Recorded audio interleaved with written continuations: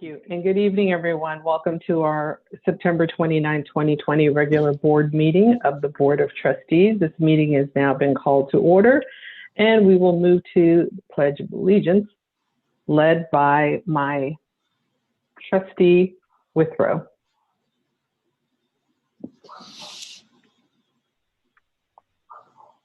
I pledge allegiance to the flag of the United States of America and to the republic for which it for which it stands, stands, one nation, under God, indivisible, with liberty and justice for all.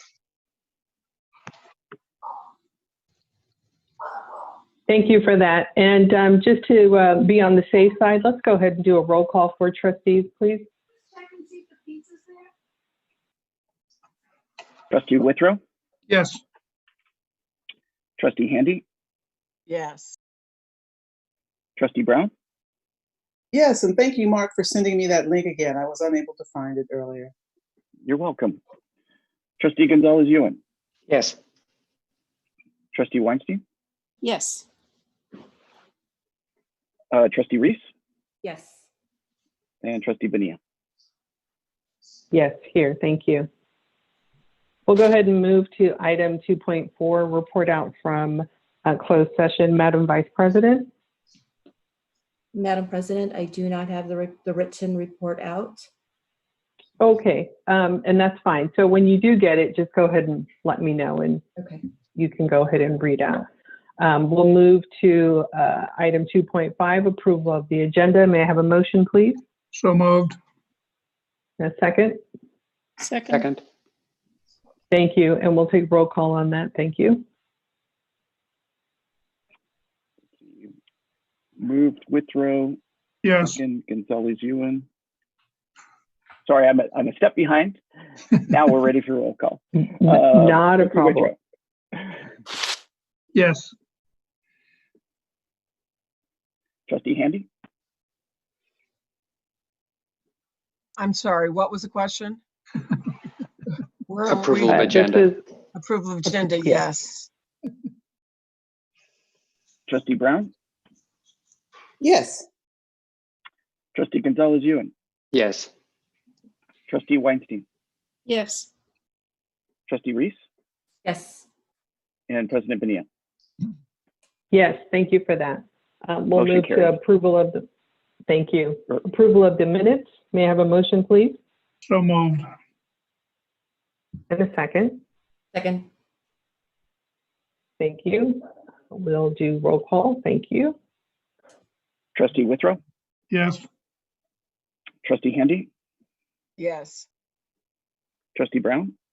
Yes. Trustee Gonzalez-Ewan? Abstain. Trustee Weinstein? Yes. Trustee Reese? Yes. And Trustee Bonilla? Yes. Thank you. Motion carried, or agenda approved. Thank you so much. We'll move to Associated Student Government reports.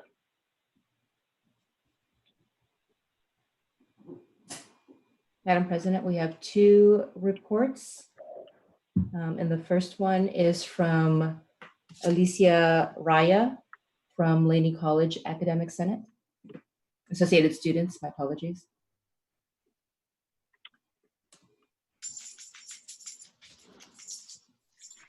Alicia, are you in the room?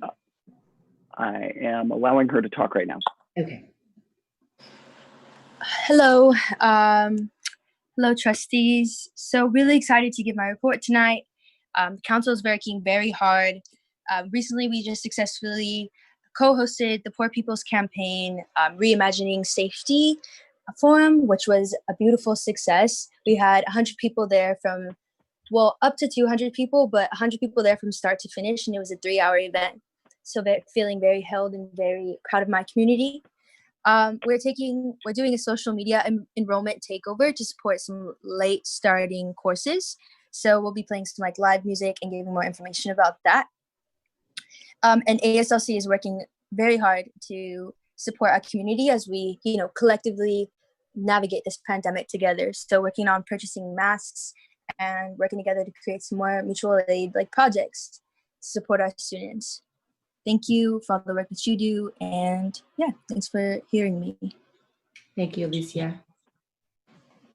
Our second student, Madam President, is Liam Zhu from ASBCC. So I don't see Liam in the attendee list. There is a phone number ending in 2996.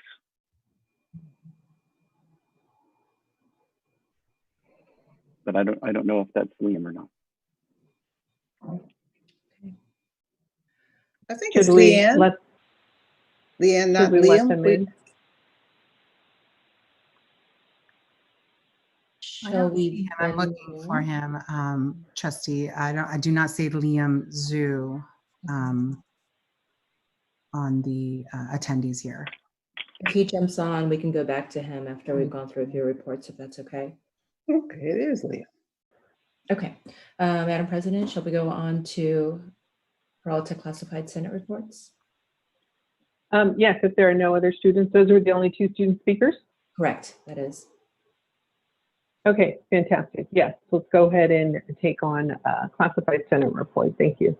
Okay. Terrence Fisher, I've just allowed you to speak. Okay, thank you very much. Can everyone hear me? Yes, we can. Okay, thank you. Good evening, President Bonilla, members of the Board of Trustees, Chancellor Walters, presidents and guests. We have one classified Senate campus report tonight. The report is from the Berkeley City College Classified Senate. The Berkeley City College Classified Senate met on September 15th and welcomed both President Garcia and Vice President Kunai Hay. Dr. Garcia presented on her newly formed Equity and Social Justice Task Force, and VP Hay updated the Classified Senate on ICER status and provided a 3-day opportunity to review the present draft.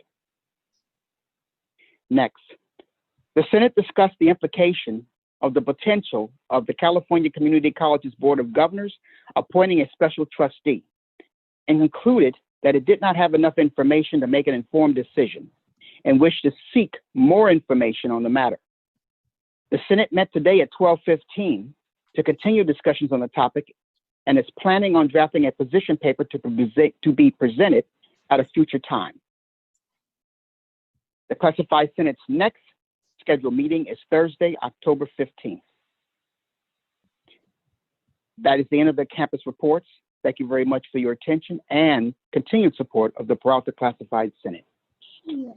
Tell Michael you need some food, okay? Thank you for that. We'll go ahead and move to the District Academic Senate report. Good evening. Good evening, President Bonilla and trustees, the Chancellor, presidents, faculty, and students, and community members who I hope are all doing well. I want to take the time to give our thoughts to the thousands who are displaced from the fires. We in Oakland remember our own devastating fires in the past. As we enter our 6th week of instruction, and before I talk about other issues that are before the faculty in Peralta, I'd like to take a moment to mention the loss of a dear friend and colleague this weekend, Dr. Stephen Corlett from the chemistry department at Laney College. My heart was broken this weekend when I and other colleagues of Stephen found out that Stephen had passed away from his fight with cancer. As a faculty member who taught across the AQUAD from Stephen, I admired him as I went through my tenure process because Stephen, having been a faculty member at Laney since the late 1990s, still exhibited the caring and committed faculty member that I wanted to be. He cared deeply for his organic chemistry students and he cared deeply for Laney and this district. He was the chair for many years of the Laney Facilities Committee, advocating for maintenance and fixing of our facilities. He worked tirelessly in supporting the use of our Measure A funds to fix up Laney and advocated for an equitable share of Measure G for Laney College and our over 50-year facilities. He also served as chair of our district facilities committee, where he also displayed his quiet polite manner and advocacy. Through his unselfish commitment to Laney and to Peralta, other faculty will also continue to be the type continue the type of commitment that he exhibited. We will miss Stephen. Finally, as we address the myriad of things Peralta and its colleges have to do, I want to acknowledge and congratulate the colleges, districts, and many faculty, students, and classified professionals and administrators who have put forward a commitment to be equity-minded, inclusive, and support diversity within all that we do. I want to speak especially to the efforts of Janelle Tillison and a group of Peralta employees who have been working at bringing intergroup dialogue training to Peralta, and others at Flex Day and elsewhere who have done work on anti-Blackness and anti-racism, and the countless other efforts by the board and administrators. As we redo our strategic plan, our mission, and our values, I hope that we can make these efforts within our district's structures. I want to support the efforts of the colleges who are writing the response letter to ACCJC. And I think that those are going very well, and they're going through the governance processes. I also see that the colleges' ICERs are now going through the governance process. And I'd like to thank all of the efforts of the many people who have been involved in those efforts. Thank you very much. Thank you, Donald Moore. And before we go into public communication, Madam Vice President, do you have a report out from closed session? Yes, I do. At tonight's closed session, the board voted on the following items. Number 1, recommendation to dismiss employee ID 10996-214, business manager, motion by Withrow, seconded by Reese. 4 ayes, Withrow, Gonzalez-Yuen, Reese, and Bonilla. Noes, 1, Handy, and abstentions 2, trustees Brown and Weinstein. The second item from closed session is the recommendation to appoint Carla Walter as the interim chancellor of the Peralta Community College District, effective October 1st, 2020 through February 26, 2021 at $314,943 annually. Motion by Reese, seconded by Gonzalez-Yuen. Ayes 5, Withrow, Gonzalez-Yuen, Weinstein, Reese, and Bonilla. Noes 2 were Handy and Brown. No abstentions, no absent. And Madam President, that concludes the readout for tonight from closed session. Thank you so much for that. My audio, hopefully you all can hear me. My phone audio just went dead on me, but I think you can all hear me. Yes, we can. Yes? Okay, because I heard you perfectly. So thank you for that report out. I'd like to give a very warm welcome to our interim chancellor. I don't see her on my tiles, but I know she's here. I just have to search. I'm here. There you are. There you are. A couple of pages of tiles. So yes. Chancellor, welcome and congratulations on your interim appointment. Thank you very much. I'm very honored to serve the district. Fantastic. We're going to go ahead and move to public communication. Madam Vice Chair. Yes, at this point we have 3 confirmed public comments. There may be more if they appear in the tile area. The first is Jennifer Shanowski, second Eleni Gastis, 3 Lorian Roll. Oh, I'm sorry, Lorian Raji. Hi, good evening. I'd like to start by actually acknowledging the absence of Brenda Martinez, who I understand is no longer with the district. She's probably not watching tonight because she has better things to do now, but you know, Brenda, when I first became grievance officer and then PFT president, she was one of the first faces that I met in the district office, and she served Peralta for a very long time, and I was always grateful for her quick responses, her help getting me on Zoom and gathering together all the public comments, and so I would just like to thank her quickly wherever she is. And I'd also like to congratulate Interim Chancellor Carla Walter. I'm really excited that the board chose to select a chancellor for these intervening months who has expertise in finance, which we all know we need support with, and who has shown us a great ability to work together to try to solve problems collaboratively and collectively, and to do so in a really calm, helpful manner. I think that we all need a little bit more calmness in our days, and so I'm grateful for that. So congratulations. I will be speaking on items 8.2 and 8.3 later, so I'll save that for when those agenda items come up. But I would just like to close out, and I might cry, by just remembering Stephen for a minute. Stephen was all the things that Donald said.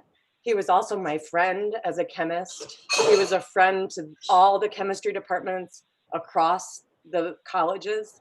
He brought us together every flex day without fail. I had the great fortune of working in a department that worked really collaboratively between the colleges. We did our schedules together. We tried to help each other. We selected books together. And we did all those things in honor of our students and to help support our students. And I just received an email from Stephen 11 days ago asking us once again to come together and hold in-person classes for our students next year, because there's really not a way to teach chemistry without actually touching chemistry.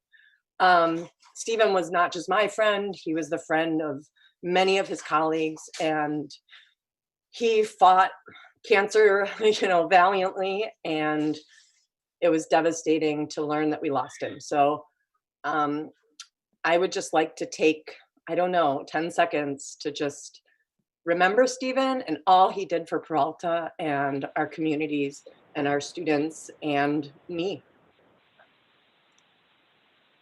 Yeah. Thank you, Jennifer. We will take a moment of silence in honor of Stephen. Thank you.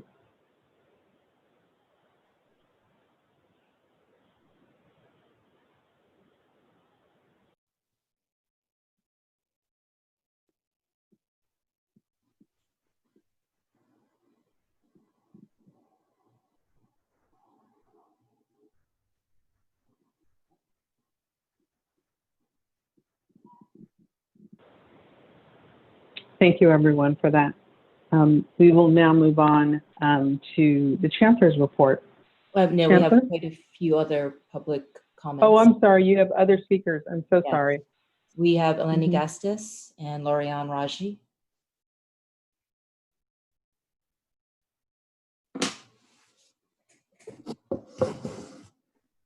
Good evening, everyone. I hope that you can hear me. Everybody can hear me okay? You're a bit faint, Eleni. Can everybody hear me okay? Yes. Okay. Good evening, President Bonilla, trustees, and Interim Chancellor Walter.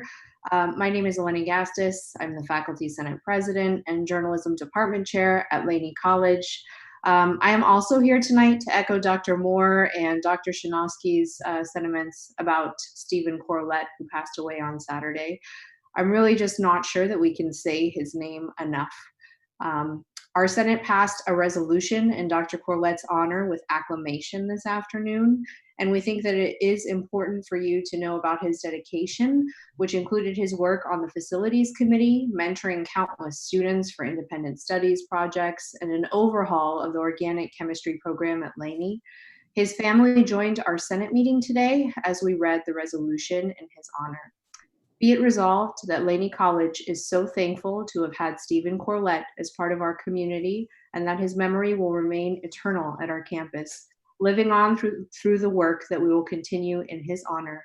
And be it further resolved that we extend our deepest sympathies to Stephen Corlett's family and join them in their grief, as Stephen was a galvanizing and catalytic member of the Laney College family. Thank you.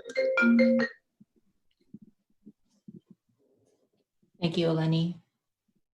Lorianne Raji.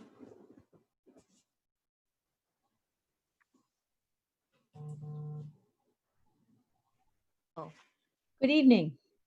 My name is Lorianne Raji, and I am a faculty member of Laney College, and I teach culinary arts.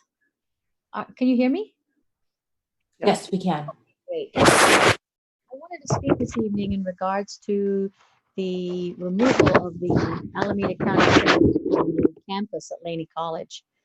And I just wanted you to know that I have never, in my 13 years of employment at my wonderful job at Laney College, I have never, ever witnessed Laney sheriffs abuse their power with our students. They are skillful in de-escalating situations, and they help when there's a crisis.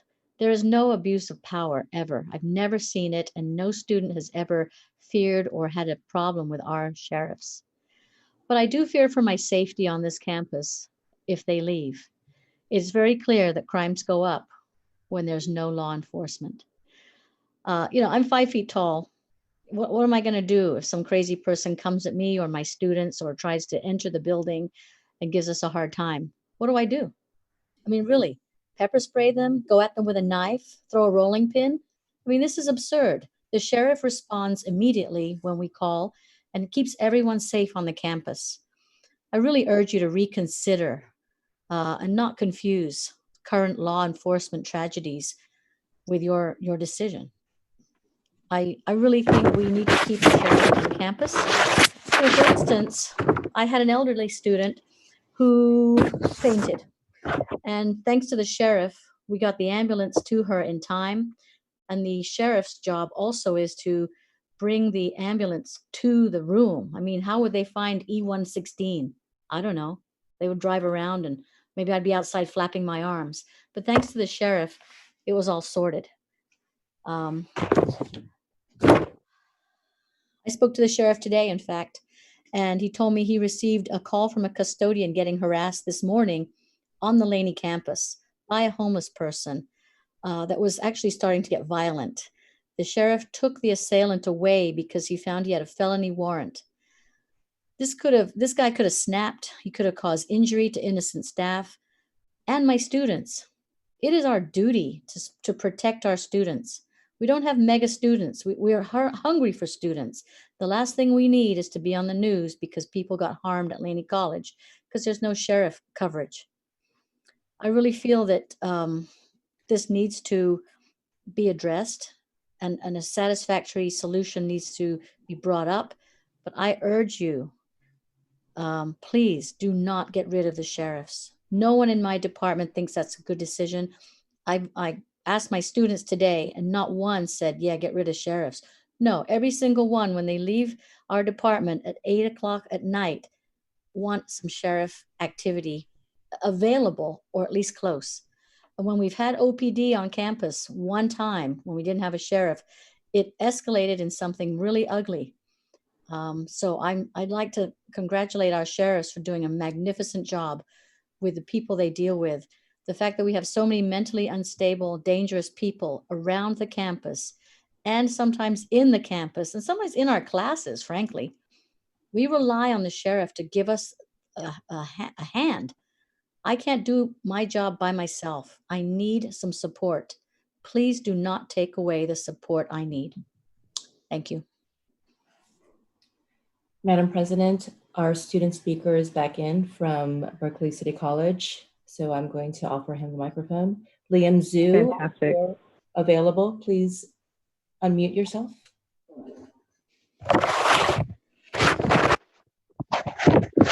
Hello, thank you. Hello, Madam President, trustees, and Interim Chancellor Walter. Thank you for the opportunity to provide my report on updates from the social students of Berkeley City College. Since the previous meeting, we have completed the interview and determination processes and appointed students onto the council. The council now observes a 125% increase in officers and representatives and has sufficient numbers to carry out our 5-pronged initiative towards a better student community experience. Specifically, one of the 5 teams will take on civic engagement. The civic engagement team is planning on reaching out to the Women's League of Voters, YWCA. My apologies for that. YWCA, amongst other organizations, towards potentially collaborating on voter registration and voter education events in the upcoming month. Thank you, and that concludes my report. Thank you, Liam. And we have a few more public comments. I believe Lawrence Jackson is in the room with his hand raised. And then I have Chantal Martin, Jamil Tier, Julie Tan, Tony Bridges, William Inc. If any of you are in the room, please raise your hand. But let's start with Lawrence Jackson. Okay, thank you very much. Can you hear me? Yes, we can. Okay, I'm just voicing my voice for the sheriffs. Everything Lorianne said is in agreement with me. Also, that same individual who was arrested this morning or whatever was harassing students yesterday outside the classroom. I had to go outside and stand with the students as they took a break. And thank God the sheriff drove by, and that individual all of a sudden became a calm individual and non-threatening. I've been here 20 years and I've never worked without their help. It's not that you need them that often. I think they do a good job of controlling the situation, but it's when you need them, they are there immediately. As Lorianne said, I've seen them defuse a situation with a student. It only took a little talking. It may have been 15 or 20 minutes. They stood with this individual. The next thing you knew, the guy was sitting down. He was more relaxed. And I might add, the individual's about 4 or 5 people. He was a football player or something. And he escalated one day and they came and they calmed the situation down. That's basically all I have to say. I don't know what we would do without the sheriffs at Laney College. I know there's a lot of talk about, we don't need them, spend the money on them. And, there must be a way that we could work out, if there's 8 of them there, that we could get by with 6 of them and use the money for something else, if that's what people are concerned about.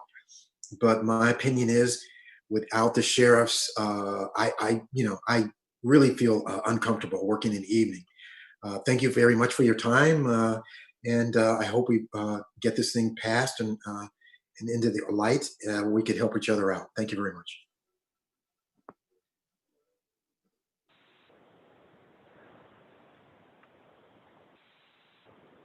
Chantal Martin, please begin, unmute yourself. Hello, can everyone hear me? Yes, we can. Yes. Yes. Good evening, trustees, Interim Chancellor Walter and President Bonilla. Like my colleagues, Lorianne Raji and Lawrence Jackson, I too want to comment in support of continuing the sheriff's contract serving the Laney campus. Speaking for our students, our faculty, and our staff, we have needed to call them for their assistance many times, and every time they have responded quickly, within a few minutes, if not almost immediately. They've conducted themselves professionally and been peacefully supportive. As mentioned, unlike the OPD, the sheriffs know our student body and they know our campus. In instances of injury or sickness, they direct the paramedics directly to the individuals in need. In altercations, they are almost always successful in subduing all concerned parties, so no one is hurt and no charges are necessary. Truly, like Lawrence Jackson expressed, I don't know what we would do without them. Who do we call when a student or a staff is in distress? Who would be available to respond and immediately intercede? Who would take responsibility for protecting the concerned parties? I've heard mention of employing trained community members to do this, but what community members would have the training, experience, or ability to do those things? So truly, again, along with my colleagues and for our students and the rest of our staff, please retain the services of the sheriffs. They do a magnificent job and we truly need them. Thank you very much.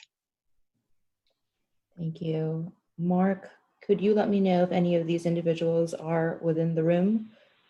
We still have Julie Tan, Tony Bridges, William Inc. Tony Bridges and William Inc. are in the room. They did not raise their hands to speak when you invited them to do so. Would either Jenny like to Bridget, speak? William Inc., would you like to comment? All right.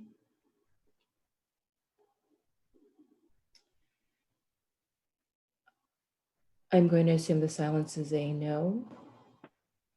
Okay. And then, Madam President, we have one statement from one of our individuals, constituents. Her name is Cheryl Liu, and what I'll do is I will take her whole statement and post it in the chat so everyone can see. And then we can move on to the next portion of the agenda. There is a hand up from Holly Puglisi. Pugliese? Yep. Yes. Okay. Holly, go ahead and unmute yourself. Thank you. Thank you very much. Can everyone hear me? Yes, we can. Thank you very much. I apologize if I don't know everyone's names right now. I am Holly Puglisi. I teach also in the culinary program. I am in room 118. I teach breads. And I would like to add my support also to the sheriffs. Mondays and Tuesdays, my class is the last one to leave the building. And my class this semester is all female. And I do have one very pregnant lady in here as well. And I am concerned because it will start getting dark soon, a lot earlier than usual. And my students walk across the parking lot. They're going to be walking on campus, and I'm very concerned about their safety. I'm also not terribly comfortable without having the sheriffs here. I have had them in my classroom talking to my students to let the students know that they were available if they were ever needed. We had a slight altercation last semester with a student that was easily smoothed over. The sheriff who was in here at the time was absolutely wonderful. And yeah, I'm also 5'3".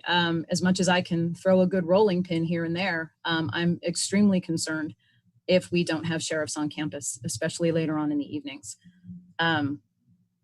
So I just wanted to add my support to that and say we very much enjoy them on campus. They're great. They do love Danish when I make it. We don't make it often enough for them. But the students I also quizzed my students, and they are very comfortable having sheriffs on campus. They were a bit concerned to know that they might be gone. So that was really all I had to say, and I thank you all very much. Okay, Madam President, I believe that ceases our public comment section of the meeting.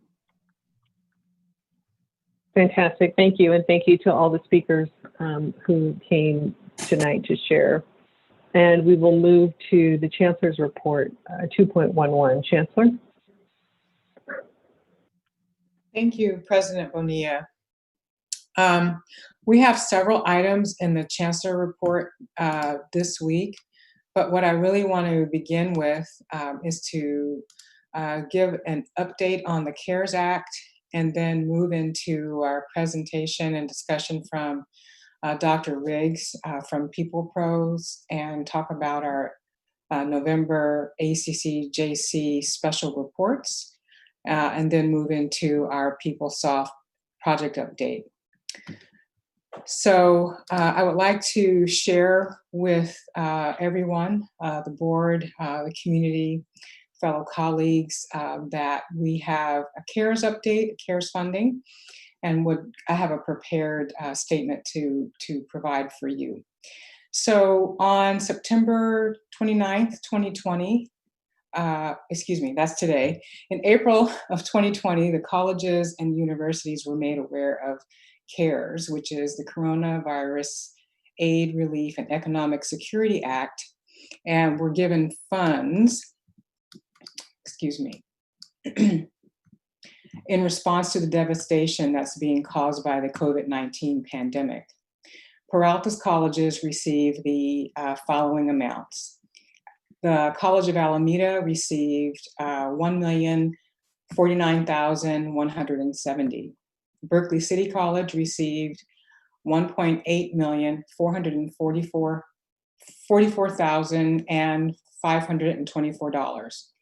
Laney College received $3,313,469. And Merritt College received $1,497,283. All told, the colleges and the district received $7,704,446. And of those amounts, 50% was allocated through the certification process to each of the colleges, and 50% was allocated as an institutional portion. Colleges and universities were to apply for funds through the grants.gov website. What this implies or implied was that the ancillary clearinghouse of www.sams.gov had all the correct information for the applying institutions. In the case of the Peralta colleges, the information had not been updated for several years. This presented barriers to applying. However, the applications were submitted and confirmed received in www.grants.gov, and the district was notified of pending awards for all the colleges for the student portion of the funds. After submitting the applications for the student funds allocation, we were informed that the colleges would receive the institutional portions of the funds only if the student certifications were submitted. Actions were taken to ensure the institutional certifications for each of the colleges were submitted.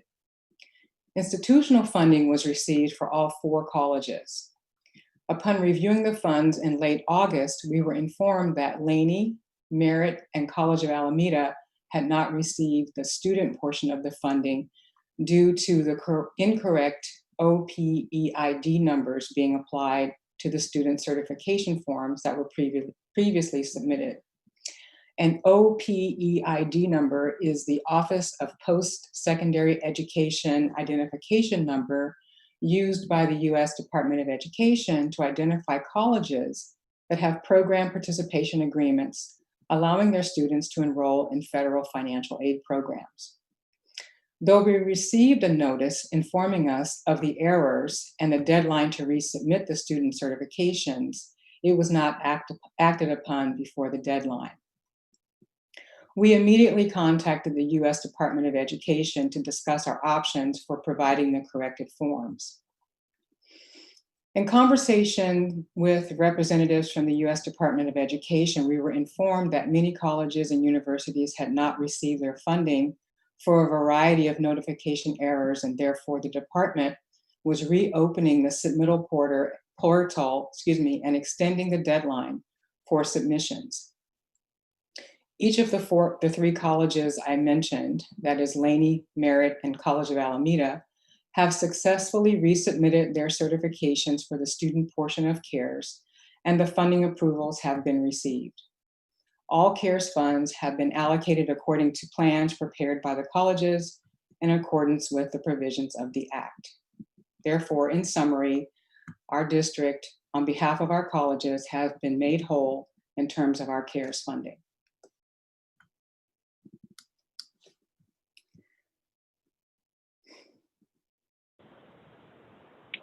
Thank you for that report, Chancellor. Are you going to move? You have other items that you're addressing? Yes. Under? Okay.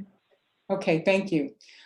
So now I would like to turn our attention to the aspect of our ACCJC special report, and I'm smiling because we are really excited about working on these and moving forward. So before I do that, let me invite Dr. Jim Riggs to introduce himself. Let me give you a little introduction, if you don't mind. Dr. Riggs is a vice president with PPL Pros, and he is an expert in the area of community college accreditation.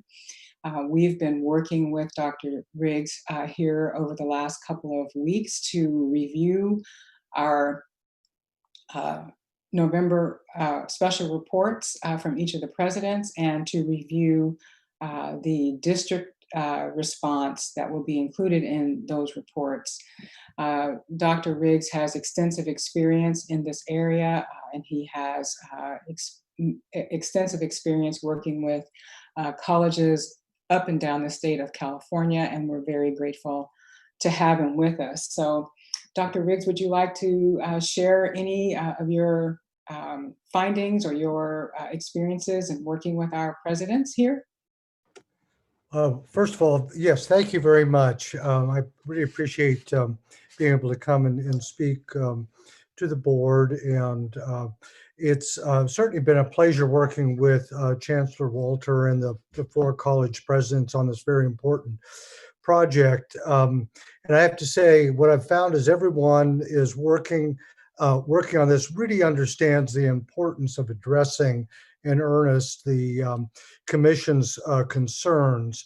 And what I'm finding is that we're moving toward clearer articulation and really open dialogue on what has been done to address these concerns at each of the colleges and the district office as well.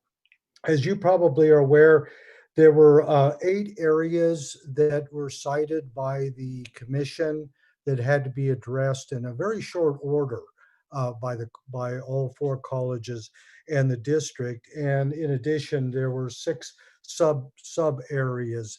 And as I've worked with the college presidents reviewing their drafts, it's amazing what each of the colleges have done, and also the district office, primarily the fiscal office, has stepped up to address these concerns. Now it's a matter in the next 3 to 4 weeks to finalize the reports, to tell the story of what has been done. One of the comments that the commission made in its January letters to the presidents was what they saw in the report that was submitted was a lot of corrective intent, but not much corrective action. Well, I'm happy to say I'm seeing a lot of corrective action as I've looked through these reports and have had an opportunity to dialogue with Dr. Walter and the 4 college presidents. To give you an example, the first area is in enrollment management, strategic enrollment management.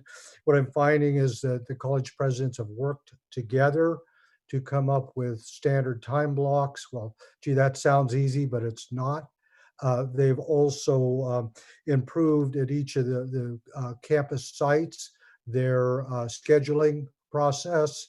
It's easy to get lured into rollover schedules. Well, they've stepped back and they've really implemented what I think are quite sophisticated and effective scheduling processes. And then they've also implemented some very strong support services. One is getting students in the door, the other is to retain the students. And I think they've certainly shown that they have that. And then selectively looking at expanding programs as there's identified needs. So, excuse me.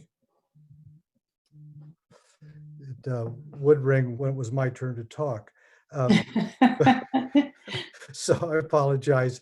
So I feel very good about what the colleges are doing in that area. I think as we look at that, what we're looking at is coming up with reports that are uniquely the colleges, but they're covering pretty much the same areas that they're all doing. The other one, and then this is also in the I would have, can't think of a better term, but the shadow of history of declining enrollment, and then you couple the pandemic on top of that. So I would say even all the numbers are reported coming in a little lower than certainly what everyone would hope. I think in perspective, it's much better than it could be under all the circumstances. The student success infrastructure to address the student-centered funding formula, basically what you're all aware of is that the state has changed the way it's going to be funding community colleges, which used to be mostly through enrollment. Well, that's still a good portion of it. But then there's the other part, this supplemental area, the SEP metric, which is the financial aid area, and very creative hard work by the student services divisions at each of the college colleges is to address maximizing the financial aid that students can receive, and also looking at the numbers to make sure that they're acceptable. So there's some really great programs that are occurring out there in the colleges, and then also completion, and that is how many students graduate, get livable wage jobs, and so on, especially from underserved populations. That area is being looked at. There's again some very what I would call corrective actions being taken place at each of the colleges. Well, I'm not going to go through all 8 areas because a lot of them are areas that have to do with the district, and Dr. Walter has prepared with her staff a very extensive overview of all the things that's being done there at the district office to address that. So that pretty much, I would be happy to answer questions. I know that the college presidents have developed some PowerPoints that would show more specifically what I've referred to. Thank you. Thank you, Dr. Riggs. I really appreciate that overview. And so what I would like to do is I'm going to go through a few of my slides that kind of contextualize the district's response. And the presidents will go to also present some of their pieces or contents of their reports. And what our goal would be is to see if there's any feedback. And then we will aim to have the reports, the special reports from each of the colleges placed before the board for the first reading in October, the October meeting. So just realize that what we share with you tonight, again, it's an overview. We're not going to go into detail for every aspect. And then when all of us are concluded, then if there are questions, they can be posed to Dr. Riggs or the presidents or what have you. So I'm going to go ahead and just share my screen really briefly and run through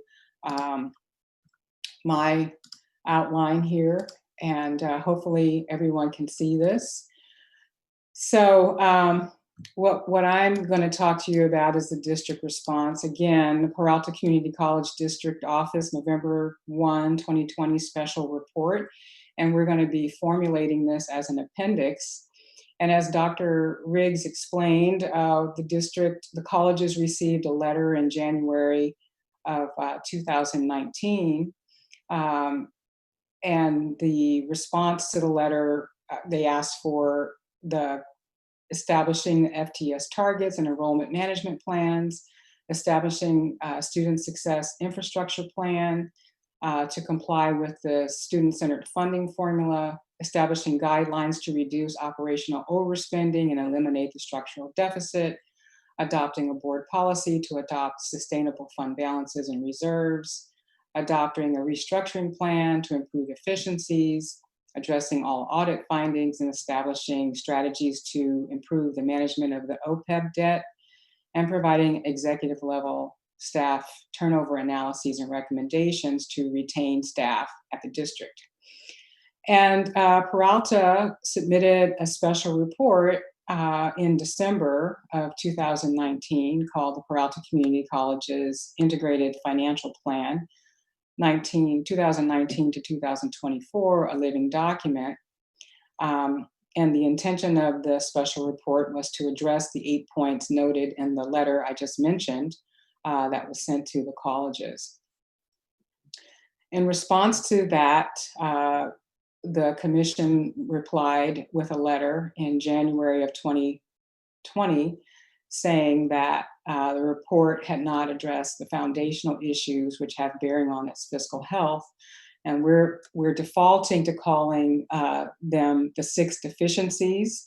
And those encompass a continued structural deficit, lack of adherence to board policies and administrative procedures, deficiency in reconciliation and financial control issues, key staffing issues, OPEB obligations, and ongoing unaddressed audit findings.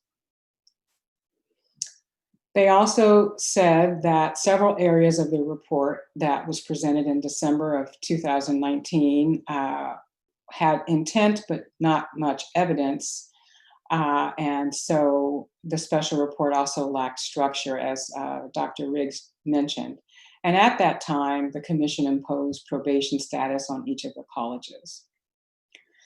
So each of the 6 deficiencies are addressed, providing evidence, brief statements, and corrective actions the district has taken or plans to take at the district level. And the structure of the appendix is to refer to each of the above 6 deficiencies individually and apply a related standard from the ACC-JC guidance in submitting evidence to meet the standard. So the 6 deficiencies, again, are here. And so for the structural deficit, we present the evidence that Peralta has risen above its 60% unstable financial position relative to the FCMAT ratings and moved forward to a position that's less than 6%, which puts it in a very stable financial position.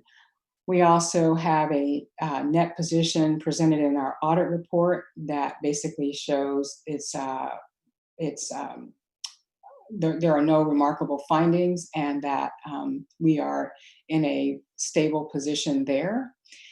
We have also adhered to participatory governance processes under, you can see that from minutes evaluating the PCC's financial health from our different organizations.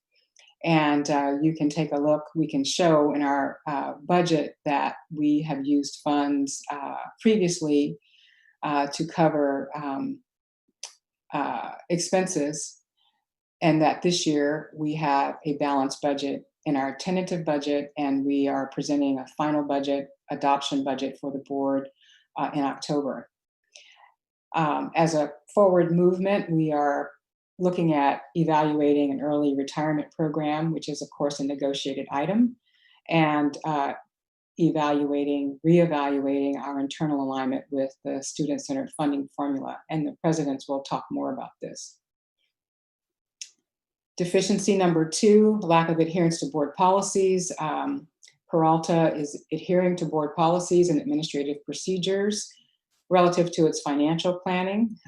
We are following the policy development policy and board procedure 2410. We're also working with the regular adherence to board policies with the planning and budget calendar. We have a board-approved budget development calendar as well. We have minutes and agendas from the Budget and Planning Council, the Planning, Budget, and Integrated Model group, and agendas and calendars to show that we are adhering to board policies. In terms of deficiency in reconciliation and financial controls, this is our 3rd deficiency. We continue at the district level across the district and offices to enforce internal controls with employee development and through our technology application. And as you know, we've contracted with Oracle to complete a comprehensive system upgrade. We have hired a full-time employee as an internal auditor, and we continue to require internal controls adherence. We've presented presentations of financial reports and cash flow reports to the board, and those reports will continue to be presented to the board quarterly. We've also presented our audit reports to the board, and the policies and procedures for internal control mechanisms are available for our staff.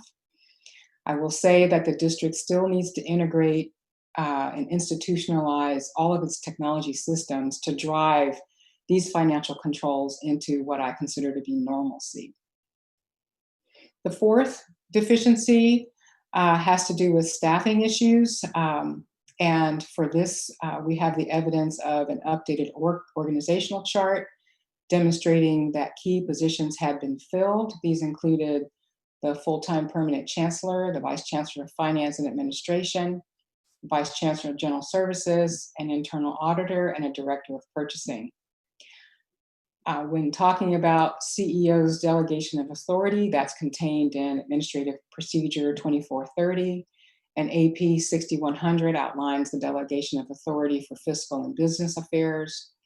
The board has a CEO succession planning policy 2432, and we saw this in action with the passage of the former CEO to the vice chancellor, the former authority from the CEO to the vice chancellor of finance and administration. It was seamless.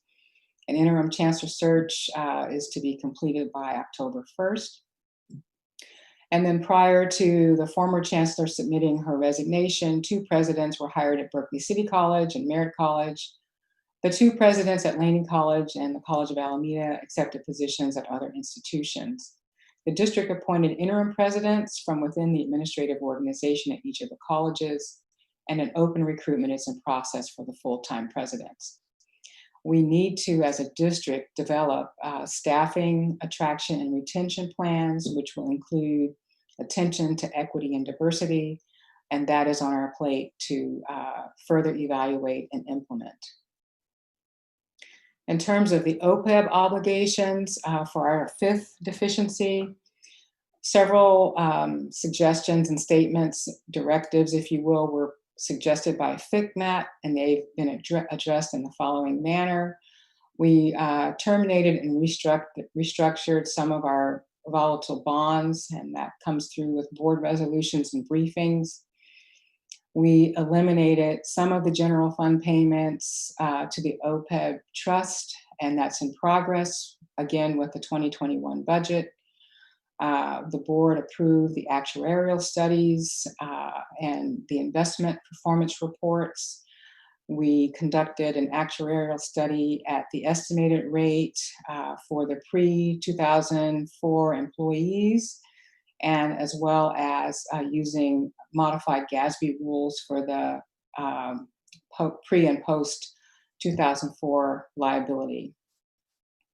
The annual audit report, the annual enrollment eligibility in the OPEB program still needs to be done, and we were directed to consider eliminating employee health benefits, but that is not applicable for our district at this time because we have collective bargaining agreements in place that cover those employee health benefits. And then finally, we were to contract for an addendum to KNN's 2011 report to update us on the actions related to our OPEB bond program.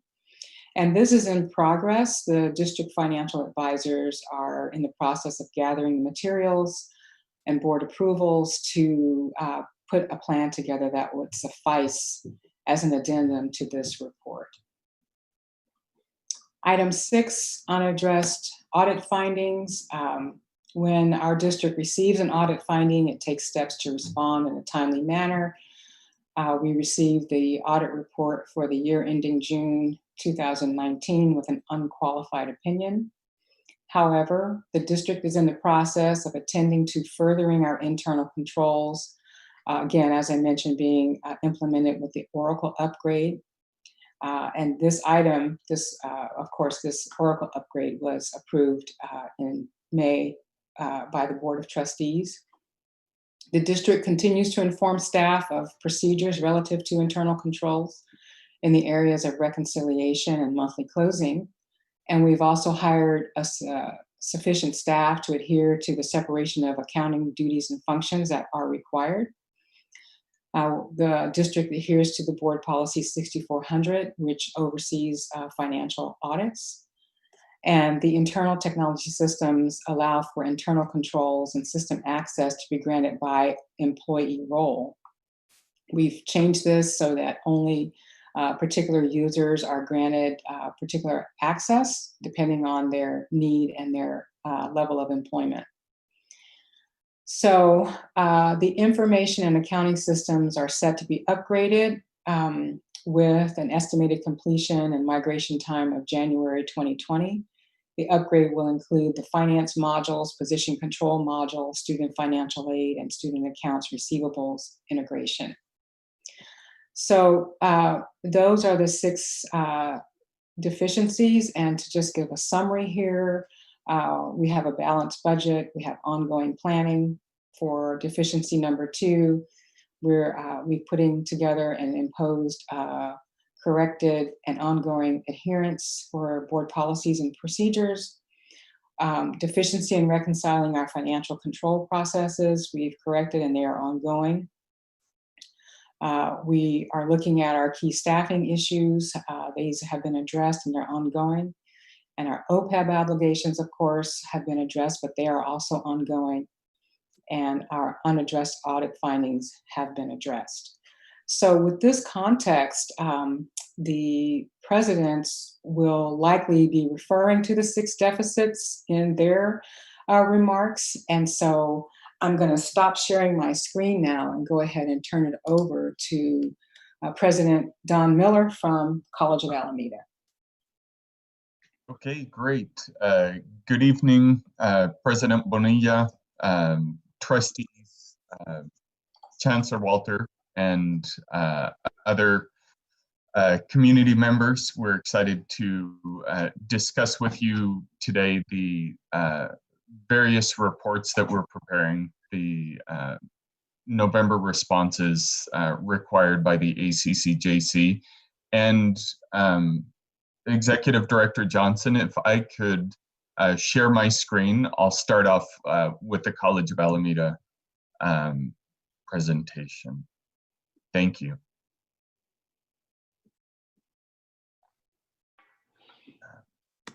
Just let me know if you need any help because I can also share. Yes, Director Johnson, it's saying that it's not allowing for screen sharing. Oh, okay. Would you like me to share? Oh, there you go. Okay. Sorry about that. Okay, you go ahead then, and I'll just ask you to advance things. Okay. So if you would go to the next slide, please. So I won't cover these. These are the 8 major points that Chancellor Walter referred to that the Commission identified in 2019 and that were of concern.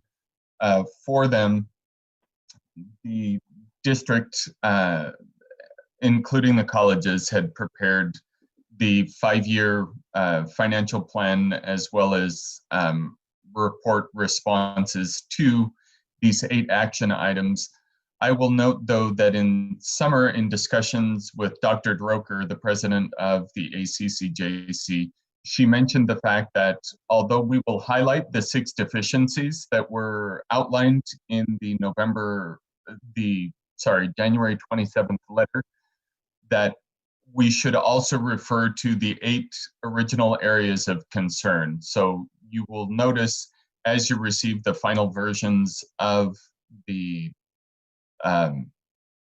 special reports that they will refer to these 8 sections as well as the 6 continued deficiencies. 2 of the major items that the presidents will note, because they are very college specific, are the establishing of FTS targets and enrollment management plans, and then the second one, which is establishing a student success infrastructure plan to comply with the student-centered funding formula as announced by the Chancellor's office. Next slide, please. Great. And Dr. Walter already referred to these 6 deficiencies. These, many of these items are primarily district focused. And so what I would like to highlight, though, is that the college presidents, starting in spring, but then really heading into a lot of deep work throughout summer of 2020, discussed weekly and then at many times daily the special reports. The 4 of us collaborated together throughout July and August and into September on writing in a common format, creating common responses where possible, and responses that highlighted the strengths of the colleges themselves in response to the ACCJC concerns. And so there was an iterative process with us, and then we shared with different members of our campus communities. We'll be taking these forward to the shared governance councils on our campuses so that we can continue to receive feedback. And as you will notice in the reports by the different presidents, there have been different processes on each campus to gain full support of the campus constituencies. And we will continue to do so as we submit the final versions of the reports. Next slide, please. So as we go through, we will highlight different areas of strengths for the college.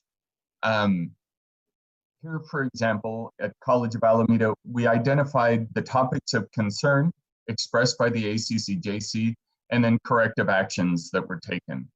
And so here you'll see we talk in our response related to corrective actions about annual discipline planning and scheduling processes, consistent data and reporting, student enrollments during intersession. We've added in sections on dual enrollment and non-credit into our discussion of enrollment management.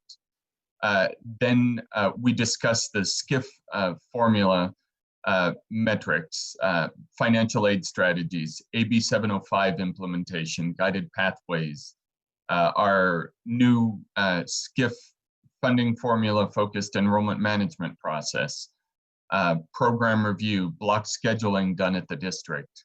And then again, we jump into different items that are highlighted, the deficiencies as they've been called, around the structural deficit, for example. And we talk about a balanced budget, adherence to FDF allocations, resource allocation processes on campus, and what they mean for us in compliance with ACCJC standards. Next slide, please. So one example, and we'll just show a few highlights because there's several other reports to get to.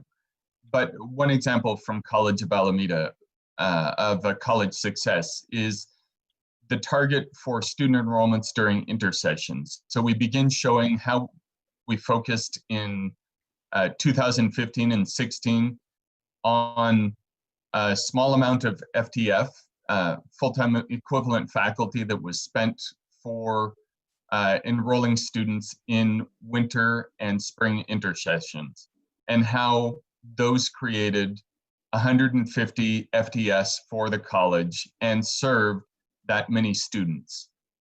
Then as you see progression through the years, that gradually increases to where in 2019-20, we increased to 233.1 FTS, and we basically went to 1.5 times the amount of FTF.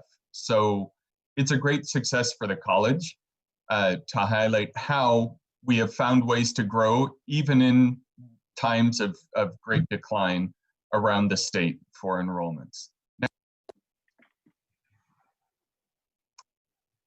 Then in January, we highlighted our process that we started that focuses on the student-centered funding formula as we allocate resources to departments. So we went with a budget allocation model, 3-year average of use of FTF per program, but then we focused on productivity. We focused on student educational plan demand so that as we were looking at courses to be offered in the upcoming year, we knew where students had already indicated that they had need and their desires for specific courses and specific programs. Then we gave a percentage of allocation based on the degrees and certificates awarded in the previous year. The same with course success rates, the same with course retention rates. And so focusing our new model on meeting those metrics and using those metrics to determine how we would allocate funds for supporting instruction. And we did this in conjunction with all of the department chairs on campus through 2 major meetings in January of this year. Next slide, please. So in a continuation of the student-centered funding formula, we identify in the special report which groups of students are disproportionately impacted. That is, those that have a 3 percentage point or greater differentiation from a gap of 3% or greater. And it identifies a whole list of students. And unfortunately, I had a different slide here to show you that shows a great increase as we implemented AB 705. We have a great increase in success amongst several of these identified populations. So it's our African American male population, our Latinx students, our economically disadvantaged, our foster youth, and so forth. And so we show that in the special report as well, that not only do we know who the disproportionately impacted students are, but the great change between 2017 and 18 and 2019-20 when we fully implemented the AB 705. Next slide, please. And then we talk about guided pathways and the great success of having teams of more than 40 faculty, staff, and administrators that built program maps that are intended to shorten the time to degree completion. And we talk about the goals around shortening the amount of units that students take to complete their degrees and what that can mean for the college. And next slide, please. And then finally, we talk, for example, in the section on reducing operational overspending, we talk about balanced budgets at the college. We talk about adherence to full-time equivalent faculty allocations, the fact that the college had no audit findings last year, our planning and resource allocation processes and what they mean for balancing a budget, and then the careful planning for position replacements. So just to conclude, these are just a few highlights. We're continuing to add final pieces into this, final pieces of evidence and final data points that show not only compliance, but our successes, and then our future goals and how we will meet and better the position of the college in each of the SCIF funding metrics. Thank you. Thank you, Dr. Miller. And we'll go right away to Dr. Garcia, President of Berkeley City College. Yes, thank you. Good evening. While Mark is pulling up the presentation, and look, he's so fast. There it is. Wow, your desktop is busy, Mark. Oh, wow. Oh, the whole desktop? Whoops. Yes.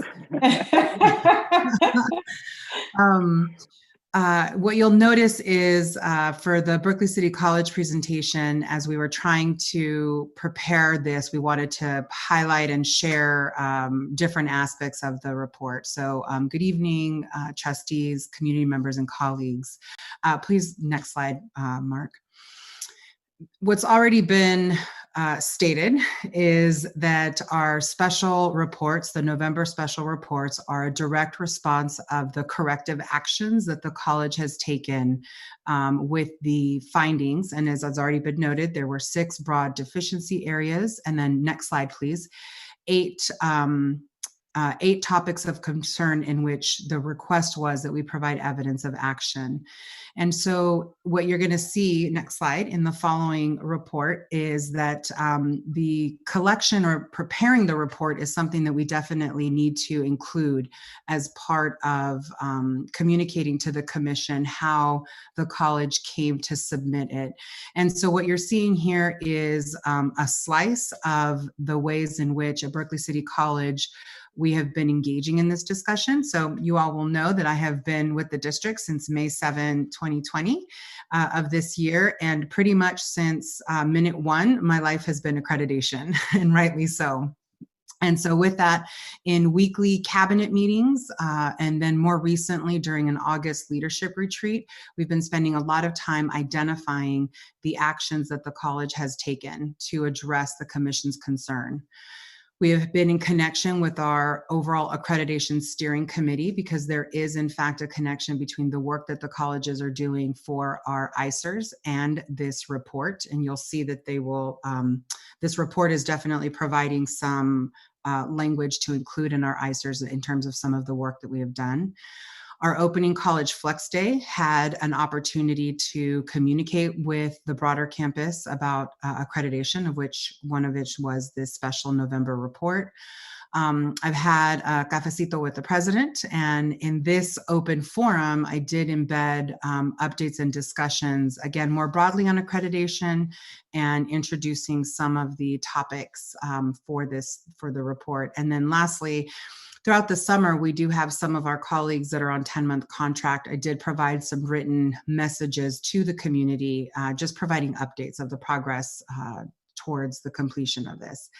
And lastly, to note here, in each of the colleges is taking this through a similar process, is that the highest college governance body is the College Roundtable for Planning and Budgeting, where the leadership of the Classified Senate, the Associated Students, the Faculty Senate, as well as collective bargaining representatives and administration. This is the highest governance body, and in consultation with Academic Senate President especially, it made sense to host the conversation, the discussions, the input through this group.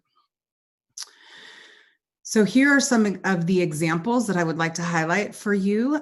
Please, next slide, Mark, on some of what Berkeley City College has done. So the next two slides provide a lot of detail, and as Dr. Miller has already shared, we've organized it where the left column is addressing the 8 areas of concern, the center column, specific college actions, and then doing a crosswalk right to the deficiency area address. We are making this as clean as possible for the readers of the commission to see how this all works. In a moment, I'll provide some additional examples, and you'll see here in item 7, wherever the narrative is predominance to that of the district, we'll say refer to the district report. And as Dr. Walter has already shared, it will be included as the appendix version. What I want to note here, because I won't have an example, I don't believe, later on, is area number 8. Commission was specifically asking about executive level staff turnover at the district, but you will find that in the reports, we are speaking to the work that the college presidents and the leadership teams are doing to support development and professional training opportunities to maintain and cultivate a pipeline of that leadership on our campus. Next slide, please. So what I want to really highlight is that our integrated strategic enrollment management plan was foreshadowing all of the work that we needed to do.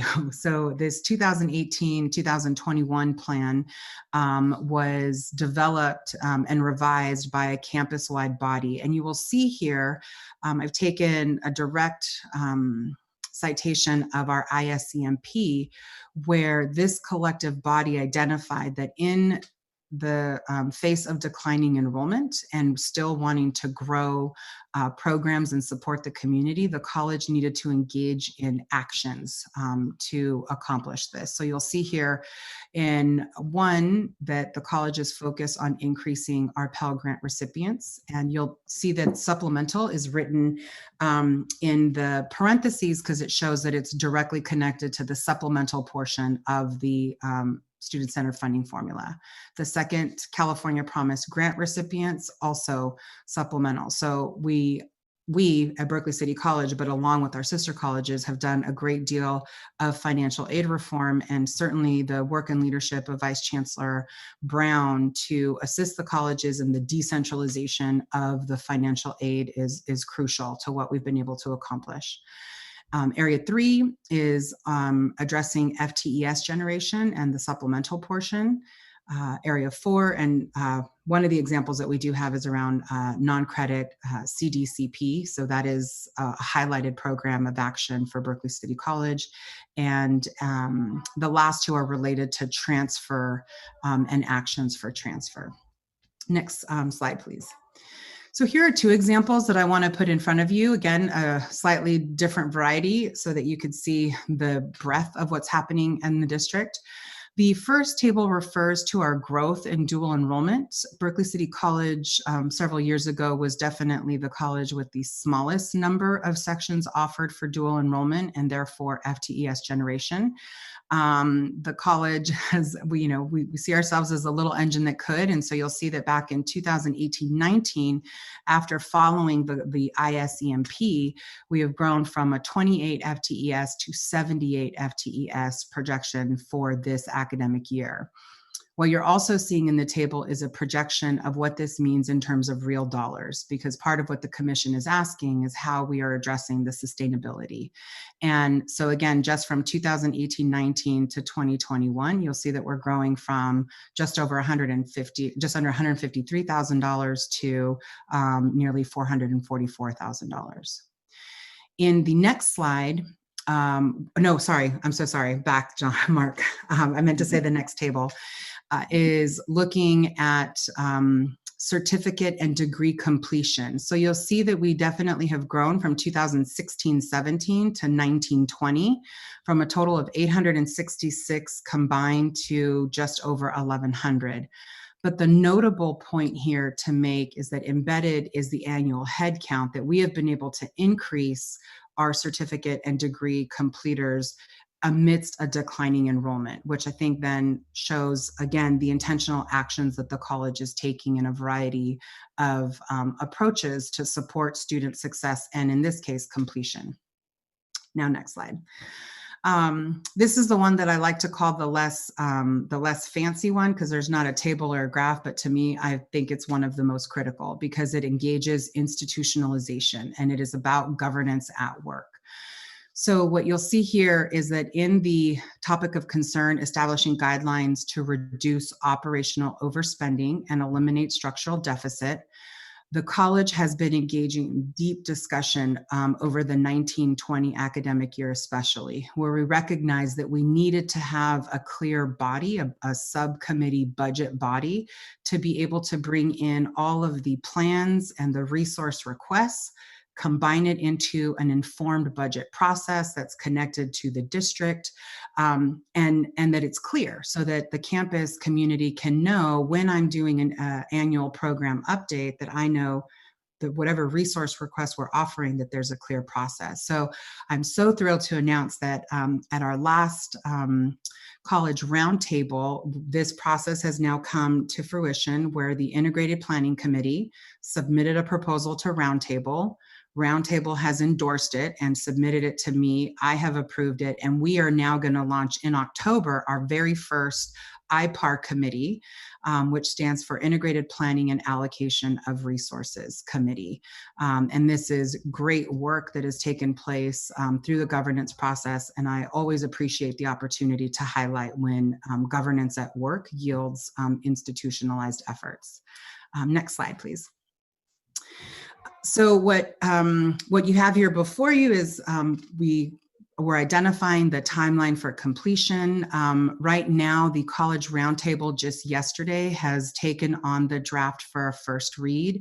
It's available for campus comment period, and it's set to be taken up for action and endorsement on the October 12th College Roundtable meeting.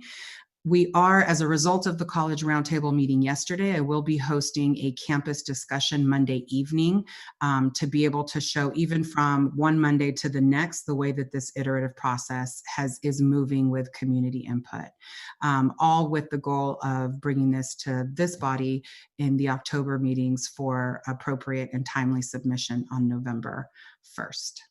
And with that, I'd like to conclude my particular report so that it can feed right into my colleague. Thank you. Thank you, Dr. Garcia. And now we'll have Dr. Besikoff from Laney College.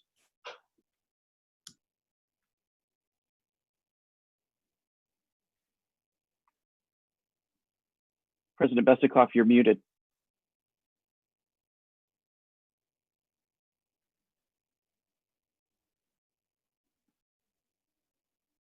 Good evening, everyone, and thank you for the segue, Dr. Garcia.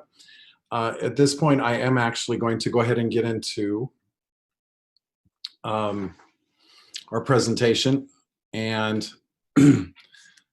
really, I guess what I'll go ahead and do, especially since I'm up third, is I'll bypass the next 2 slides, which have the 8 points of the original plan, and then also the details that were identified to be corrected from the January 27th action letter. But where I would like to start is really one of the things that was in the feedback we got was clarity within our response, and really not just presenting a plan, and not just showing activities, but really showing the milestones and the areas that we're looking as we go forward. This report is truly an opportunity to share vision.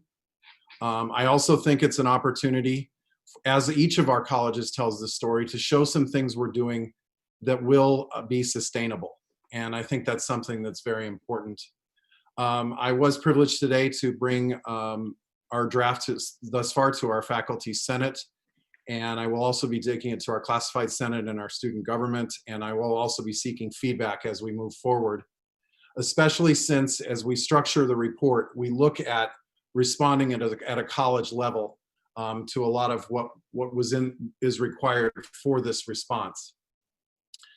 As we move forward, though, one thing about the Laney report is that we are being very specific in terms of the goals we want to achieve and really looking ahead through the 23-24 academic year in areas that I'll be touching on in a few minutes that are very important to us. And that's something that is critical. Along the way, we've talked about having uniformity in our messages, and I just want to take a moment and appreciate my fellow presidents. We certainly have spent a lot of time together, and just certainly it's been something where, at least for my part, I've both appreciated and benefited from it. So anyway, at the first response, and Dr. Miller touched on this as one of the big kind of bulk responses from the colleges, has been this idea to bring clarity and also direction to the part of our original plan that said to establish our enrollment targets as well as an enrollment management plan. One of the great strengths of Laney College and its collaboration has actually been our strategic enrollment management plan. And we're actually moving to a place of, at the end of this year, reaching the sunset of this original strategic enrollment plan and doing the exciting work of assessing and evaluating what's been done to date. And really, as a fellow pillar to that effort, I would add all of the work that's been done with guided pathways, all the work that we have done so far. And really, as we begin to look at our strategic enrollment management plan and our guided pathways plans and the places where we need to go, it's really kind of that image of having back-to-back meetings where you maybe have your strategic enrollment management committee meeting followed by your guided pathways work group, and almost nobody gets up and leaves or enters the room, just because there is so much really cross-pollination with those efforts. Of course, as we move forward, we take again, as Dr. Riggs mentioned, we're moving away from the rollover approach to scheduling and looking more toward the 2- and 3-year schedule plans. I say 3-year because we want to recognize our part-time students and the fact that maybe 2 years doesn't make sense for their plans. So we want to go ahead and be responsive to that and have those 3-year scheduling plans. So we have that projection-based approach to scheduling where we are driven by our past enrollment data to help us plan as we move forward. And as we move forward, we have those schedule plans that have become our guided pathways program maps on our websites. We want our programs to be strong, and we also continue to look at those that particularly have been downward trending in terms of their enrollment. We've got evidence of actions that we've taken, and I'm happy to say in the case of 4 disciplines in the past academic year, they actually improved, and which was great and something to look at. Again, recognizing that approximately somewhere between 4 and 5 and 10 students in our district attend more than one college in Peralta. Really looking at the block schedule and looking at cooperative scheduling and the things that we've done. That's certainly part of our corrective action plan and things that we have implemented. Dr. Miller spoke to intercession as an area of strength for the College of Alameda. Certainly 2 areas of strength for Laney have been our later starting classes. That's an area where typically we've seen, if there are 10 seats in the room, somewhere between 8.5 and 9 of those are filled. We are growing our dual enrollment programs. We actually are offering more in dual enrollment offerings this fall than any college in the district at this point. And also, as we move forward and we look at our great career programs at Laney College, and the work that we've done through our CVC OEI grant, we don't want that to end when the grant funding ends, but we want to continue. So these are all very real strategies that have goals, that have tangible goals in terms of numbers through 23-24 at Laney College. One area of strength that I'm pleased to report that I will be sharing within the report itself is our increase in awards over the past 5 years. It's actually been a rate of 30%. And those of you who have read Chancellor Oakley's Vision for Success knows that he called for an increase in awards of 20% within 5 years. So that is certainly something that as we move forward and we look at things such as enrollment management, and also I'll segue to leveraging the student-centered funding formula that we will build upon. Certainly, I think at Laney College, the more we move forward, we want to focus on the schedule of programs and not the schedule of classes. In other words, we want our students to receive the support and the personal attention from the moment they hear about Laney to the moment that they leave us as graduates. And certainly, there are a lot of programs such as Puente, our APAS program, our Umoja Baca program, that provide personal attention to students in a program cohort concept. And this is something that we want to really make very visible and more visible as we move forward to our students. One thing that has been great for us has been the decentralization. And one area, especially for the supplemental portion of the student-centered funding formula that's going to be critical, is our students' participation in financial aid. And just like the other areas, we have set very tangible goals with numbers as we move forward in terms of participation. We are going to continue to track things.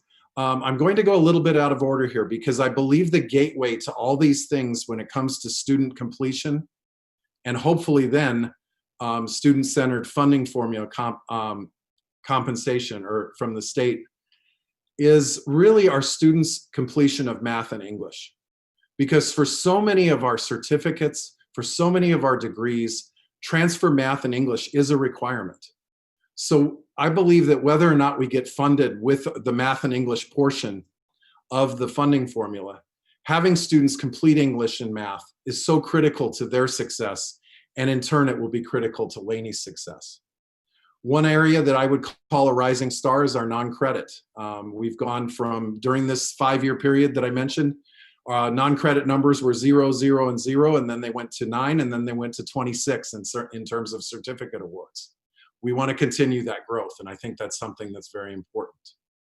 But within all of that, we have to stay true to our strategic enrollment management plan and all that we have.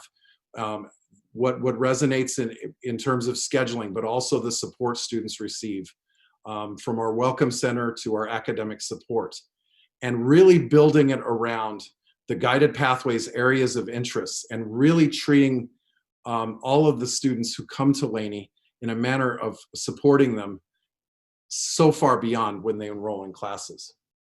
In terms of our efforts as a college to be fiscally responsible, that is something that is also spoken to in this report, be it training, be it standard operating procedures that we've established toward budget alignment. Things as simple as say a travel authorization request and having those things work and be effective and have them be timely in terms of our employees. Also, looking at our standard operating procedures and making sure that they align with our board policies and our administrative procedures. But it isn't just making sure that we do it, it's making sure that our employees know it. And that is why certainly with all of this establishment process, we also value the establishment of communication. It was so great back in January, for example, to have the training for our processes and procedures, to have a computer lab for an optional training that was full, and to have folks there ready to go. And tied in with all that, tied in with all of that planning, again, this idea of being true to ourselves, just as we are with our strategic enrollment management plan, and just as we are with guided pathways. Also, at Laney College, we have a very solid program review process. It is the driver of a lot of our integrated planning and a lot of the great work we do. And that's something that we continue to work with as we move toward resource allocation and doing that. So really, in terms of providing action and evidence in Laney's response, there is a lot of being true to ourselves and honoring the plans that we've made so far and continuing the work that has been done so collaboratively. This slide also gives some other details about adherence to some of the fiscal things we've mentioned. And you'll see, for example, that certainly in terms of our fiscal practices, we do want to align with our APs, and we look no further than our parcel tax and the work that we've done there. We've talked about audit findings, and you can see almost within, you notice the condition, effect, recommendation, and action plan. You can almost see this practice of, if we do have them, kind of that teachable moment that helps us move on and be stronger as an institution. You see there also what we have as far as action and evidence as it relates to improving our fiscal, our restructuring to improve our fiscal efficiencies, as well as accountability. In addition to that, though, I want to talk about, because we did, again, the executive turnover was one piece of the report that we needed to speak to. And I just want to say that we had some courageous conversations at Laney at the management level, and a couple of steps that we are committed to taking forward are our entire management team, president, vice presidents, deans, directors. We're all going to be taking the SDSU's Black Minds Matter course, and we're going to be coming back to our management council and talking about it. And I think that's something that's very important. And I have to tip my hat to our Vice President of Student Services, Vicki Ferguson, who, as we were having this conversation as an executive team, suggested we begin reading and coming back and talking. And we're actually going to be starting with the book White Fragility as part of our meetings.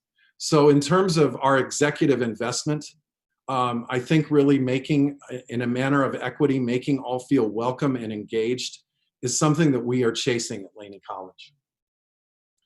So we do have next steps ahead. You know about the final review, and we look forward to bringing this report toward you. And so with that, I'll close my comments and turn it over to my colleague.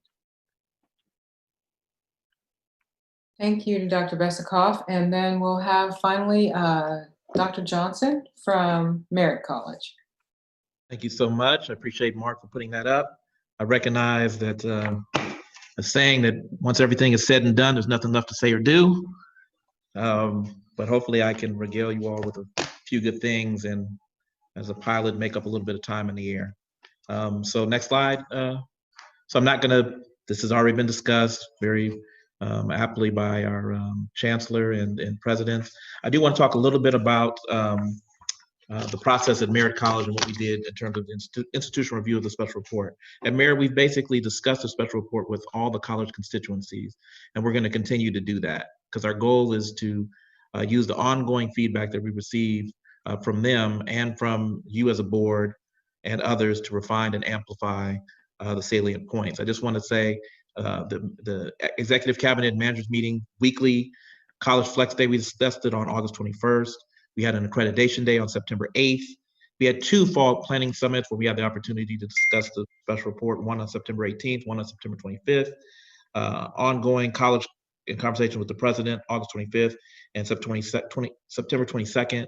And we have 2 upcoming meetings, the Academic and Classified Senate meeting along with the Associate Students of Merritt College on October 6th and the College Council on October 7th. I'm sorry, I'm going fast.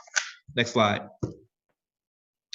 So what follows are some of the steps, an overview of some of the steps that we've taken at Merit, actions that are currently underway, and also some of the activities that we will undertake to address the concerns raised by the commission. Next slide, Mark.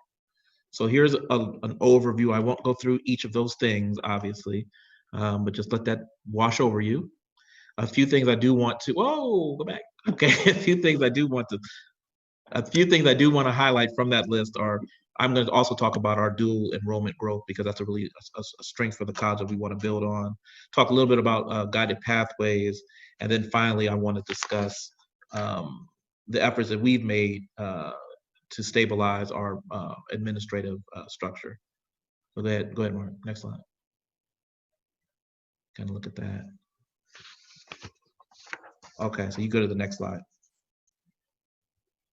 So very proud and by the fact that Merit is really we're very strong in the area of dual enrollment within the district.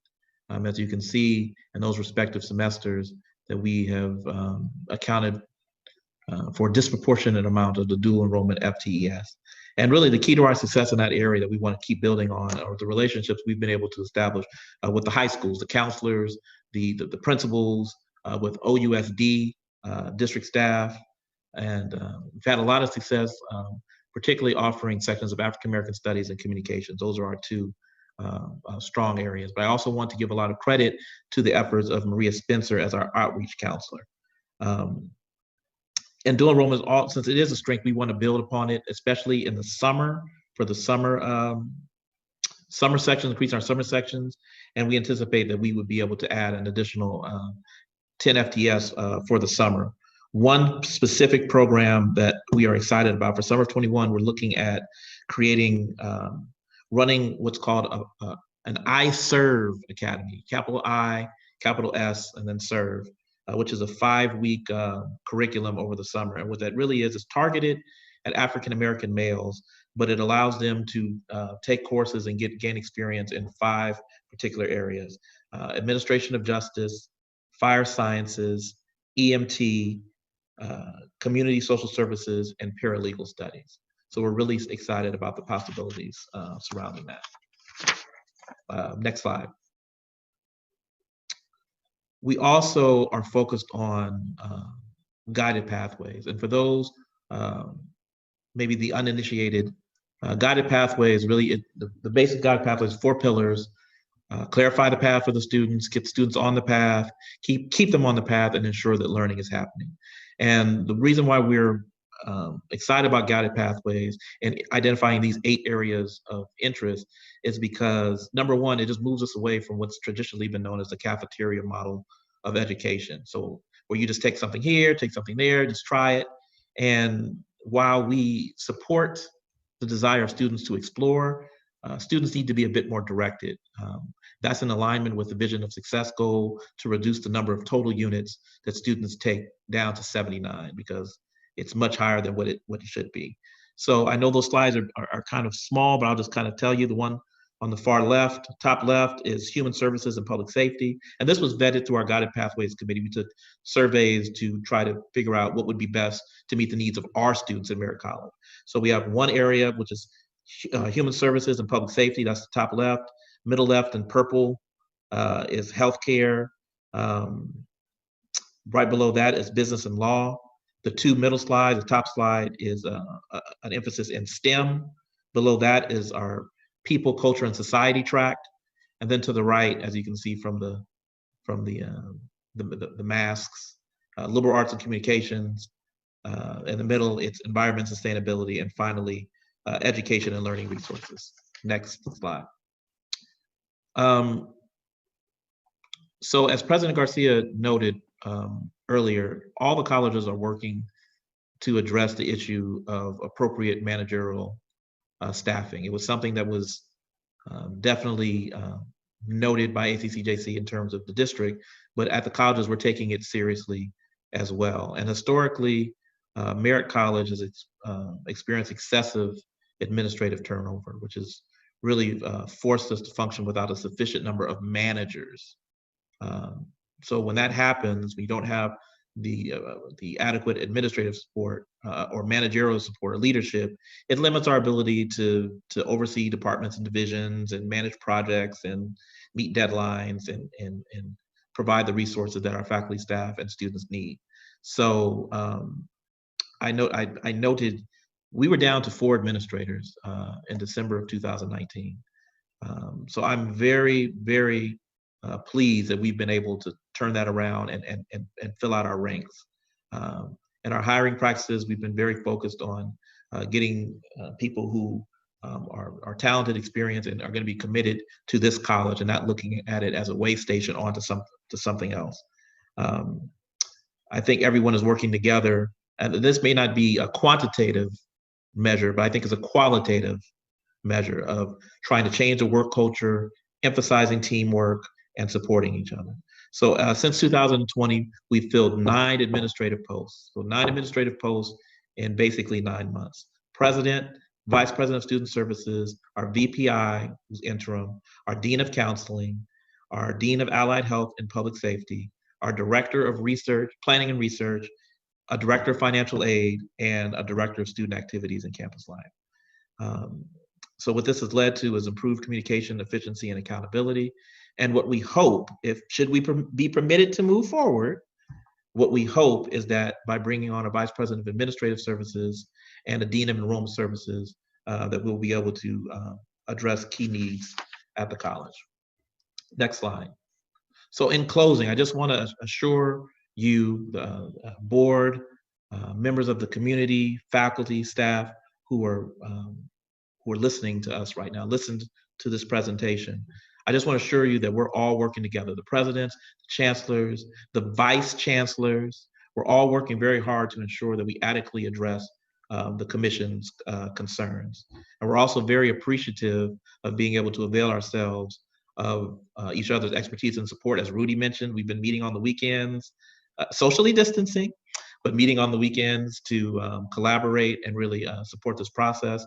And we look forward to being able to get feedback from the board members as well. And we'll be coming back in 2 weeks to share our drafts of the November 1st special report. And we're very excited about what we're doing. We're very confident about what we're doing. And we fully expect to meet the mark in terms of the ACCJC's expectations about what we should be doing.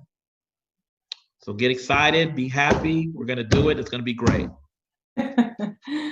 Thank you, Dr. Johnson. And so with that, I will ask President Bonilla if she would like to go with questions, and then we'll move on to the next report.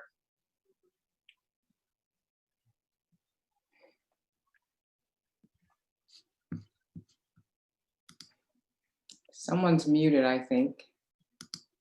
Let's see. Too many buttons going on here. So too many buttons. So what I said was I wanted to thank all 4 college presidents, President Garcia, President Besikoff, President Miller, and President Johnson for your updates, for your reports. Very much appreciative. And I'm going to go ahead and open it up to our trustees. And with that, I see Trustee Brown in the queue. Thank you, President Bonilla, and thank you to the college presidents. I was very, very heartened to hear that in the midst of the pandemic, we are still making strides with regard to dual enrollment. Very happy to hear, President Miller, that the data that you've been able to collect shows that you're able to help students advance in their academic goals with following AB 705. That was very encouraging news.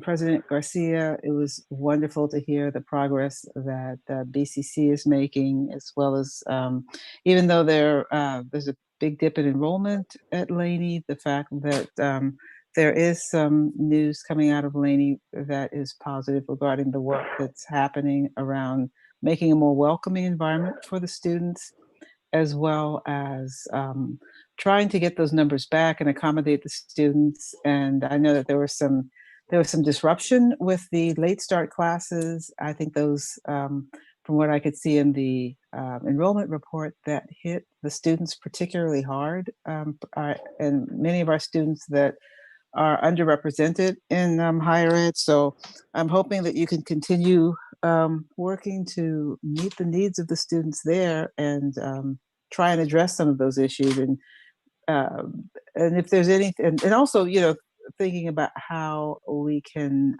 support the students more so that those who are having a difficult time in the pandemic, sometimes choosing between paying for their courses, even with Pell Grants, and working and trying to support their families during the pandemic, that maybe there's something that can be done to accommodate those students more so than has already been tried. So I appreciate the work that's happening at each of the campuses. And also, President Johnson, you're right about that, those vacancies and having those filled. I'm glad that that's a positive thing that that has come about from merit. I mean, not that to say I understand, I should say I acknowledge that that was very difficult for merit. Not you're right, because of course you're right, you're there.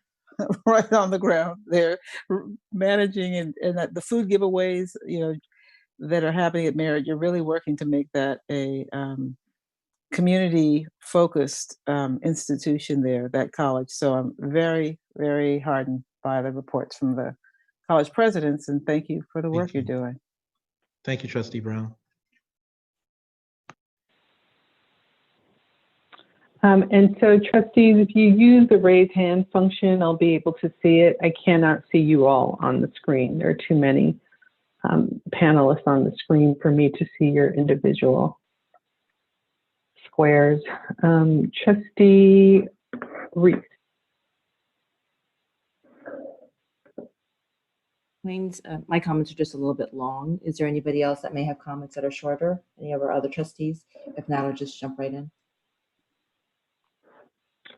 Please go.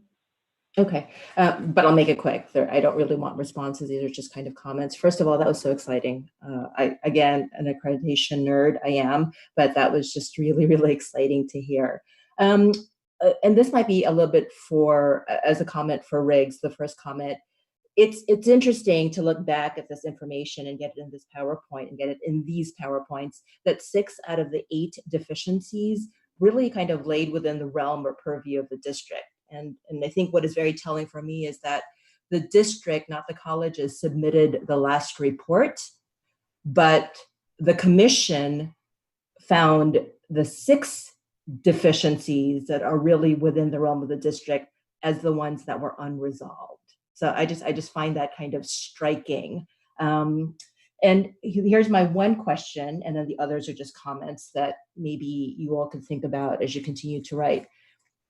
And I don't know if Riggs can answer this, or Chancellor, or whoever can, if it can be answered at this particular point.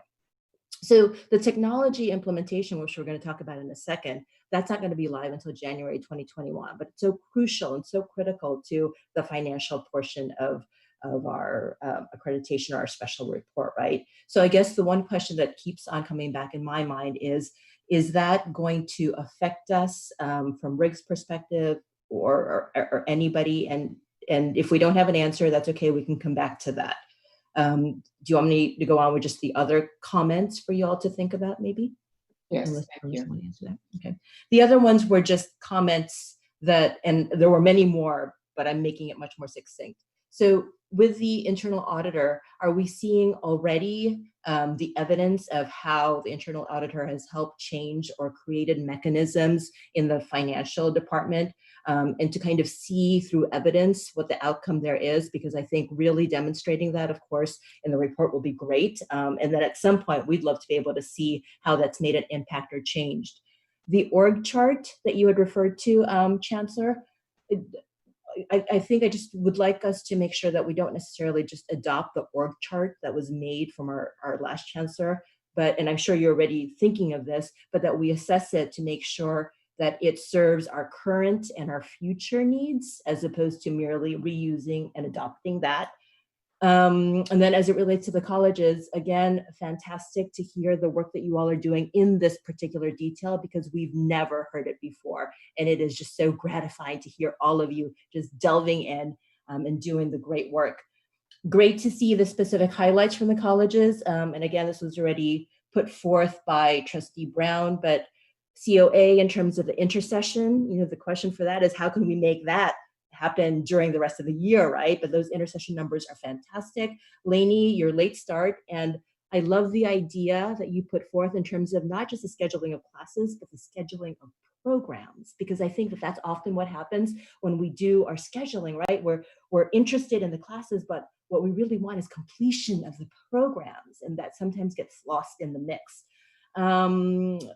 Merit, your dual enrollment numbers, and that is your focus. And as Trustee Brown said, it's great even during the time of COVID that that's happening. And I'm excited to see how that's going to continue to even get better over time. And BCC, the integrated planning. Thank you for that. And one of the things that I would say all of you are doing, and all colleges do some version of integrated planning, right?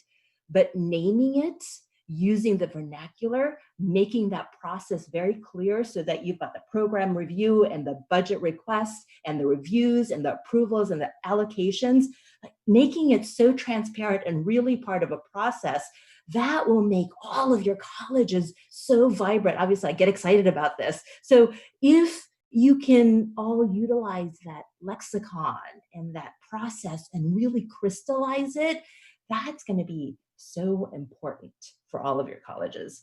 And lastly, I think what is really great about this is that given the support and knowledge and coordination that you all have obviously been getting in the past few weeks, it's just wonderful to see you all shine, and the ways in which accreditation is supposed to be not just for the report, not just for the commission, but to really do the work in the institutions infrastructurally for our students. That's what I'm seeing here, the beginnings of. So thank you. You made my night. This is fantastic. Thank you. Thank you. That's it. Would you like me to address the technology timing issue? Yes, wherever you are, Dr. Certainly. Riggs, yes. What I would say here is that you are taking tangible actions and have set aside resources to address the technology issue. I would think the commission would be amiss not to credit you for those actions. I would provide evidence that clearly shows the deliverable time when it's going to be rolled out. So that's how I would play that. All four of the colleges have some things in process that won't be done by the end of December. So I think the commission should expect, as long as there's tangible evidence that these processes are in place with a clear deadline for when it's going to be implemented. Excellent, excellent. And since the reports or the visits are going to be in March, I believe, of next year, that also allows you this ability to continue the assessment and the implementation and maybe even complete it by your spring visits. Great. Thank you, Dr. Riggs. And one other, just a real quick response to what you noted, and that is several of the commission concerns really dealt with district issues, and that's not uncommon in a multi-college district. I spent 10 years as a college president in a multi-college district, and that's one of the challenges with our current accreditation system. So, colleges are accredited, districts are not. And what it takes is clear cooperation between the district and the colleges to address these jointly. Great, thank you. Thank you both for that. Trustee Gonzalez. Thank you. That was a really extraordinary set of reports. And I want to, if I can just take a few moments here, just to think about it from an educator's perspective. What I found extraordinary first was the shift in the way that people in this district are addressing accreditation and the way that the ACCJC is addressing it, and moving us away from a punitive model that says, oh, bad dog, to moving towards an improvement model that says, wow, of course, we all want to do better. How can we do better? Can we get your outside assessment of how you think we're doing? And then taking it seriously. So I think that first of all is really refreshing. I in particular appreciated the systematic way in which Chancellor Walters, you went through the deficiencies and then talked about, and here's what we actually have done. And I think what we're going to really look forward to in the report is the concrete evidence that these things have been done. I heard some of that from the colleges, and that was actually really cool. I loved the budgeting description that President Miller, talking about the way that you're doing FTS and section allocations based on looking at, well, where are the trends? How do we rationalize that? And then the thing that I really appreciated was that a big part of the accreditation issue had to do with shared governance and adherence to board policy. You know, sometimes if people have heard that and said, oh, board policy, that must be the board's problem, as opposed to, no, it's adherence to our policies. We've got good policies, can you adhere to them? And so the description of that was really important, and in particular, in President Miller, your discussion of the shared governance process. And so you're like, the chairs came up with this. The chairs worked this. This is data driven based on people who are applying it. And that's what's so important about that shared governance process. And sometimes people forget that is a core part of accreditation. Like, no, we're not making this up. This is ed code and accreditation. And I really like that, President Garcia, your discussion of the round table, like just the metaphor of the round table, but the reality of the round table as evidence that we take this seriously. Shared governance is a real thing, and we actually do it. We model it, and here's how it's working. I loved I'll say this very briefly at Laney, that discussion of 3-year planning on the schedule, because so many of our students are part-time and they just take forever, and that's it. It's like, okay, be okay with that.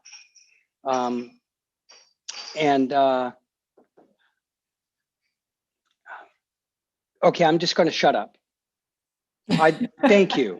And I'm just going to look forward to the evidence part of all of this moving forward, because that's exciting. Okay, I'm going to shut up.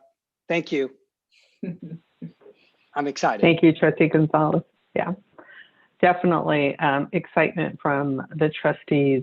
And I'm just going to give you a few more seconds as I scroll. Do I see any other hands? I do not at this point. And again, I think we just want to thank all 4 of you for bringing forward such great information and great presentations. Thank you all. Chancellor, I think you have, you have another item. We do. We have an item, a presentation from our Director of IT, Antoine Mahulier, up to give a presentation now, along with individuals from Oracle. Yes, cool. Thank you, Chancellor, and thank you. Good evening, member of the board and the public.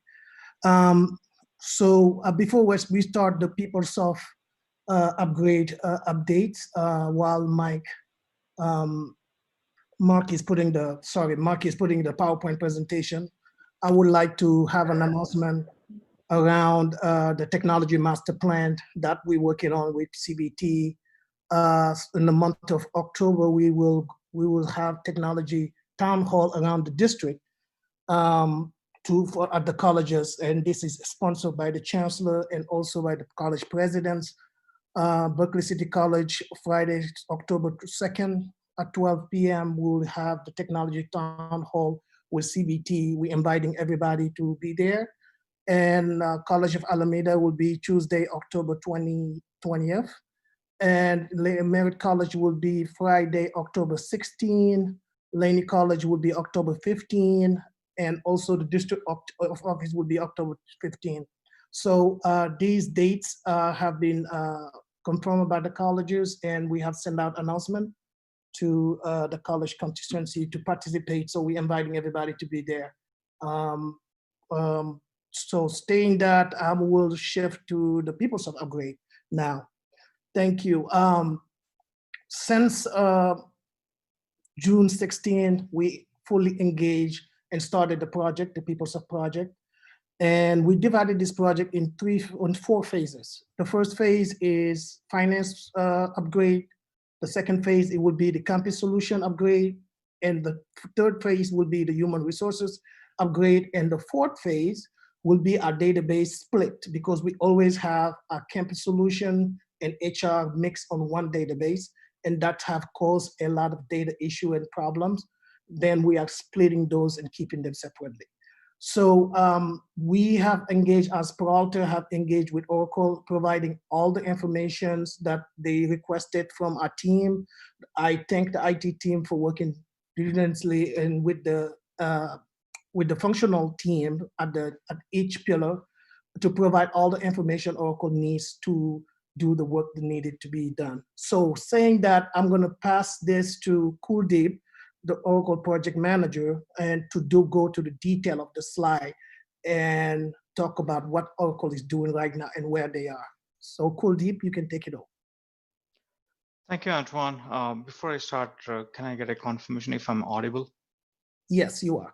Okay, thank you. Good evening, everyone. Thank you for thank you for allowing me to present some details towards this heavily technical oriented project. My name is Kuldeep Yadav. I'm a transition and program management key point contact who is driving this entire initiative in hand with Peralta for this overall PeopleSoft upgrade and migration initiative. Next slide, please. Next slide, please. Next slide, please. Yeah. Okay, so as Antoine explained, that this overall project, and I'll try to stay away from using any technical jargons and try to keep it on a very high level. But we are going through this overall project as part of phase one. Phase one is heavily technical, oriented, and the objective is to migrate current Peralta PeopleSoft application, all the pillars, to the Oracle Cloud Infrastructure platform to the latest and greatest versions what we have available at this point in time. So what you're seeing is the overall initial objective which was being put forward as part of this phase one mission to accomplish. So once we got the overall requirement from Peralta technology or technical team, we move forward for each of this particular action item. The overall project, as Antoine was highlighting, is kind of not just one project. There are 4 different projects running in this entire one phase. So it's not a project, for lack of a better term. It is a program through which we are going through this particular cycle. Next slide, please. So this is a quick high-level dashboard which we typically maintain for our executive view.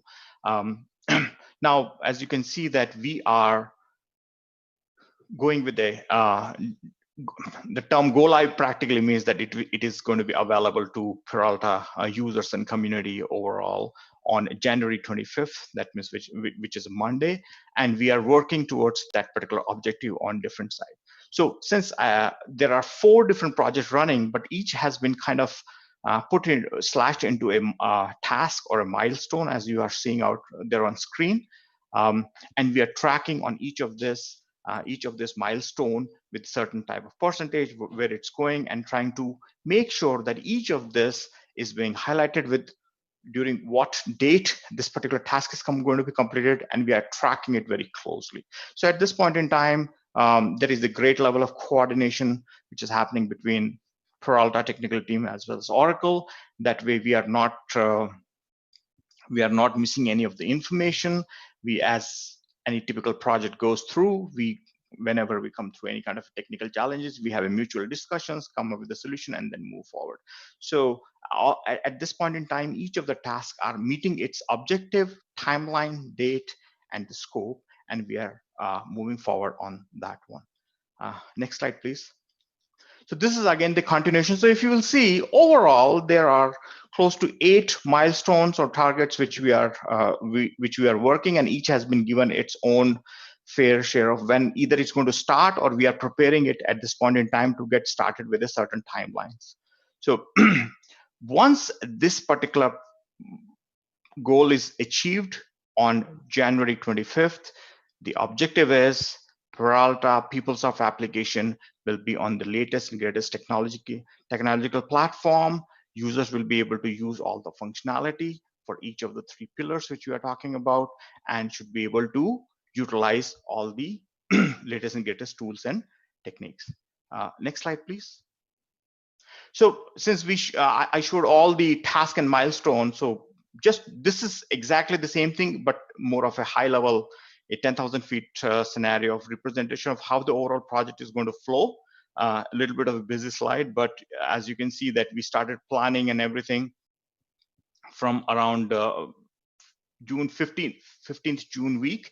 And as we are going to move forward, and the important point here to see is the blue color shade where it talks about that we are going to go through a major testing period to make sure that all the functionalities which has been provided is meeting our customer or user objective. Can I go to the next slide, please? So for every project to be success, there are certain key points which has to be kept in mind from the very beginning. And for this particular project, we have kind of put some key element which we are trying to make sure that those are adhered to the guideline and made sure that each of the tasks are being tagged on a very frequent basis. And one of the key things which I would like to highlight here is to make sure that all the 3 pillars go live on the same date, but also on the testing side. Once we deliver the overall application to our Peralta functional teams, we would expect that there is a proper testing is done. We are discussing, and Peralta team, technical team is discussing in making sure that each of the testing plan is in place so that when we hit that specific timeline, teams are ready to test from their side to make sure that each of the business functionalities are being met. Next slide, please. Yeah, sorry, back slide. My apologies. Yeah, this one. Antoine, you would like to add something here? Yes, I will add also that the Peralta team, we have been assessing the testing, and we have been working closely with all the business unit, HR, finance, and campus solution to assess how we're going to do this testing during the month of December and January. And we are assessing the time we need to put in to get that done. So that is ongoing, and that will be shown to the Chancellor for approval to move forward and make sure that each pillar will be tested properly and before we go live. And also each pillar will, for us to go live, it will require, we put a requirement of each Vice Chancellor unit, business unit to sign up to the go live. For HR, VC Whitaker will be signing off to the go live, and for campus solution will be VC Brown, who's going to sign off to the go live also, and for finance will be Adele Matt, who's going to sign off for the go live. So it's very crucial that Peralta do its part, which is testing and making sure that we hold our Oracle team accountable for what they providing, the service they're providing, that is good to go. So without that, we are here to answer any questions. Thank you. Thank you. Thank you for that. I will open it up to trustees for any follow-up questions.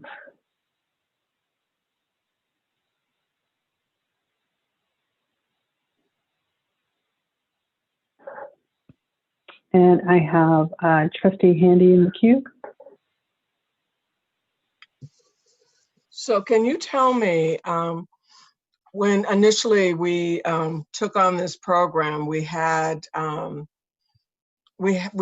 well, very little information of how this implementation was going to take place and when it was going to take place. But my question is, I know that we had the student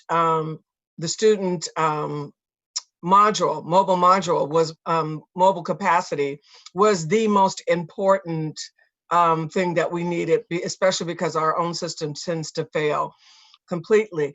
And we're now at a stage where we're still moving a lot slower than we anticipated.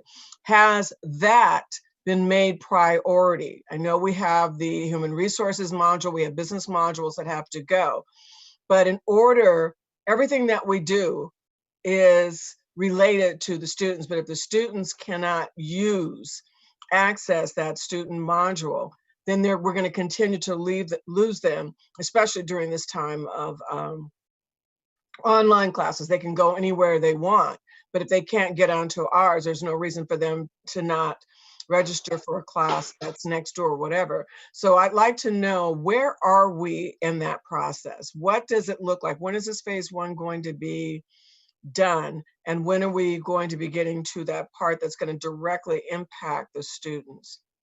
So I can answer that question, Trustee Handy. Thank you for the question.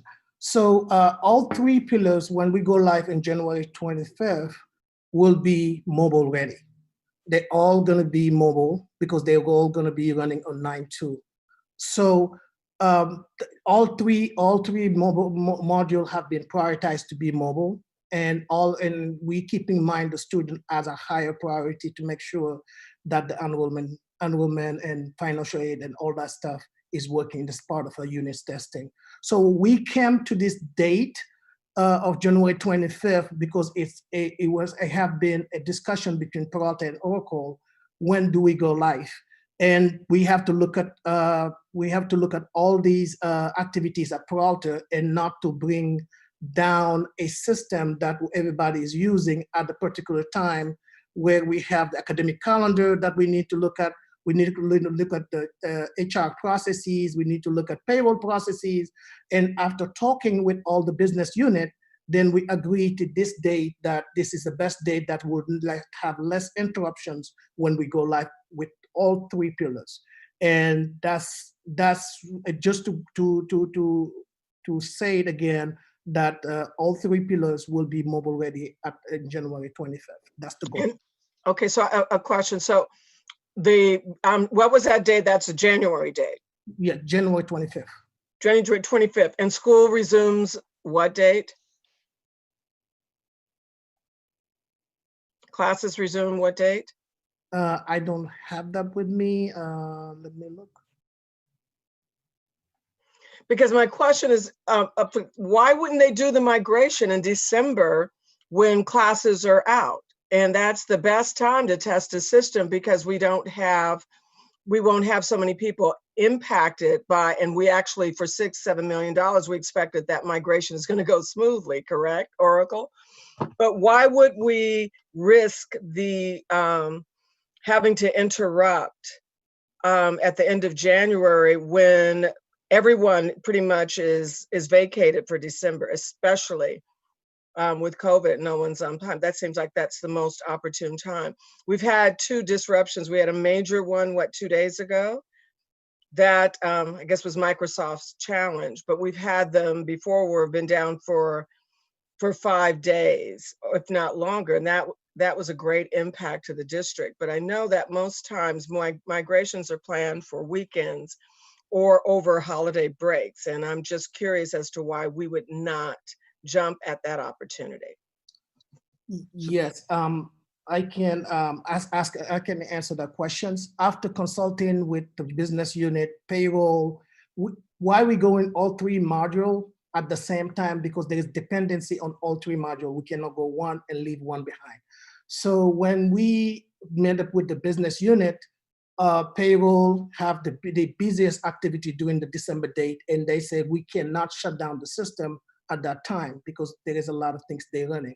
So we talked about it, and we decided to keep the December time for testing. And also we keep in mind testing, and the employee needs to test and also perform the duties they need to do on their day-to-day work. So that's why we are planning for the month of December and January to do much of our testing and validate the system before we go live. And that is crucial for the success of this project. And let me just add right quick, Antoine, we have the lovely information in the chat regarding the start date of January the 25th for classes. I thought I saw January 11th. Oh, well. It's actually the 25th, excuse me for interrupting. It is the 25th. Oh, okay. Wait a minute, I had that. Where did that go?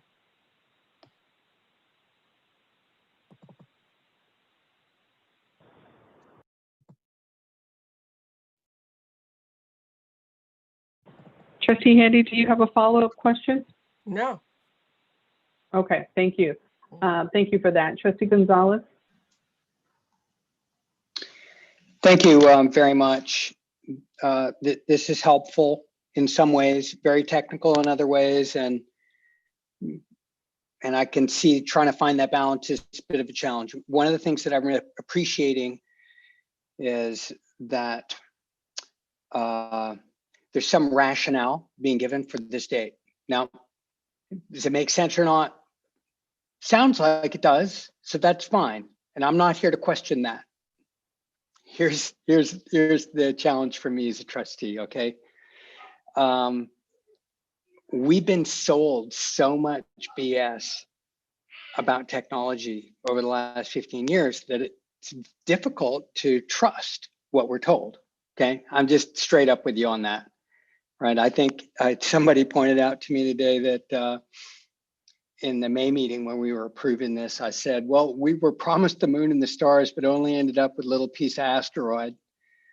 You know, so I'm in the prove it to me mode. And for me, the simplest way of doing that is every board meeting, give us a Gantt chart, the original Gantt chart, and then show us what if you hit the deadlines.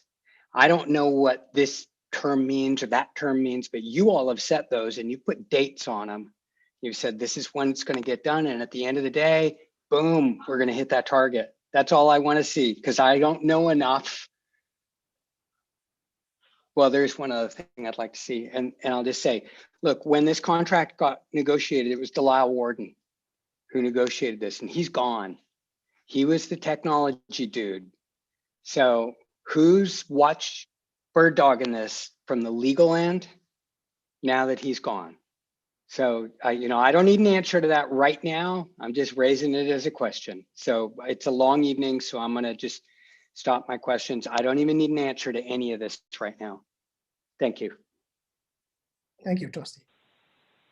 Thank you, Trustee Gonzalez. Other trustees? It looks, Trustee Handy. Hey, I'm actually with Nikki on this. This was we were supposed to have, we do not have a CIO. And it's laughable in the industry that you would approach a $7 million contract with no one in charge. And that's what we have at this point, because it requires a CIO, not a director position. And it's no shame to that person, but it's negligent on our part, because right now we have a consultant giving us a presentation about their end of deliverables, where it actually should be a CIO who is or a technical architect. We've had 2 positions, we've had 1, but we've never had no one filling those positions. So as we had discussed before, and we were promised, it doesn't matter who brought it to us, who the contract was, we haven't moved forward, and we know that we still have a major position that needs to be filled. Consultants do not direct employees. And so we don't have someone on our side Nikki, to make sure that our best interests are being moved. And having been involved in this field and listening in on conversations internationally for technology for many, many years, we're really vulnerable because we should be driving towards our needs as opposed to being reactive to what we are being told. So I think it's very important that we look at this and get what should be in place. And I would also like to see in the future, again, the liability list and how much money we're spending for outside consultants. We probably exceeded the salary of a CIO at this point, because when these things go down, we don't have the experienced person in place. We have a placeholder, but we don't have an experienced person in place.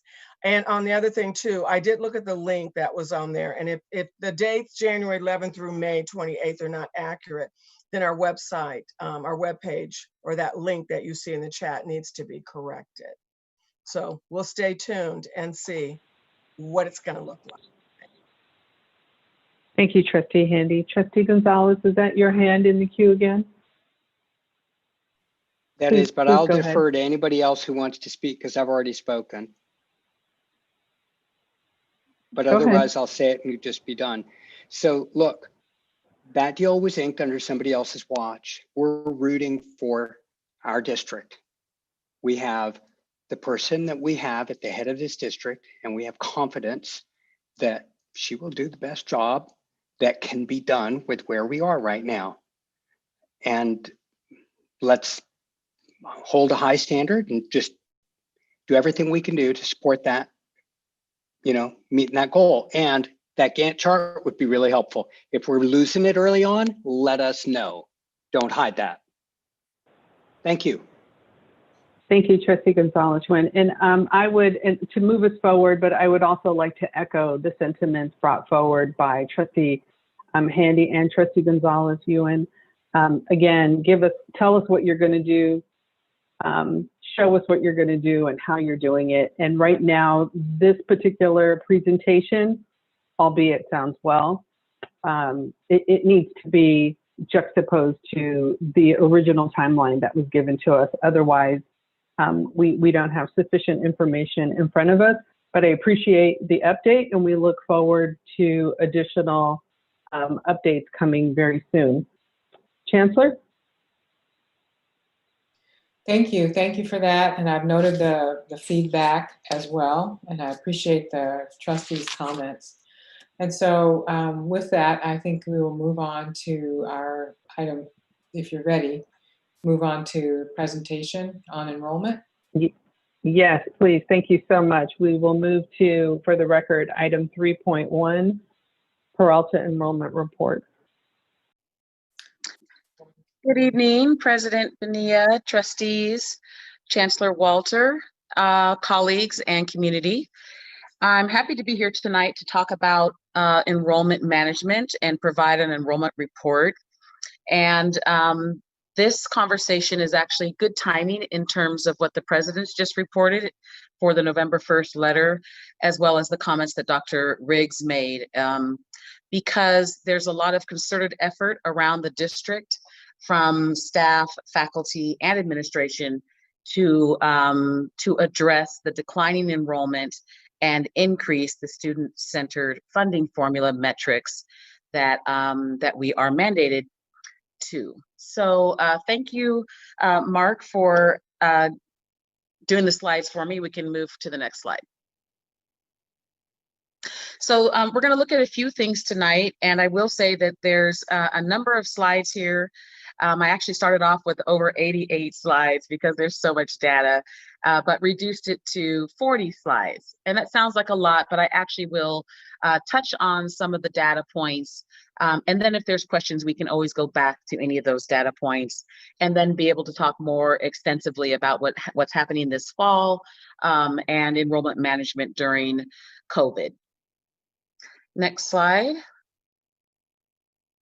So the first slide is unduplicated headcount over the last 5 years. And just a refresher that unduplicated headcount is the actual number of individual students that are enrolled. Students can be enrolled in more than one class, but for unduplicated headcount, they're only counted one time. And so you can see that these annual figures from 2015 and 16 to 2019 and 20 show a decline of roughly about 10% of the head count of our students. And you'll notice as we go through many of the other slides that this declining head count has impacted a decline in almost every area, but not every area, but particularly around FTES and some other data points that we'll look at. Next slide. In terms of gender, Peralta has pretty much stayed the same over the years, the most recent years, in terms of male to female ratio. The female student population, or those students that identify as female, is roughly 57 to 58%, and the male population is 46 to 41%. The only change there is that there are a slight increase in students who are not identifying their gender, and that may be a reflection of identity. Next slide. In terms of race over the last 5 years, race and ethnicity, we do see some decreases, mostly decreases in all areas, and those decreases reflect the decreases in the unduplicated head count that we just talked about. For Asian American students, over the last 3 years, there's been a decrease of roughly 10%. For African American students over the last 3 years, there's been a decrease of about 12%. For Pacific Islanders, about 0.5%, and for white students, roughly 11%. There is one demographic that has grown over the last 3 years, and that is the Latinx population. It's a slight increase, but it's significant given the fact that overall our head count has declined. Next slide. And when we look at age groups, there's also a few things that stand out. Some are reflective of the decreased headcount, that is 10%. For example, the age group that's 19 to 24 years old has decreased by 10%. And this is our largest age group, you can see here from the bar graph, but it has reduced over these last 3 years. For students who are 25 to 29 years old, the decrease is a little bit higher. It's about 13% decrease. And for students who are 30 to 34 years old, a decrease of 6.7%. Those who are 35 to 54, a decrease of 2.5%. Those who are 55 to 64, a decrease of 3.6%. And there are a few increases. The 65 and above, although the numbers are relatively small, there has been a 9.4% increase in that student population over the last 3 years. And on the other end, on the left side, there's a 15% increase in the number of students under 16. And I think I skipped one, which is students aged 16 to 18, which is a decrease of 3.7%. Those two bar graphs on the left-hand side, the under 16 and 16.8, are really reflecting the dual enrollment that college presidents talked about, and that we'll look at more, a little more deeply as we go along. Next slide. So what I did was I broke down enrollment into a few categories that I thought would be of interest to the board and to the community. Career technical education, distance education, dual enrollment, and non-credit. And then we'll look at some overall numbers. In terms of enrollment management is looking at every single process of the student experience and how to maximize enrollment, retention, and success. So it's looking at matriculation and how students are onboarded. It's looking at outreach and inreach. It's looking at scheduling. Enrollment management is looking at all the technology. It's certainly looking at student student services and how we serve in terms of accessibility or special populations. And so there's a myriad of processes, policies, activities that we look at and we discuss constantly and regularly. And I meet with the vice presidents of student services, the vice presidents of instruction on a regular basis, weekly, sometimes 2 and 3 times a week. And we meet also all together about enrollment management. That's all the vice presidents and the director of marketing as well. So I say that to say that looking at career technical education is one of the areas that we're paying attention to. Thank you, Mark. Next slide. So looking at the unduplicated head count of the career technical education, over the last 5 years, we have seen a decrease of about 14.3%. And that's significant, especially for Laney College, who has the majority of CTE programs. Next slide. And this is a look at the head counts of the CTE, that's career technical education, unduplicated head counts across the colleges. And you can see there on the left-hand side, the 2015 to 16, you see that Laney holds the majority of the CTE programs, which is important to the community, to our students who are seeking employment. And also Merritt College holds the second number of students who are CTE students. And then if you go to the far right-hand side at the 2019-2020, you can see that there are decreases for all of the colleges in their CTE programs. For College of Alameda, it's a decrease in the unduplicated head count of about 9%. For Berkeley City College, roughly 10%. For Merritt College, about 11%. And then the largest decline is in Laney College, which is 18%. But again, remembering that those numbers are in alignment with the overall decreased headcount for the Peralta colleges. Next slide. And this is roughly showing the same thing, the decline of enrollment, and this decrease represents 11% decrease in career technical education enrollment. Next slide. This slide is showing you the success rates at the top for CTE programs district-wide, ranging from 84.2% and increasing by 2019 to 89%. And then on the bottom, it shows the retention rates and ranging from 72.1% down to 70%.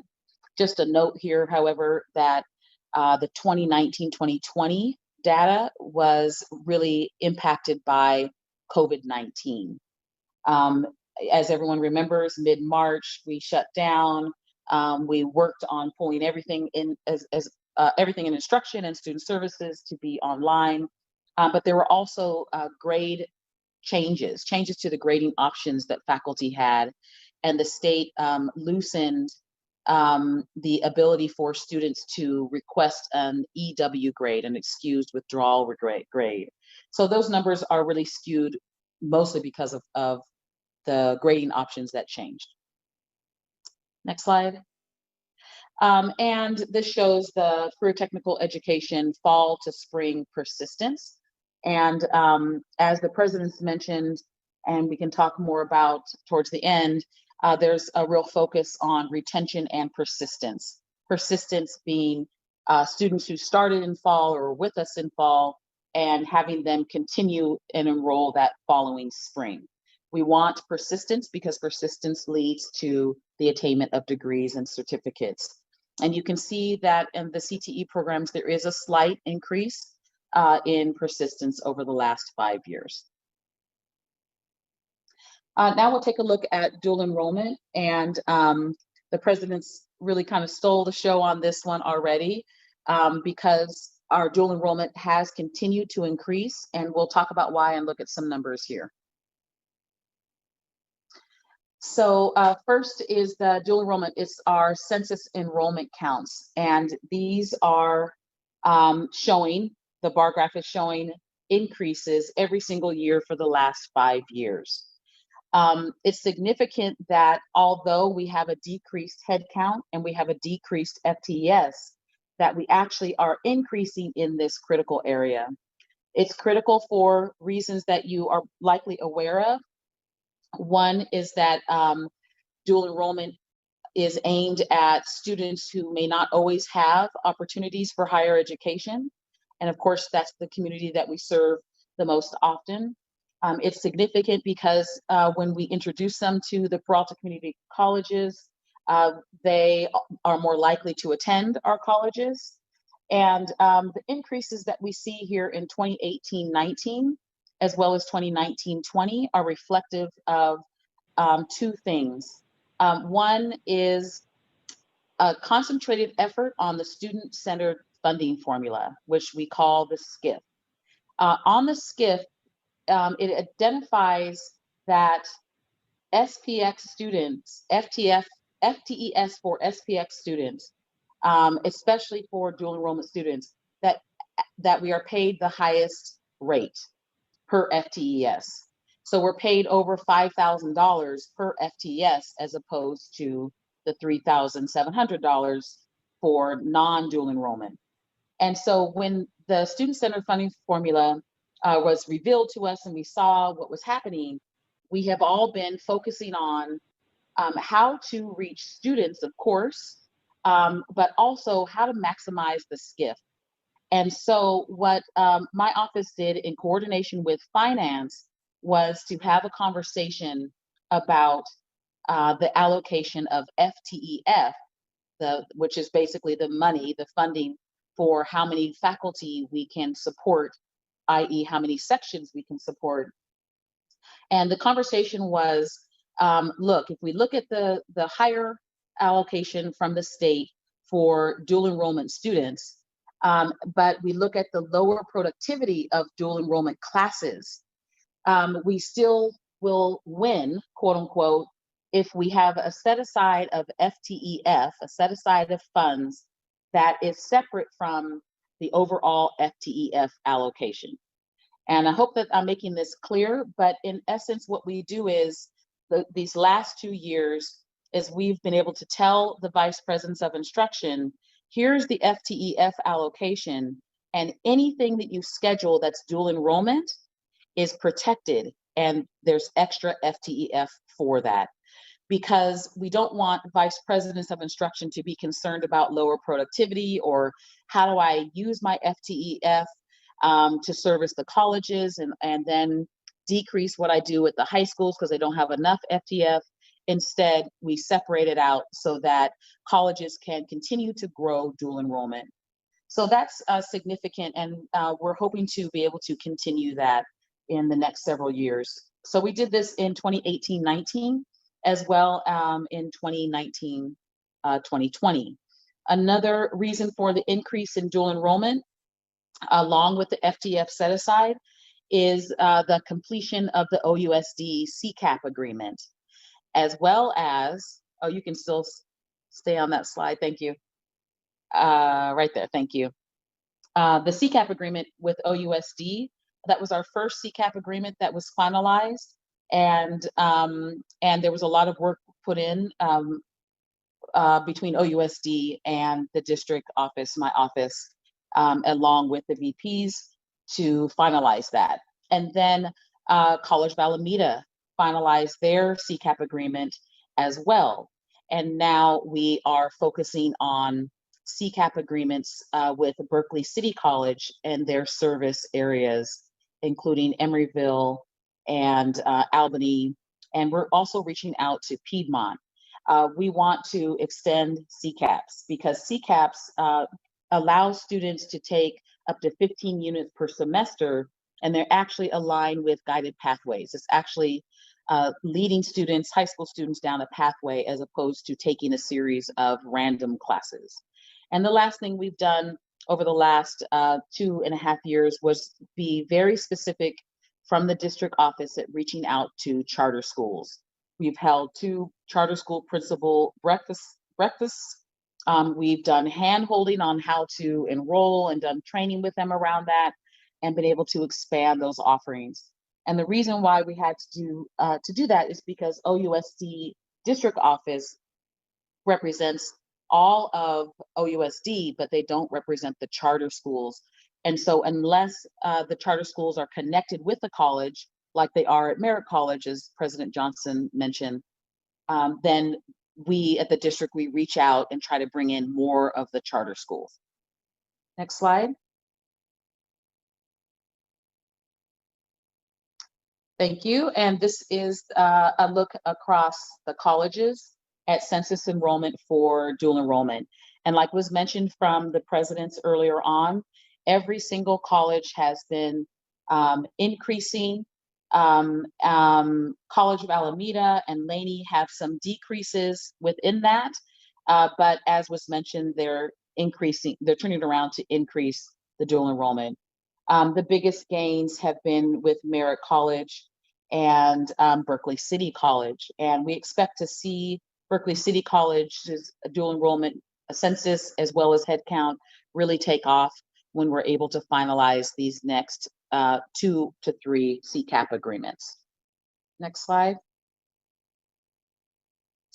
And thank you. Okay, you skipped one slide, but it's okay. It's kind of redundant. It's showing the unduplicated headcounts. Thank you. And this is the dual enrollment success and retention rates. And so the top bar is showing the success rates. And you can see the success rates are very high. They're actually higher than our on-campus success rates.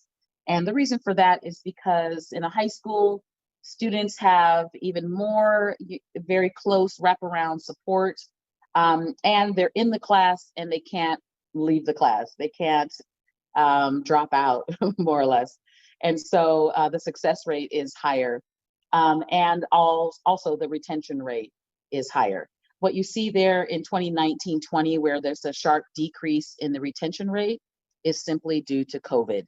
Last spring, when COVID hit mid-March, we had several emergency meetings with Oakland Unified, as well as other school districts and charter schools. And we and they did everything we could to convert things online, but the students weren't ready. The system wasn't ready. There weren't enough laptops, hotspots, those kinds of things for the students. But what we were able to do was protect those students by doing blanket EW grades for the students so that they would not have a W grade or any F or negative grade. And so that was the best we could do, but then we began to plan for the fact that we were going to be online in the summer and the fall, and dual enrollment now continues. As a matter of fact, this fall, we have a very high number of courses, and the students have the support that they need to be successful this semester. Next slide. Next slide. Thank you. This is persistence and for dual enrollment. And you can see the persistence rate there for 1920 is 61.8. This is something that is a current focus because when we actually have CCAPs in place, this persistence rate should increase. Some of the lack of persistence we can't control. There are student populations that are leaving the area, specifically African Americans who are, as a result of gentrification, moving out. But we also know that the more that we have pathways with CCAP agreements, that we'll have higher persistence rates. And that's a goal of ours, is to increase those rates. Next slide.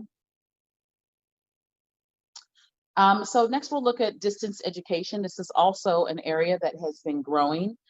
Prior to COVID, it was growing, and now, of course, it's grown exponentially. And on the flip side, the only positive thing that could be said about COVID-19 is that we have been able to very quickly bring the quality of our distance education on the student support side, as well as the instruction side, up several notches in terms of quality in a very short amount of time. A great deal of work from everyone, especially faculty who were learning for the first time, and especially to the student services side of the house as well, who had to lift everything to be online. But let's take a look at some historical trends. So with distance education, the unduplicated headcount, again, this is another area that has consistently grown. And so over the 5 years, there's an increase of 16% of students who are taking online classes. There's a tricky note to this. It doesn't necessarily mean that it's more students that are taking online classes, but it means that there are more of our current students who are choosing online as opposed to face-to-face, if that makes sense. But it does tell us, and we've been aware of this, especially the Distance Education Committee, and this is all spelled out in the Distance Education Plan that was approved by Shared Governance, that as these numbers increase, the number of our current students who choose distance education, that it's upon us to ensure that we address the equity gaps that exist and persist in online learning, as well as increase the student services functions.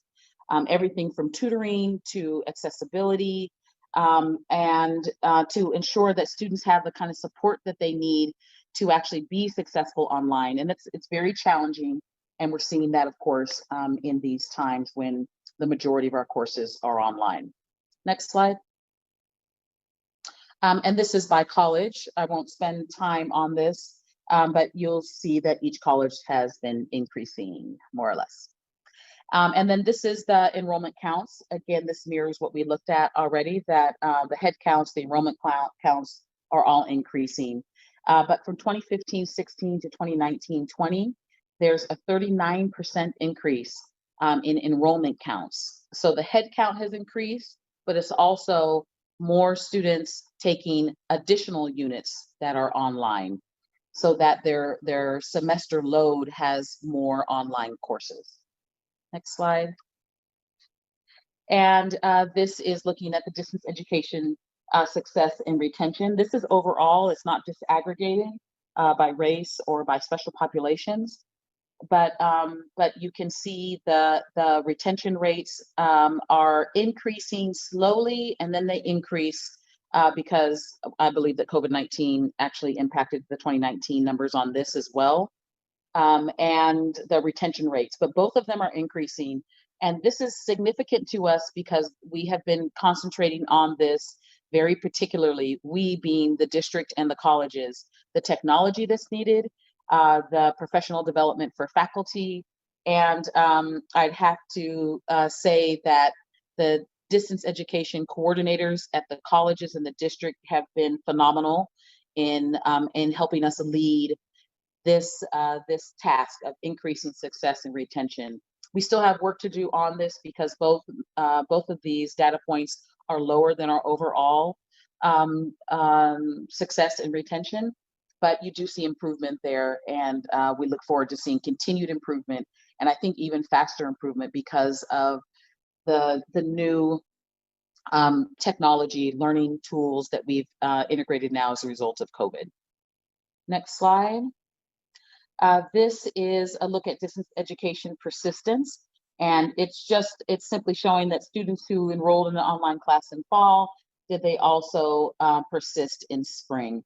And although this curve looks significant, it's actually 66.7% and a decrease to 66.2%. So this is something for us to explore. Next slide. And now we'll take a look at non-credit. The presidents also mentioned this. A couple of the presidents did in their reports about the November 1 letter. Next slide. And non-credit is, again, another area that has increased overall within the context of declining enrollment and declining headcount, which is why it's significant. This increase is not by accident. It's actually very purposeful and is a result of concentrated efforts to maximize the student-centered funding formula. Just like dual enrollment, CDCP, Career Development and College Preparation, non-credit, CDCP non-credit, the state pays the full apportionment of $5,700 or so dollars as opposed to the lower rate. And so we have, my office put out an incentive in 2018-19 to all faculty that if you produce a CDCP non-credit certificate within the academic year, that we would pay a stipend of $1,000. And it actually worked. Faculty got engaged. It takes a lot of work for this, so we were happy to compensate. We ended up with 11 new CDCP certificates that year. And then also very significant is AB 705. We met as a district, and the colleges met individually consistently in the year and a half leading up to the implementation of AB 705. And in those conversations, the result is that the non-credit, the colleges, the faculty produced CDCP non-credit certificates for support courses for AB 705 for math and English. And this is why the increase in 2019-20 skyrockets. And so there was conversation about that. Again, that was very purposeful, that it would benefit students, of course, to have the support in being successful in math and English, but also so that we could maximize the SCIF, and a student would end up then with a non-credit certificate as well. Next slide. And this is the non-credit enrollment counts across the colleges. And you can see, again, it's mirroring the last slide. If you look at 2019-20, there's significant gains from Berkeley City College over the last 5 years, from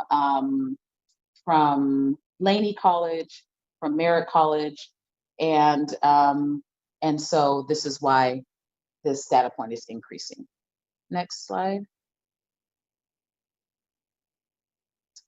And the success and retention rates. The success rates for non-credit are very high.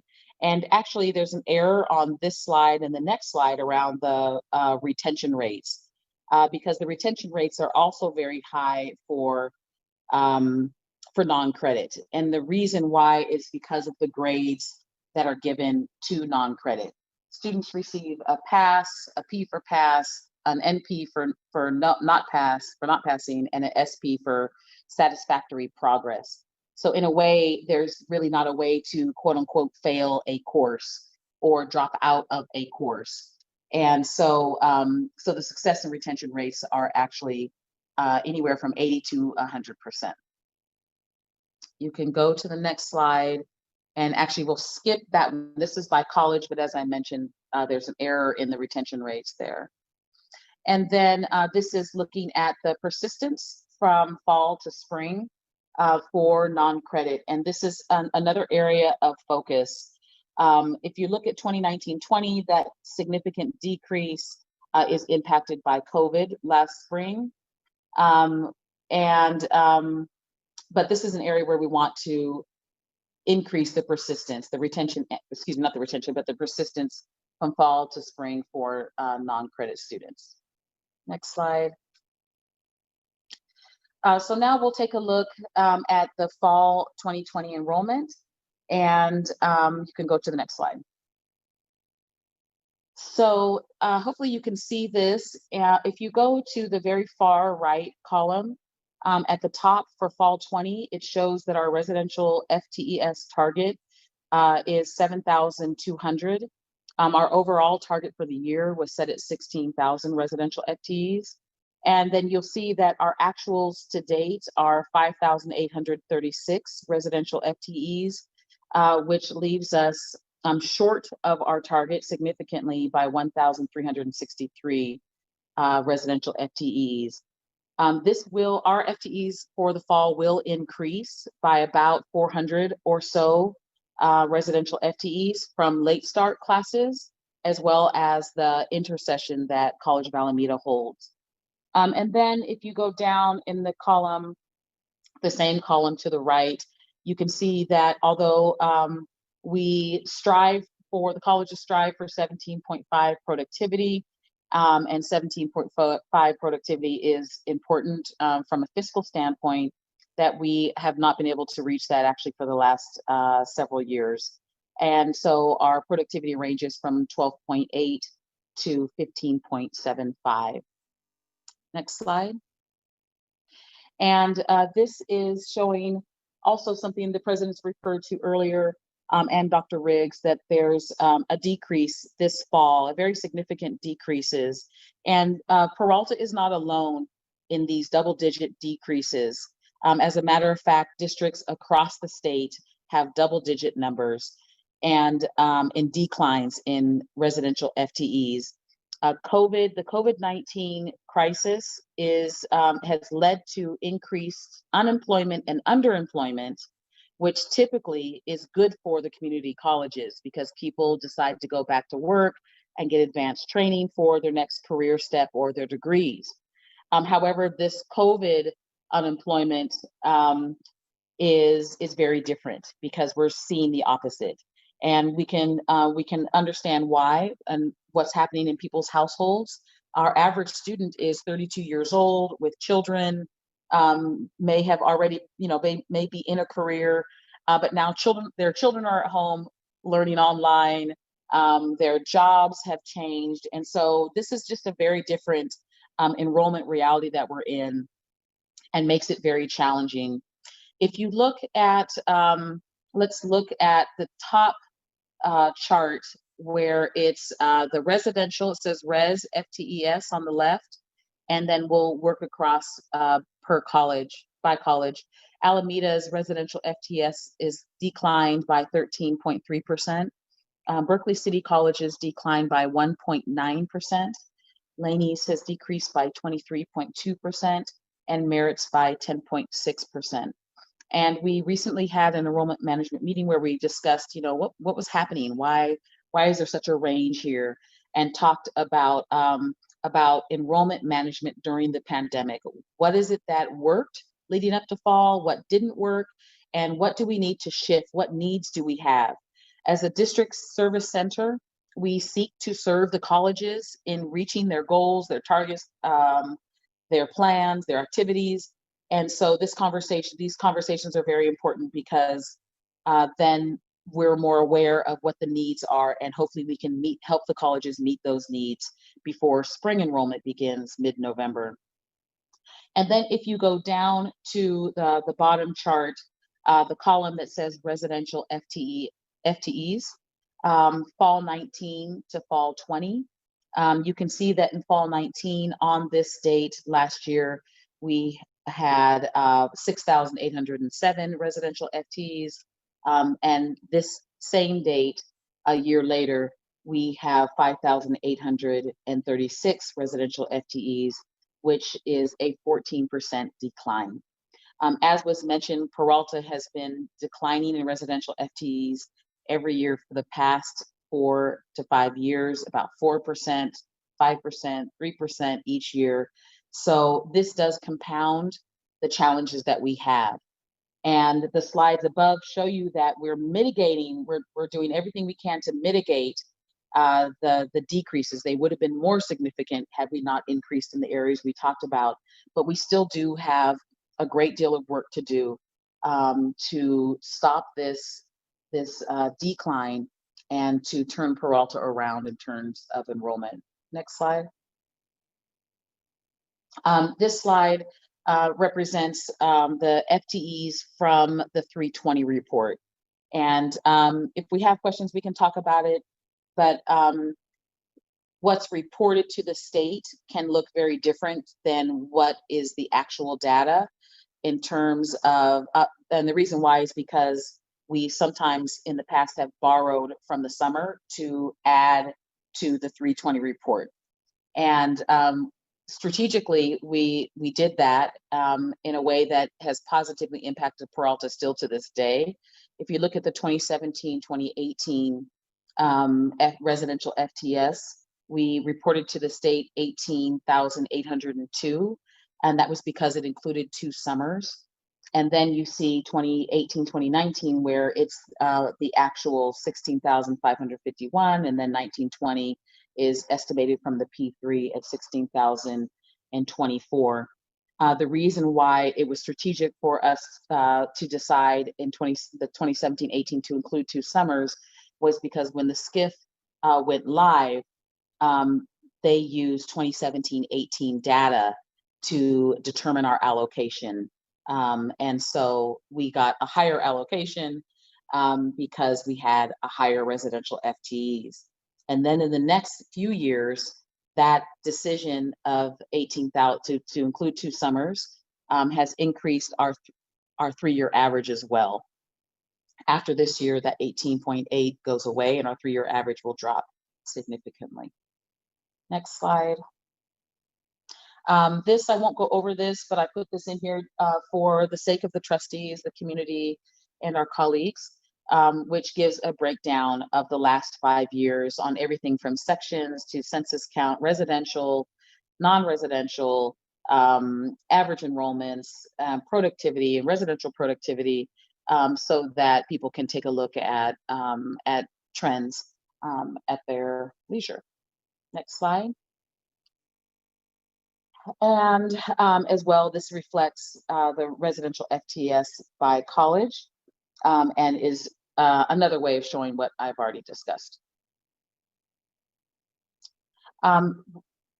We all know that the student-centered funding formula includes supplemental allocation as well as a student success allocation.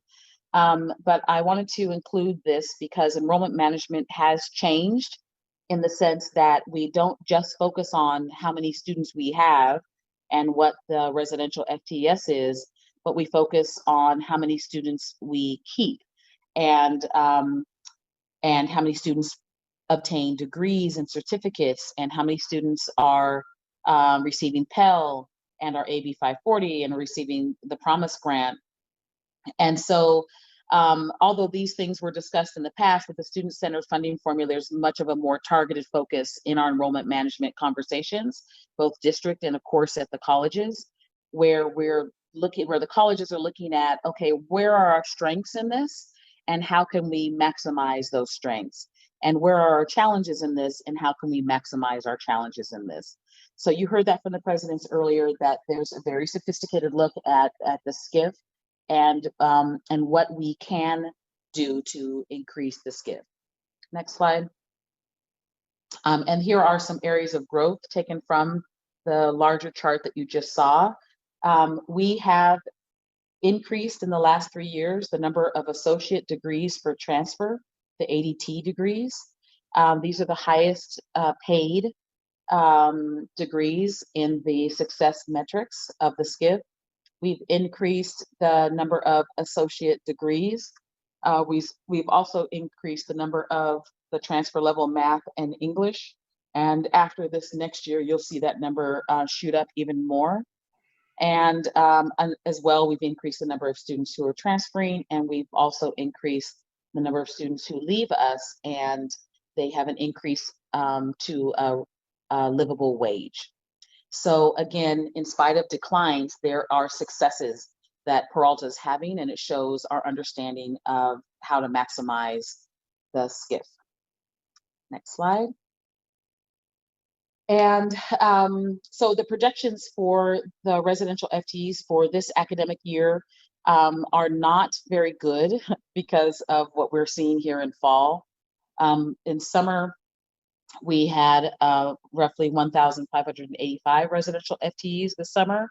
It kind of fooled us, and this happened to many districts around the state where summer looked pretty decent. Ours was a few percentage points lower than the summer before, but then when fall came, there's just these significant decreases that we've talked about.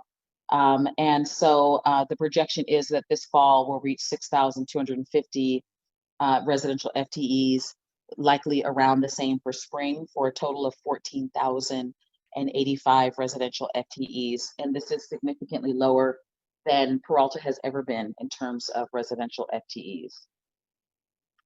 Next slide.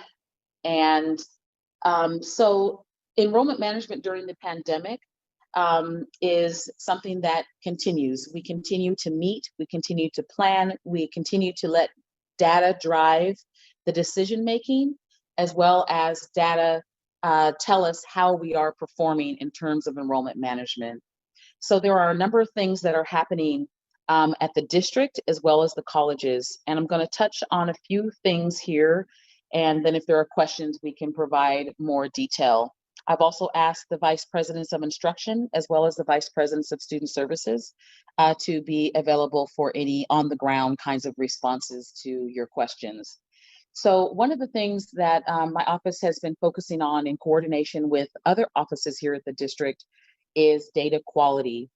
It became evident very early on in my role here at the district that some of the low-hanging fruit that we have right in front of us in terms of increasing our residential FTEs is it's low-hanging but kind of difficult to pick.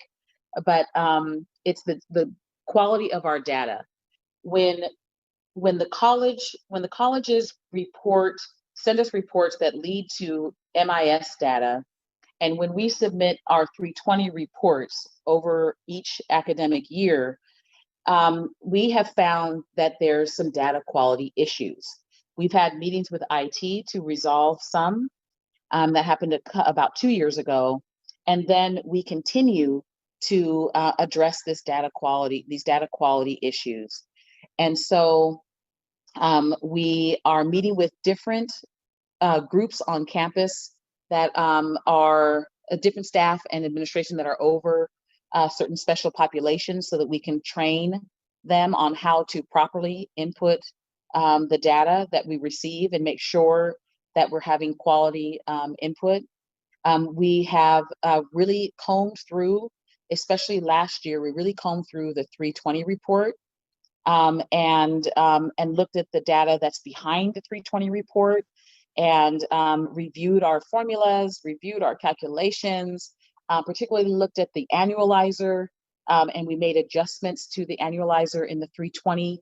That is important because the annualizer is utilized in the P2, specifically in the P2 report, and it projects where we think we'll land. And the P2 report becomes important because the state uses that for initial allocations to the district. So we've adjusted that so that it's more accurate, and that that helps finance also be more accurate in projections. And then we have been doing a number of things to encourage faculty to submit their census and their grades on time and online. Anytime that dates are missed or things are turned in on paper, it just leads to less accurate data and missing data.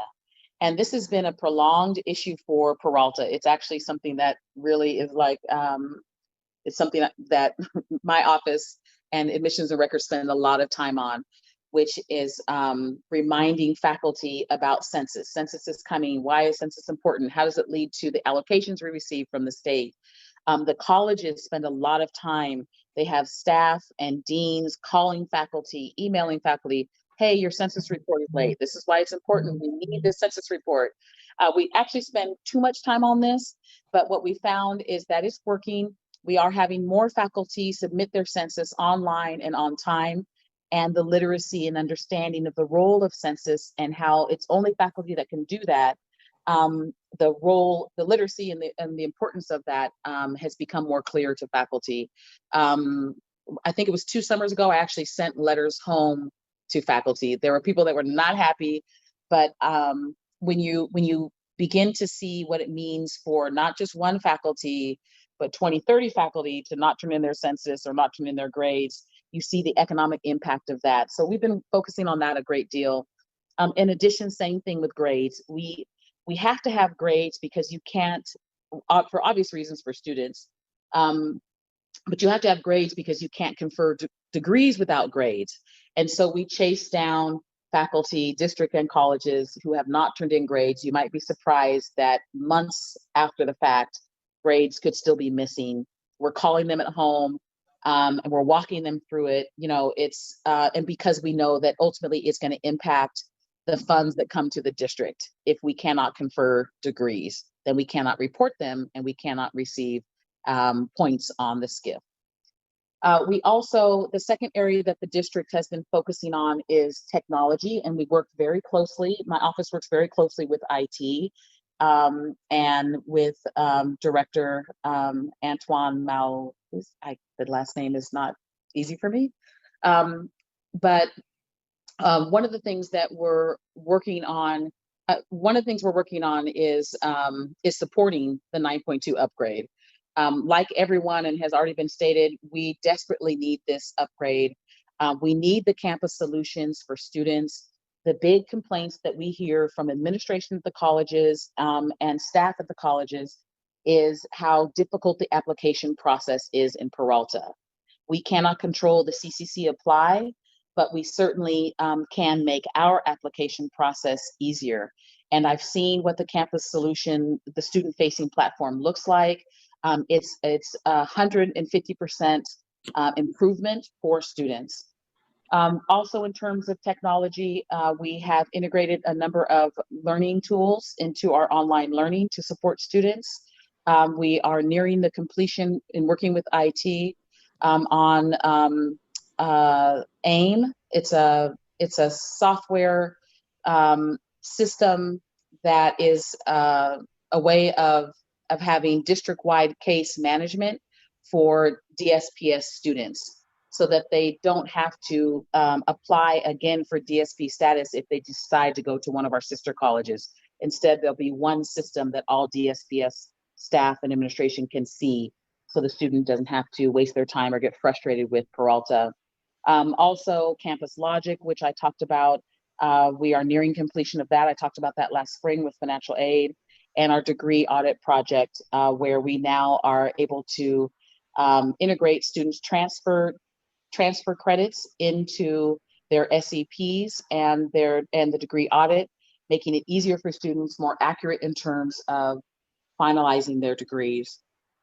And the third thing I wanted to talk about was very briefly is there's some calendar issues that we have been addressing.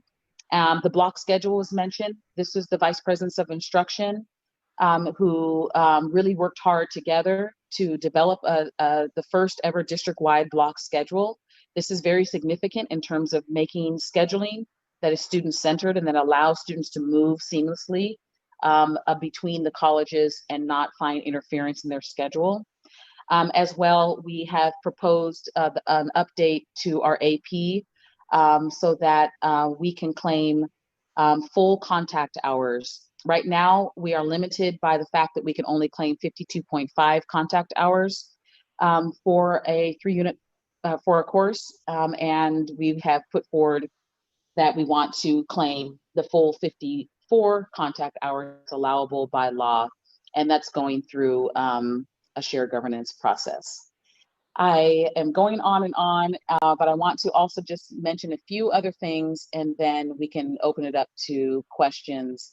The few other things are this year we're doing an ADT incentive, and Chancellor Walter is in agreement with this incentive. We want to offer, again, a stipend to faculty to produce ADTs. These are the highest paid degrees, the degrees for transfer. And so I took that to shared governance and talked with the VPIs, and I'm about to send that out. The objective is to increase the number of ADTs. We sent out a report about all the ADTs that we could have that we don't have.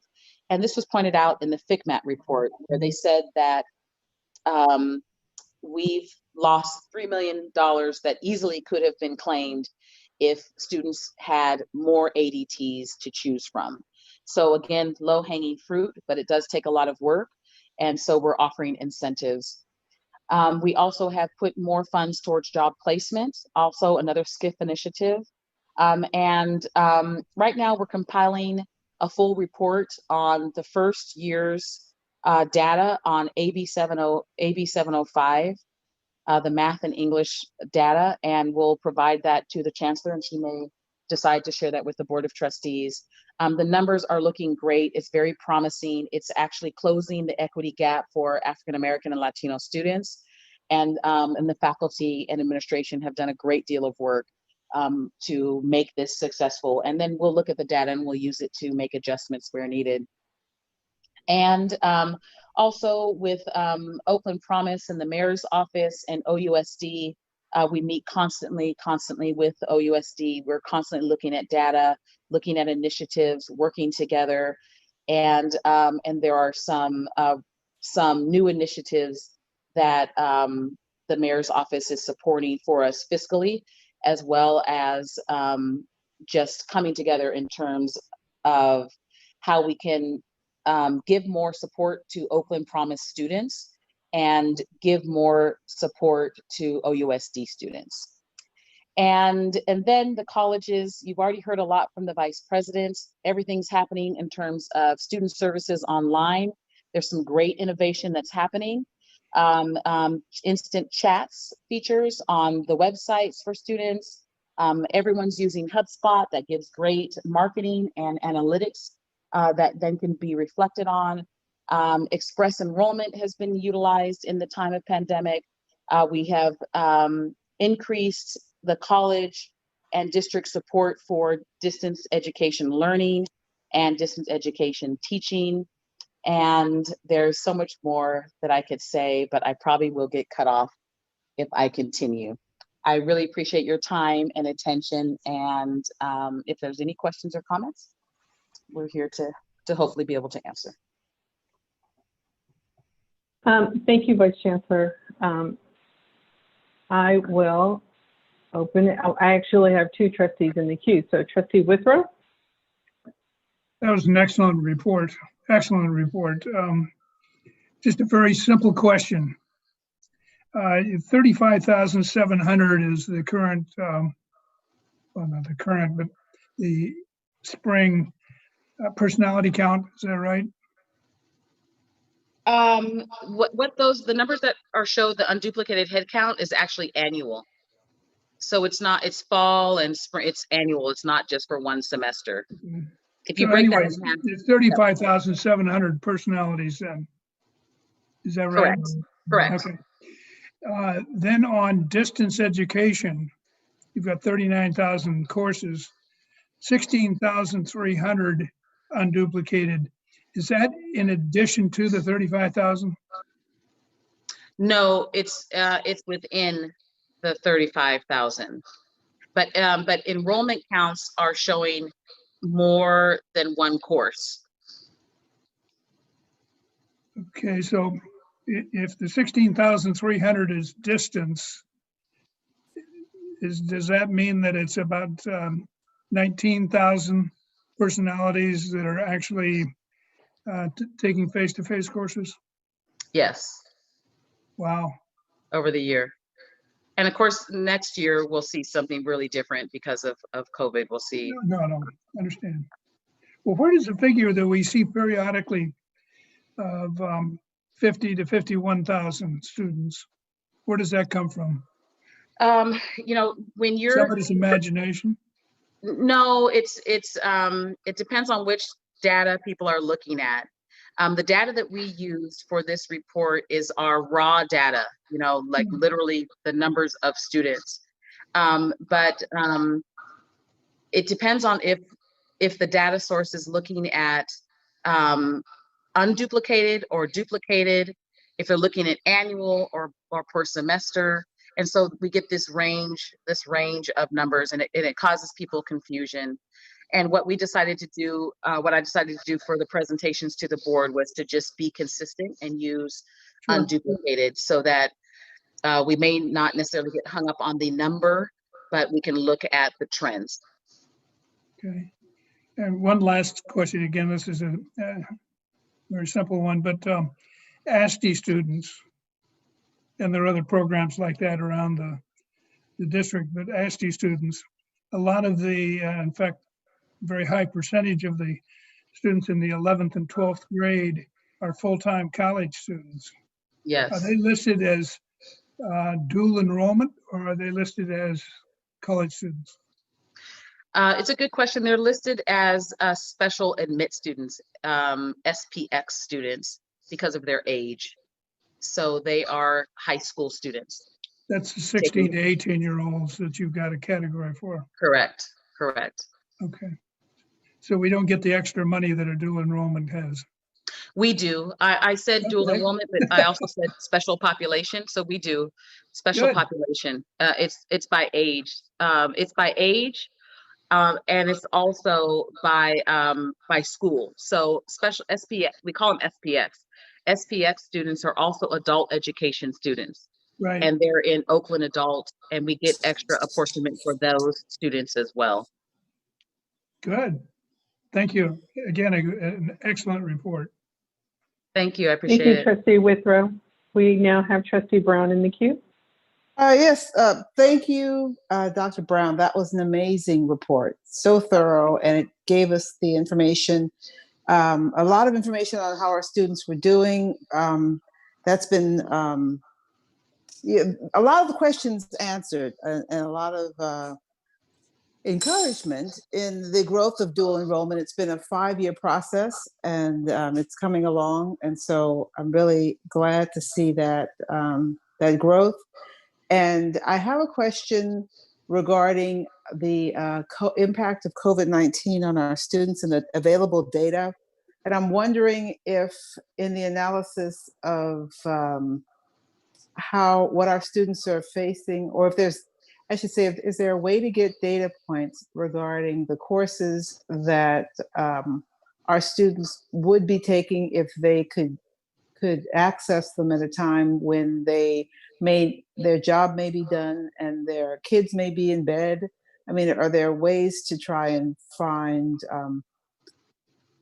opportunities for nights or weekends where the education could be more accessible for the students who are managing multiple responsibilities that they didn't have before COVID, in terms of their daytime responsibilities? And then also, and one other question, is there a way for us to get some information on what needs our students have to be able to access education during the pandemic? Okay, so I'll answer the first question. It might be difficult to get data points on what you're talking about, but we scheduled with an awareness around exactly what you're talking about. And the way that the majority of the online classes are scheduled is as asynchronous, meaning that, and as opposed to synchronous. And oh yeah, I got it. I got it. yeah, so if it's asynchronous, it's beneficial. Then there's controversy about this. I mean, people are discussing this and debating this all over the state. And our faculty and our administration have different opinions about it as well. But when courses are asynchronous, it allows me as a parent to not have to log on Monday, Wednesday, 1 to 2, but to be able to complete the learning lessons, the modules, the lectures, within that week at a time that works for me.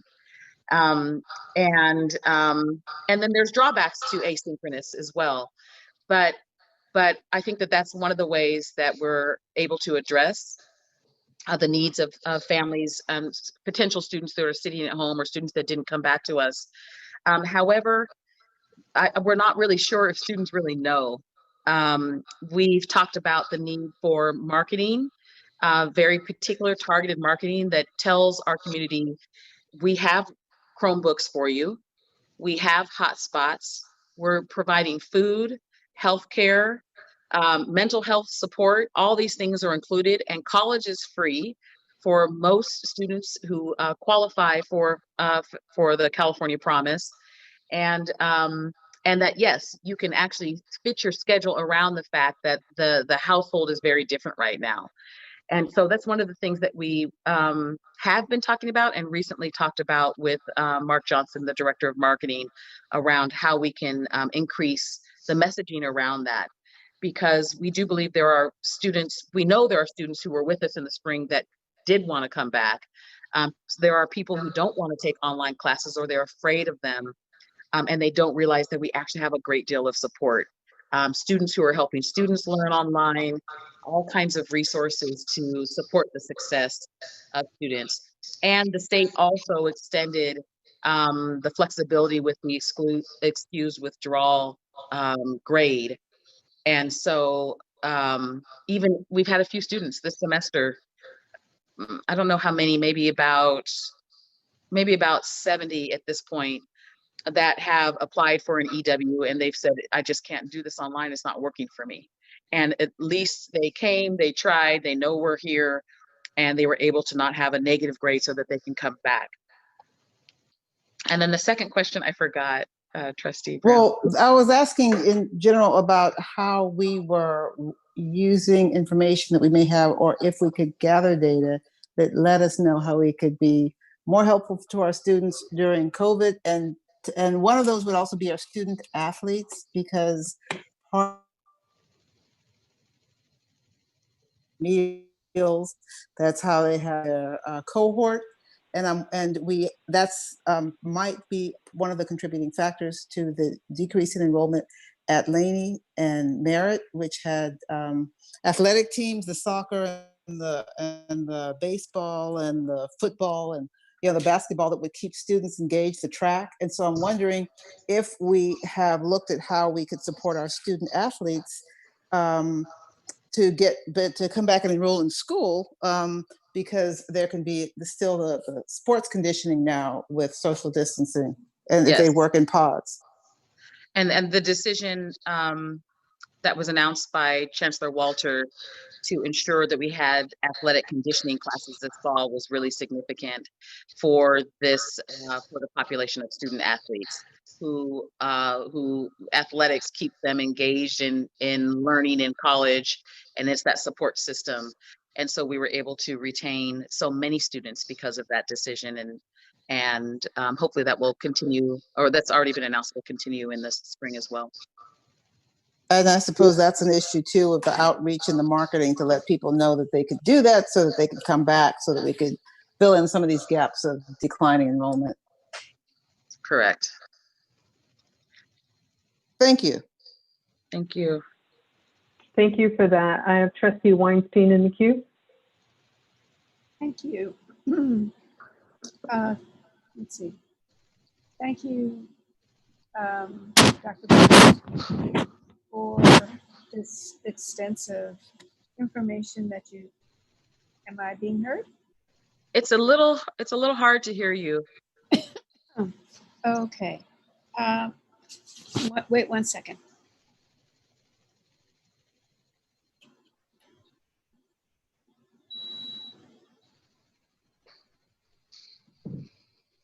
Maybe that'll help. Okay. Now is this better? Yes. Little bit better? Okay. Thank you again, Dr. Brown. This was rather very extensive. Another word for long, yeah. No, I mean, I looked over it obviously before you did the presentation, but it's very intense, and I appreciate it. So there are a couple questions. One, I am just curious, and I know that the presidents spoke about it before, but there seems to be a significant difference between the colleges, the three colleges, and Berkeley City College when it came to the enrollment. What do you think was different? I think you said something, but I wasn't sure that I totally understood that. Yes, it really stood out. It's obvious, it stands out to anybody who looks at it, that Berkeley City College, that their fall enrollment only decreased 1.8% was very significant. Yeah. And so it was the first question I asked was, what did Berkeley City College do that the other colleges maybe didn't do or did differently? Or what happened at the other colleges that didn't happen at Berkeley City College? And so at our last enrollment management meeting, we discussed it, and Vice President of Instruction Cooney Hay and Vice President of Student Services Stacy Shears talked about what it is that they're doing. And the first thing that came out of their mouths was, we are strongly adhering to our enrollment management plan, our Berkeley City College enrollment management plan. And you heard that from the president as well of Berkeley City College, Dr. Garcia, where they're so focused, laser focused on those data points, and were already focused on it, and then have been working to maximize where they can. And both vice presidents are here. I'd be happy to allow them to give you some more detail on what they did. I know they did express enrollments, virtual express enrollments. They did a number of in-reach efforts to current students. And if you'd like more detail from the college, they can provide that. Okay. Also, you have a very strong relationship with Oakland Unified. Yes. Do you have a relationship with Berkeley Unified? No, I don't. The reason why we have a really strong relationship with Oakland Unified is because they are our #1 feeder of new students. Okay. We get 1,000 or more new students directly from OUSD. As well, we've had the long relationship with dual enrollment with them, the longer relationship. And so that's why there's always been such a focus. However, I'm really glad that Dr. Garcia is with us, because she and Vice President Cooney-Hay and Vice President Shears are laser focused on increasing dual enrollment. Dr. Garcia is meeting with the principal at Berkeley High School, and she's given my team at the district the say-so, the yes, to go and reach out to Emeryville and Albany. And so we're all working together to develop those relationships, increase those relationships, and have it lead to MOUs, especially CCAPs. And I have to say that when I first came to the district, Berkeley City College was not engaged in dual enrollment and as much. And there was kind of some resistance around engaging with dual enrollment. And I'll probably get in trouble for saying that, but that's my perception. There was just some hesitation around it. And but now I believe we're really going to be able to move forward and make increased pathways for students. That would be great. And then just the last question is, I have interest in parents, mothers particularly, but fathers, whoever is bringing up children. And I know, and I'm assuming that this past semester has been very tough for them because there may not be childcare, et cetera.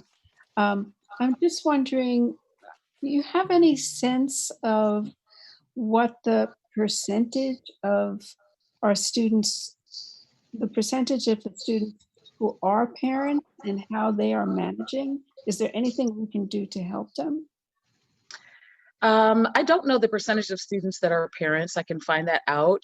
I do know that our Laney Child Care Center and Merritt Child Care Center, that 80% of the slots are held for our student parents, and that all of the support that we're providing in terms of food, etc., are beneficial to parents.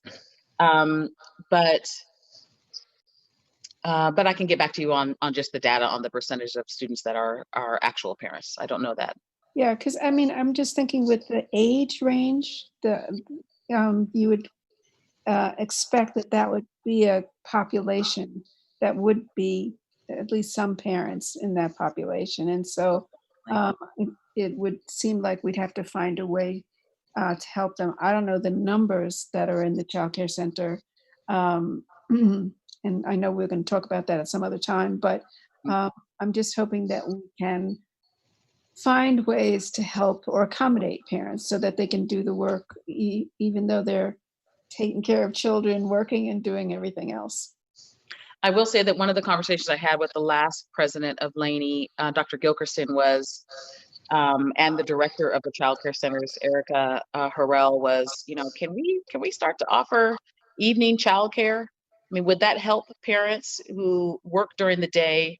This is pre-COVID, and want to come take night classes, but there's the challenge of having children at home. So we definitely need to, I'm glad you're asking. We have had conversations. We need to do more around looking at what is possible and what are some best practices. I know that like at UC Berkeley, they offer so much to parents. It's incredible. It is. all kinds of supplies for children, etc. We're certainly not at that level. We're not funded at that level, but I think that we could do more focusing on parents. Okay. Thank you. And thank you for the work that you've done. Thank you. Thank you, Trustee Weinstein. Trustee Reese? Hi there, Vice Chancellor Brown. So here's my question for you. At the 40,000-foot level, what is your deep analysis of all of the data that you had given us? What are the things that you believe are takeaways? What's your analysis of everything we've looked at?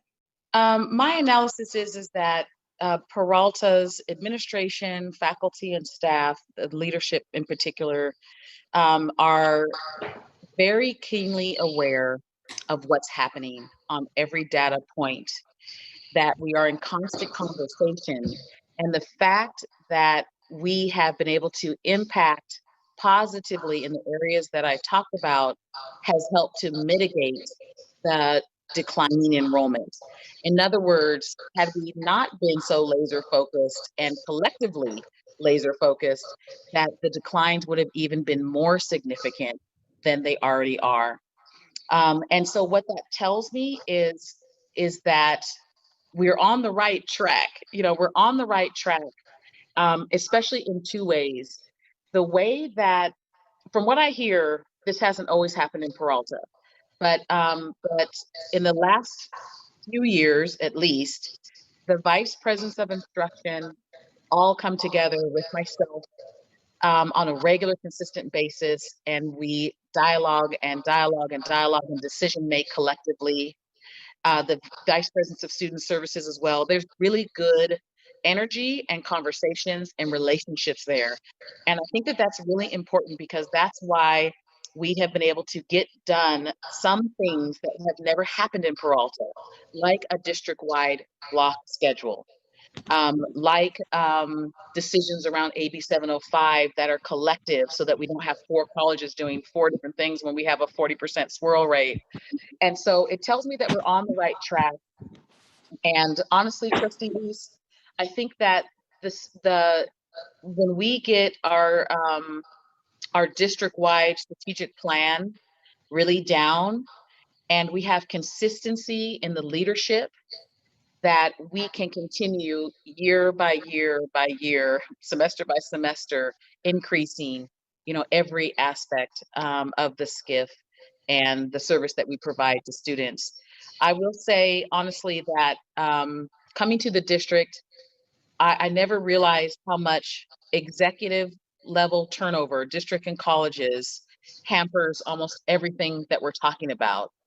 And someone would say this might sound administrative centric, but I've just seen it. It's hard to have FCMAC tell you, you've got to do this, or write this plan, and we agree we're going to do that, and then have people turn over by 2, 3, and 4 people, because then you got to start all over, or someone forgets the plan. I mean, we were supposed to submit a 5-year plan to ACCJC a long time ago, but the turnover rate, things are lost and forgotten.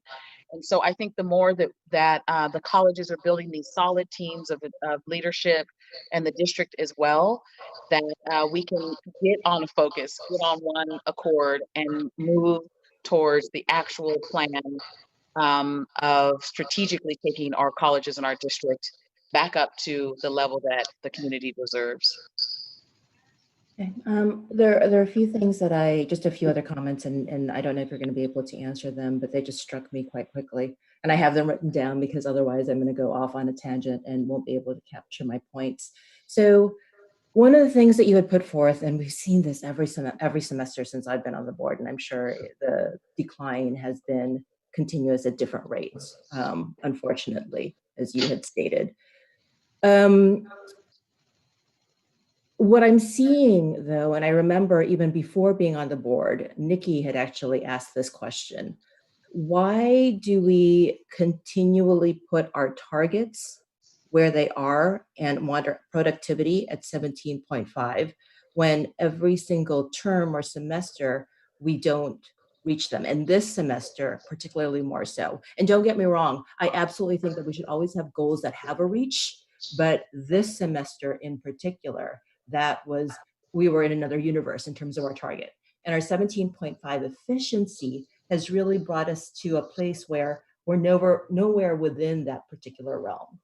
And so as I think about that target disparity and the productivity disparity in terms of our reality and what we're not making and those targets, the 5 things that struck me were, number 1, what are we doing, and do we have a program review process? Is it something that's being implemented? Are we actually seeing it in the numbers somehow? And maybe one day, not particularly now, but maybe one day you can give us a sense of exactly how those program review processes and implementations and the shaping of those particular programs that are either reinforced or no longer relevant, however you want to term it, have affected those particular numbers. One thing that I've always asked, and it still has not been done, what are the classes, and can we separate the classes that are paid for by our parcel tax? Because the parcel tax allows us to be able to create those basic courses with much lower enrollment. And every single time we have an enrollment report, and I ask that same question, it's said that we will do it next time, but what that does is it affects our productivity.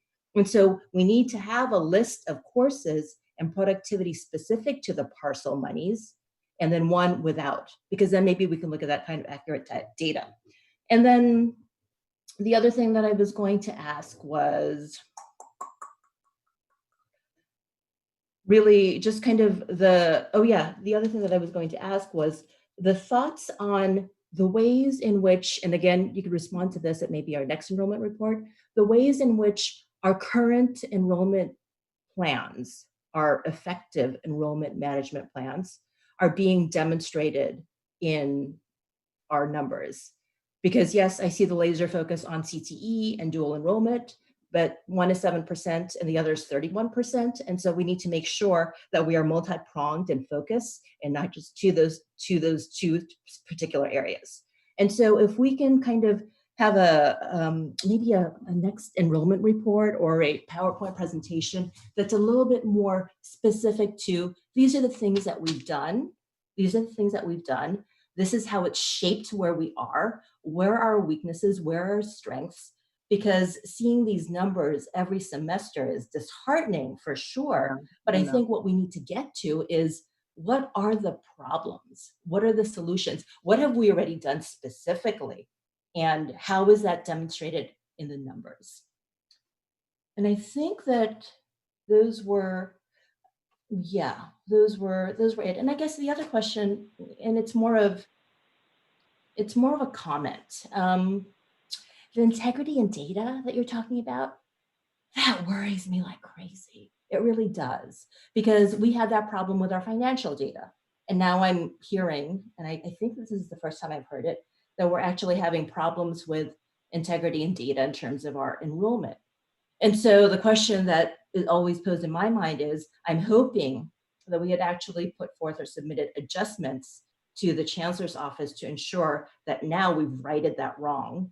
And number 2, that we have mechanisms in place that are going to finally figure this out. And I'm not sure if it's in the manual inputting or whatever it is, but that's a huge problem, because that's directly tied to public monies that are obviously incorrect. And if we're swirling with data that doesn't make sense, that doesn't have integrity, it's incredibly worrisome. And then the second part of that comment, I think you made those 2 comments, is census reports and such. That's a problem across the state. I mean, faculty.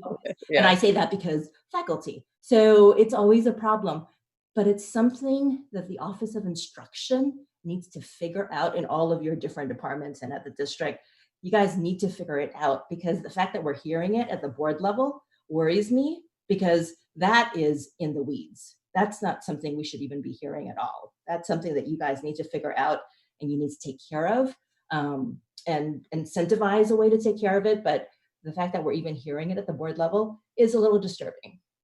So I think that those are my comments, at least at this point. Okay, there's several comments. I know you didn't necessarily want me to respond to all of them, but I do want to respond to the target. Let me interrupt, if you don't mind, if it would be okay for the comments to be taken in through the chancellor, and then we can come back with Absolutely. some responses. Would that Yes, be it's 10 appropriate? I'd really like to That hear would be the answer fine, to those but questions. I'd really like to hear them. I would like Just to one hear person's them comment. as well. Okay. so we can let that, we do have one more person in the queue, but yes, please. Go ahead. Lucy Brown. Okay, I mean, whatever will work. I did want to respond to the target question. Trustee Reese, we've made significant changes to how we do the target. The target has become much more realistic. And this is something that FCMAT brought up, but I was already doing with finance before the FCMAT report, because it was where the target was set at like 19,000. And here we are down here at 17. And it was just unobtainable. And it makes it difficult to schedule. It makes it difficult to try to reach a target that's unattainable.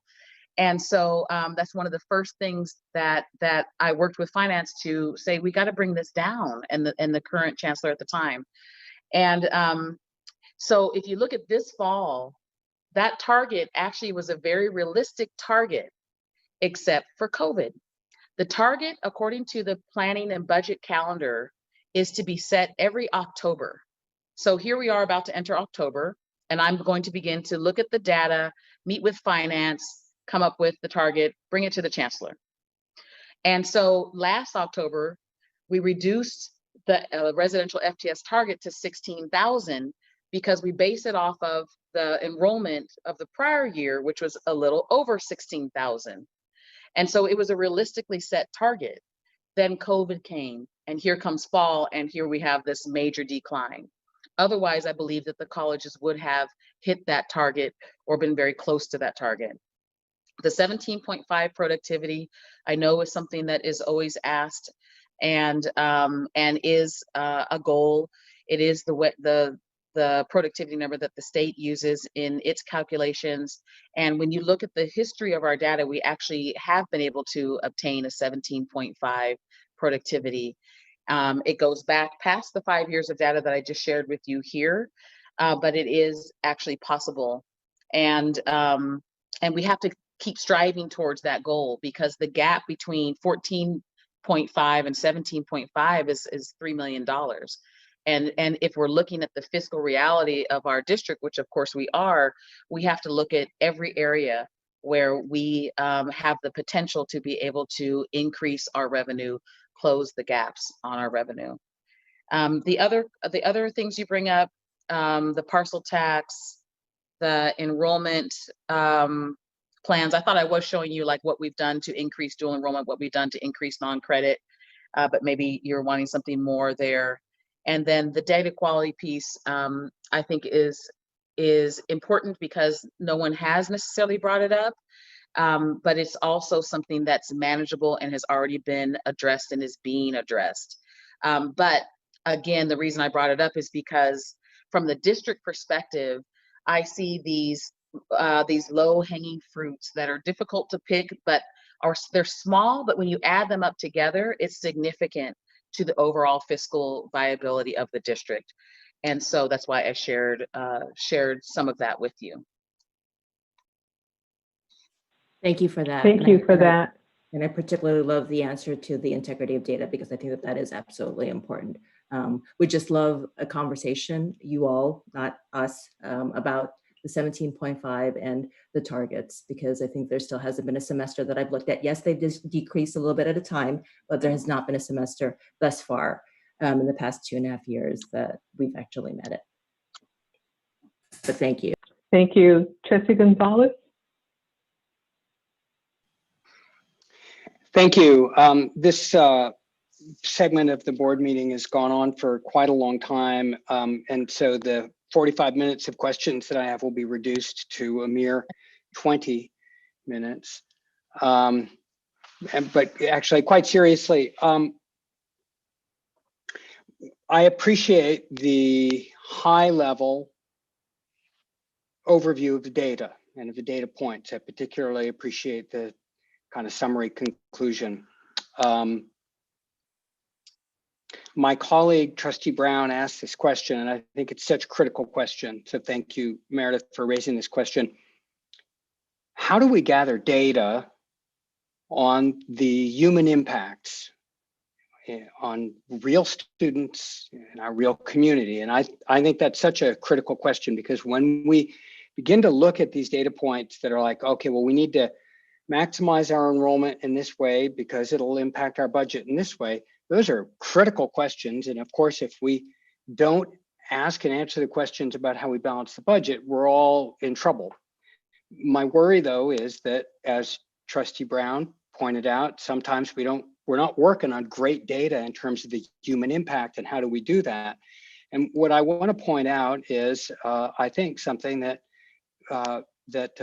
President Garcia talked about tonight, and that was the integrated planning model at Berkeley City College. Now, look, I don't have any evidence other than looking at the outcome and saying, okay, well, what happened at Berkeley City College? And I think that one of the things that happens at Berkeley City College is the integrated planning model. It really tries to pull together a lot of things, keep track of those data points, but do it grounded in a process of shared governance. That is the value of shared governance. Trustee Napoli Abella-Reese asked the question about program review, and really good program review. And I've done this, so I know, when it's done badly and when it's done well. Really good program review involves faculty members and also involves students. If we don't integrate that work into our planning processes, then we just begin to count the beans. And that hurts us when we do that. When that's what we do, our enrollments plummet. So the last thing I want to say about this is that not only does shared governance that involves students and faculty and staff make great sense from data gathering. We've got this in place for data gathering. We don't need to go do surveys all the time. We've got a representative constituency process. If it's supported well, we get great outcomes. Not only does it make sense, it's the law. And our accreditors are saying, demonstrate to us that you are complying with board policy and state law around accreditation. And so that's the part that's cool. And I really appreciated the high level picture. And I'm looking forward to the integration of the data that Trustee Brown was asking about. So I don't need a response right now. Thank you very much for the incredible hard work that's gone into this evening and the presentations. Thank you. Thank you. For sure. Thank you so much, VC Brown. Thank you. So with that, we will move to the consent calendar. May I have a motion to approve, please? So moved. And a second. So moved. Second. Thank you. We'll take roll call. Thank you. Trustee Withrow? Yes. Trustee Handy? Yes. Trustee Brown? And this is accepting the reports? This is consent calendar, I believe. Oh, okay. This is consent. Mhm. All right. So you mean we finally got there? Oh. Let's see. Let me just look over these one more time. Yes. Thank you. Trustee Gonzalez-Ewing? Thank you. Trustee Weinstein? Yes. Trustee Reese? Yes. And President Bonilla? Yes. Thank you. It's approved. Thank you. We'll move to action items. Item 8.1, consider approval of classified personnel. May I have a motion to approve, please? So moved. A second? Second. And seeing no discussion, we'll go ahead and take roll call. Trustee Withrow? Yes. Trustee Handy? What are we doing here? What are we voting on? This We're voting to move to the consent action calendar? item. This is, consent has already been voted on. We are at action item 1, consider approval for classified personnel. Okay, can you come back to me, please? Trustee Brown, Yes. Trustee Gonzalez-Ewan, Yes. Trustee Weinstein, Yes. Vice President Reese, Yes.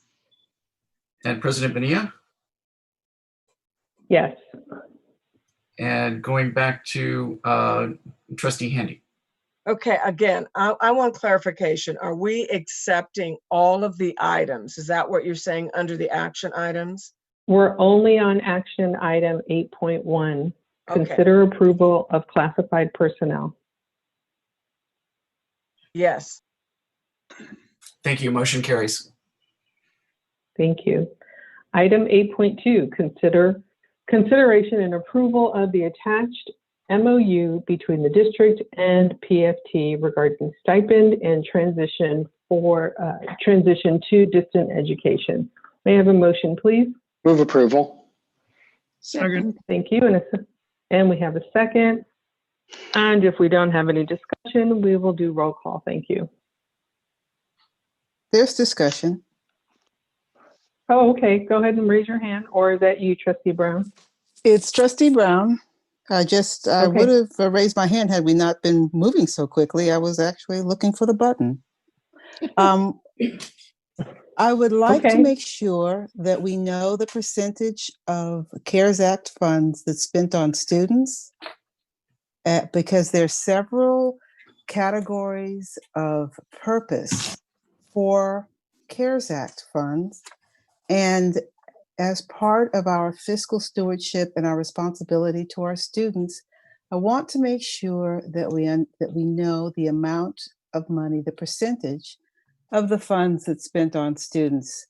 There was early on a Excel spreadsheet that was produced by the American Council on Education that identified the amount of CARES Act funds that was given to each college. And of course, with the State Chancellor's Office, you have 117 colleges that are sharing $120 million. And so I want to make sure that we know the percentage of that money that's going to support students, because as we've seen, there's a lot of need. We have declining enrollment. There's been households impacted that are in our area. And so we don't have that information. We have an item on the agenda that doesn't tell us how that affects our budget or how it affects our students in terms of the percentage of the CARES Act funds they're getting. So I don't think that we have the relevant information for this item, because we need to know how one item in a budget impacts the others collectively. So I would like to see us get that information so that we could be well informed. Thank you, Trustee Brown. Chancellor, you can let us know how you'd like to address this issue. But I do also need to say that we have one speaker, at least one speaker on the item. So let's go ahead and have we should probably have the speaker come forward and then we can take up.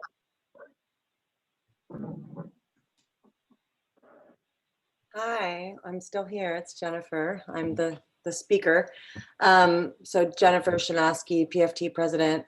And I just wanted to comment on this to give a little bit of background. I would like to note, number one, just in addressing the issues with the CARES Act. According to the State Chancellor's Office, 50% of CARES funds may be used to cover any cost associated with converting courses to distance education. That said, the MOU does not require any particular funding source to fund it. So just providing that. A little bit of background, I would like to point out that our contract actually dictates that faculty are to be compensated for their the extra time that's required to develop an online course or program. And that is in Article 31, Section C, Paragraph 2 of our contract. And so this MOU was actually an attempt at resolving a grievance that was initiated at the informal level associated with that article of our contract. And that article of our contract has been ratified for as long as I've been involved in the PFT. That language has been part of our contract and ratified by the Board of Trustees for as long as I've been involved with the PFT. So that's current language. And this MOU was signed off in response to that grievance. The language is clear. It is, you know, part of our contract. And so that's really the history of this. And we chose to settle for a simple stipend for the courses because we understand that we're in unprecedented times and that the district cannot be spending as much money as actually it requires for faculty to convert these classes. As Dr. Brown said earlier, you know, faculty worked really hard to very, very quickly bring up the quality of our distance education. And this is really a token to compensate them for the time required to do that. Thank you. Thank you. We will resume. Chancellor, I do have 3 trustees in the queue. Would you like to take in all of the information that will be shared, or would you like to share out at this point? I have my hand raised as well. Yes, yes, I have 3 trustees in the queue, yes. Let's go, let's have go forward. Okay, so in order, I have Trustee Gonzalez, Trustee Handy, and then Trustee Reese. So Trustee Gonzalez, you're up. Thank you. I think I might have been third, but thank you for calling me first.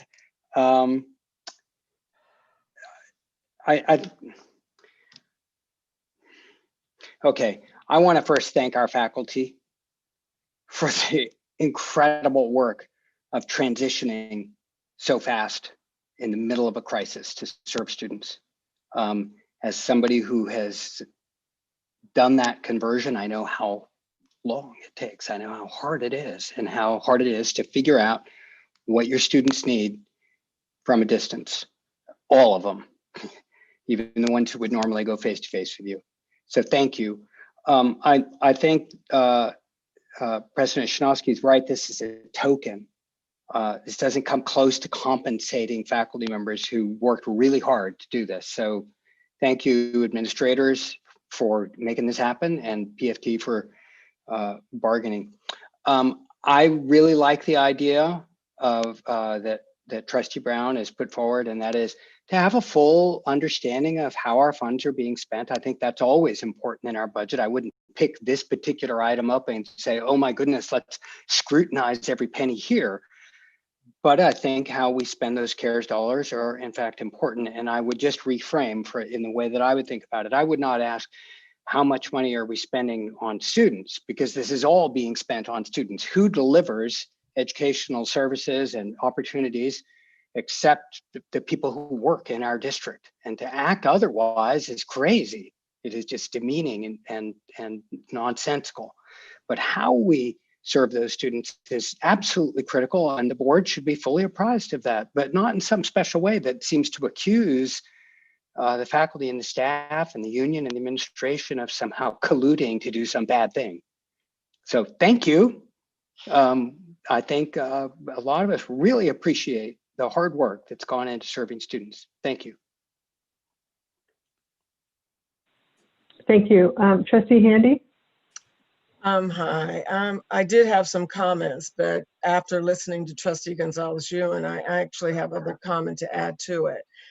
I think that the need may be there, but the way that this was done, I have never in 18 years of serving on the board have something of this magnitude done without board consent. For those of you who are not aware, it was brought to the board today.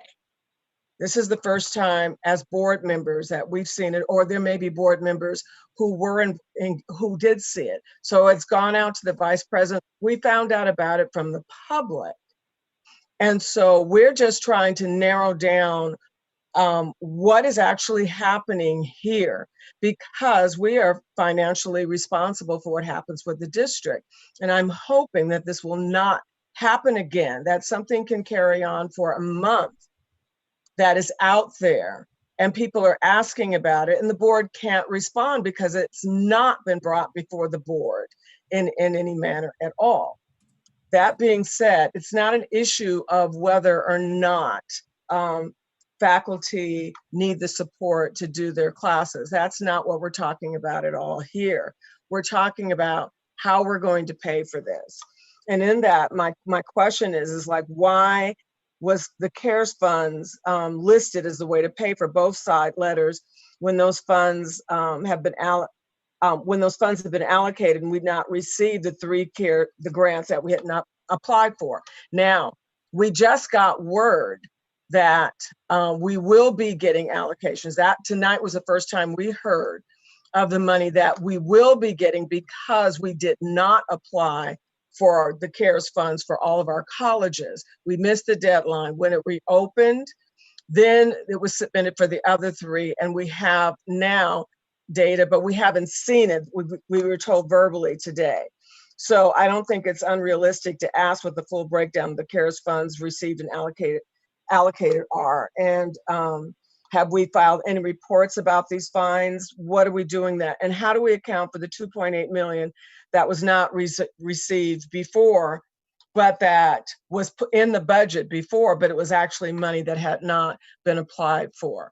So to insinuate that we should not know these things is ridiculous, because I don't know why else I'd be sitting up here at this hour on this screen talking to you guys. This is my responsibility. This is why I'm here.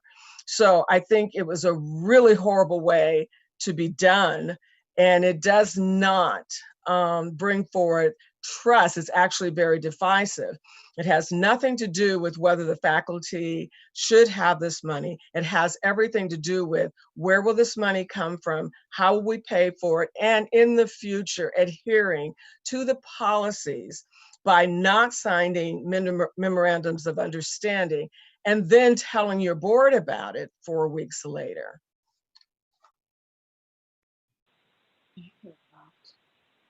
Thank you, Trustee Handy.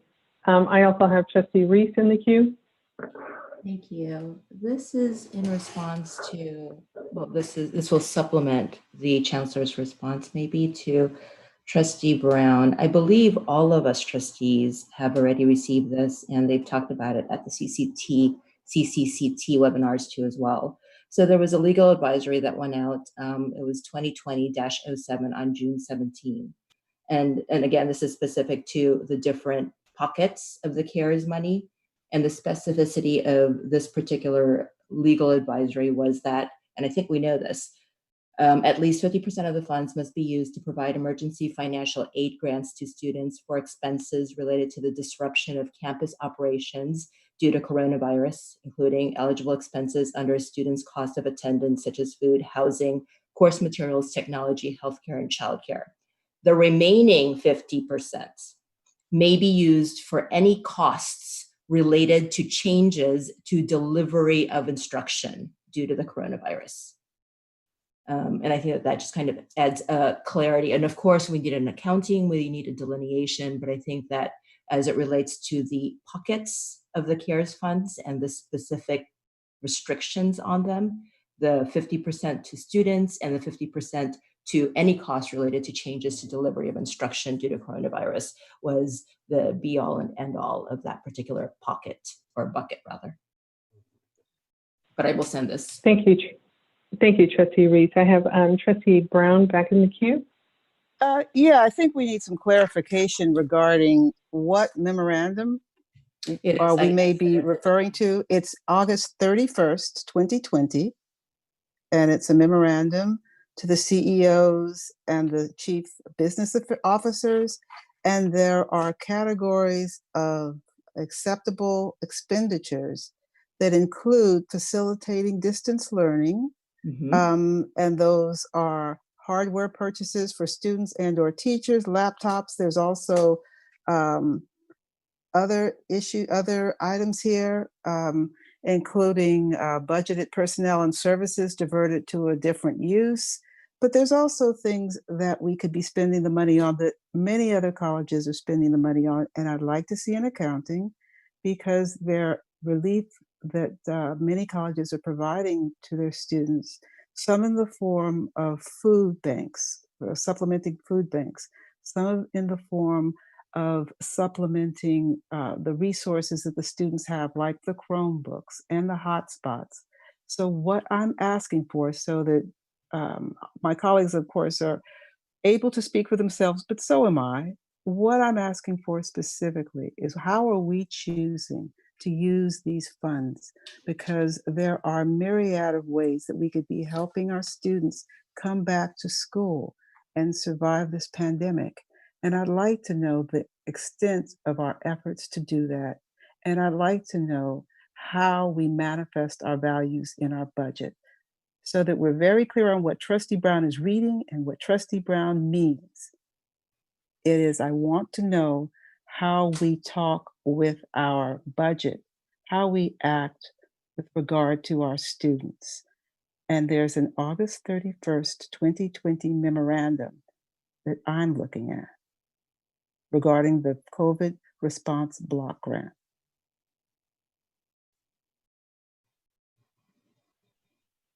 Thank you, Trustee Brown. Thank you. Thank you, Trustee Brown. Yes. Chancellor, would you like to have the floor? Oh, thank you, President Bonilla, and thanks all trustees for your comments. We would be happy to bring back an accounting of all the CARES funds and the COVID-19 block grant from the state chancellor's office. That is not a problem at all. You will note that the funding source for the MOU is the COVID-19 block grant rather than the CARES funds.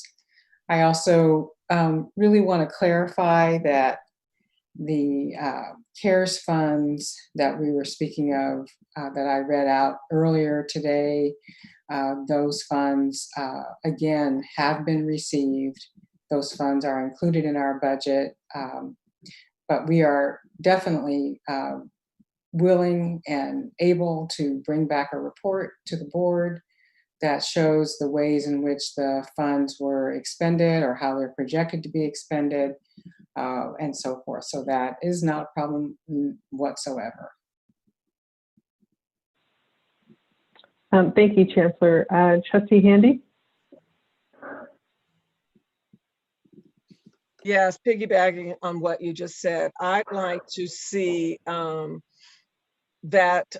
like to see the COVID, all the money that we've applied for that, all the FEMA COVID-19 recovery funds. I'd like to see what we've applied for, what we've received, and the documentation and status of this, and all ongoing grants that are related to COVID-19. It would be nice if we could just have this. Actually, it would be nice. It would actually be responsible if we had all of this information, so that we weren't guessing and we know exactly what pots things are coming from. Thank you.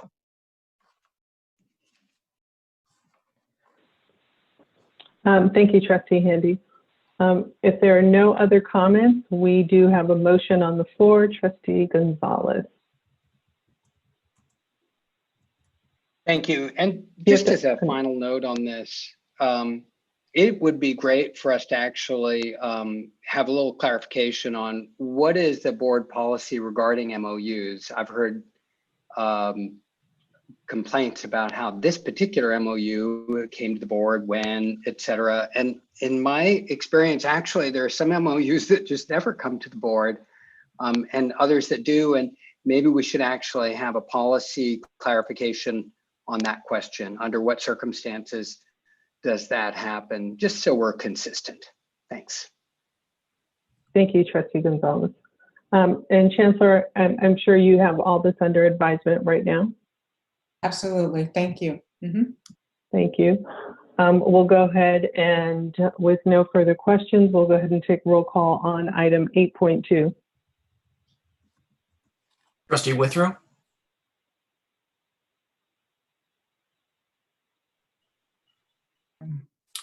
Yes.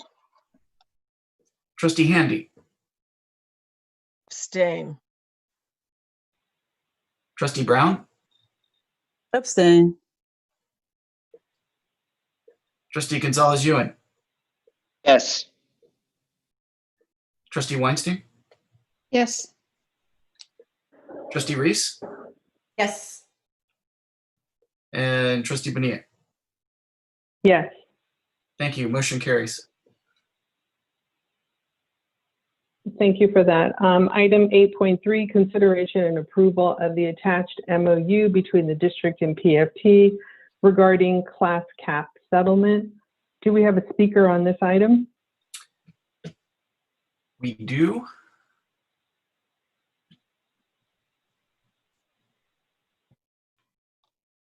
Hi, it's Director. me again. I'll be fast. I would like to point out one item. I want to suggest that Trustee Gonzalez Yuen's suggestion that we have a policy about when MOUs come to the board is a great idea. In my experience, I've never seen this particular kind of thing happen before. These are MOUs associated with grievance settlements because pieces of our contract weren't being followed. And as an example of another MOU that was signed off and not brought to the board, just a couple of years ago, spring 2018, we transitioned from Moodle to Canvas, and all faculty were given stipends for that transition, for doing that work. And I do not believe that that ever came to the board for approval. It was signed off by the negotiating teams and implemented right away. So yeah, just as a little background there. Regarding this particular MOU, again, this was a grievance settlement. We filed a grievance because we have language in our contract that says that department chairs will determine class sizes for online only courses with their deans by mutual agreement. This is one of the only instances that our contract gives faculty the right to really limit course sizes. And that's because teaching online is such a different, it's so different, and it's important that the faculty member have a say in how many students they are able to serve adequately. The timeline ran out for us to really be able to affect changes to those course caps. And so we met with the district in good faith to try and come up with a resolution that would help faculty to do their jobs well and help students to really excel in these classes that we know are difficult for students. And so the district suggested that embedded tutors would be a good option. We then talked to the distance education coordinators at each of the colleges and at the district and added an additional option of a course designer. These are all options only for courses with 35 or more students. And these are all things that are going to help support faculty to be successful in the work that they do to help students be successful. So that's just a little background on that. Thank you. Thank you for that. I have Trustee Handy in the queue. We've had a lot of deviations from board policy. Did I miss something? We do not have interactions with non-board members. We have comments from the public. We have comments on a particular item, but we don't have back and forth conversations.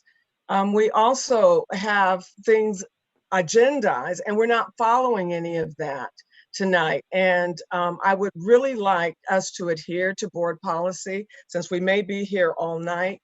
But at this point, that is not acceptable to me. That is not policy to have conversations after an item or with the board members in discussion. Questions before, so Trustee Handy, but not after. Trustee Handy, I believe that we can have speakers on the item. If they're not coming in public comments, then they're coming before the item. speakers Right. on the item before the item, which we had, but we don't do rebuttal. Just as we don't speak to the public during comments from the public. Once we are in our meeting and we've had a comment on an item where we don't respond, we don't have people popping in the conversation again unless they are on the board. And so this has never happened before. Okay. And I would I like may us have to missed- adhere to I board may have policy. I may have missed the rebuttal. I apologize if there was any rebuttal. There should not have been.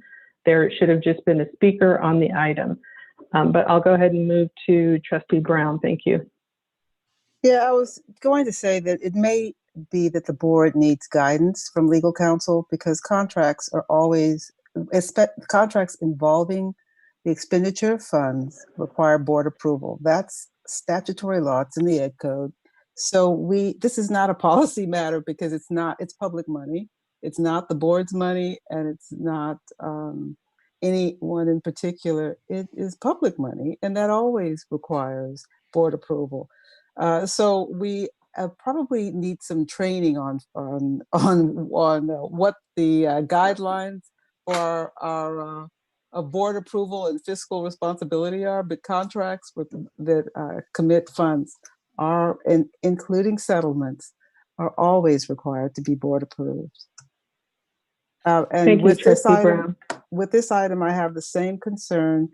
And that's speaking to Trustee Handy's point about the need for there to be some appropriate procedure in things being brought to the board before signing so that we're not in position of ratifying.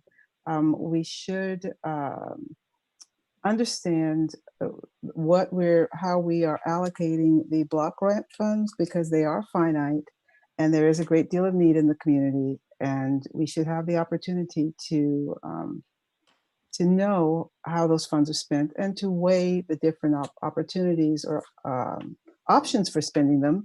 And the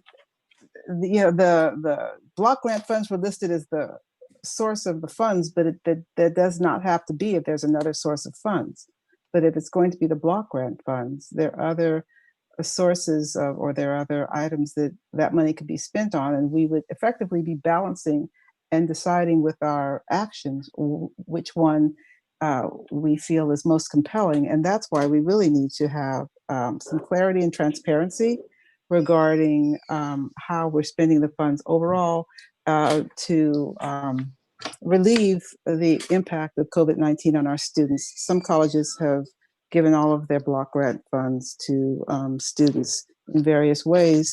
And I think this board should have the opportunity to consider different ways to allocate those funds. Thank you, Trustee Brown. And I have Trustee Gonzalez in the queue.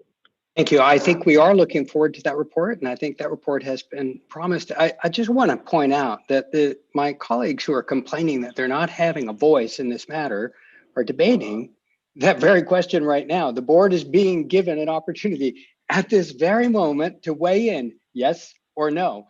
And so that there's actually been a higher bar on this one than on most other MOUs that I'm aware of. So the irony of the stepping out of your lane question is not lost on me right now, just depending on what administration we're talking about. Thank you. Let us proceed to a vote and see whether this board supports this administration's practices or not. Thank you. And with no further questions, we will, I need a motion to approve. I don't believe I asked for a motion to approve. Move approval if it hasn't been moved. Thank you. And a second? Second. Thank you. And we'll go ahead and do roll call. Trustee Withrow? Yes. Thank you. Trustee Brown? Abstain. Trustee Handy? Abstain. Thank you. Trustee Gonzalez-Ewan? Yes. Thank you. Trustee Weinstein?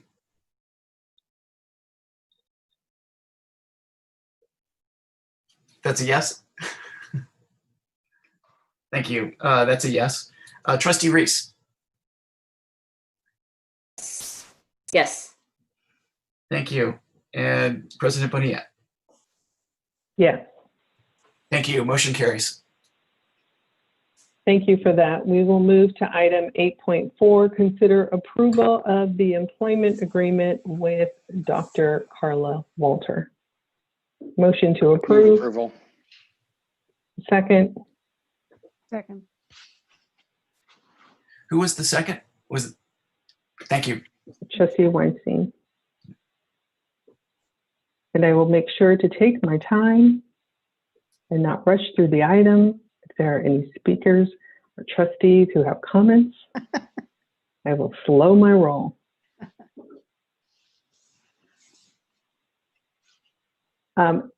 Seeing none, we'll go ahead and take roll call. Thank you. Trustee Withrow. Yes. Thank you. Trustee Handy. No. Trustee Brown. Abstain. Trustee Gonzalez-Ewan. Yes. Trustee Weinstein. Yes. Trustee Reese. Yes. Trustee Bonilla. Yes. Thank you. Motion carries. Thank you. And Chair's privilege, I'd like to go ahead and offer Dr. Walter a few moments. One, congratulations. And two, offer you an opportunity to say a few words. Well, I thank you for the opportunity to serve the Peralta colleges and the district. And I'm looking forward to working with the board and the community to achieve the board's priorities as we move forward, as they've been outlined. So once again, I'm just very appreciative of the opportunity and looking forward to positive outcomes. So thank you. Thank you, and you're very welcome. We will move to item 8.5, consider ratification of change order number 2 to the agreement for construction services with Resident Electric, Inc. for the repair work to malfunctioning parking lighting at Laney College to extend the contract time by 21 days. So it's my understanding there's no budget implications. This is a timeline ratification. Motion to approve? Move approval. Second? Second. Second. Thank you. Seeing no discussion, we'll go ahead and take roll call on the item.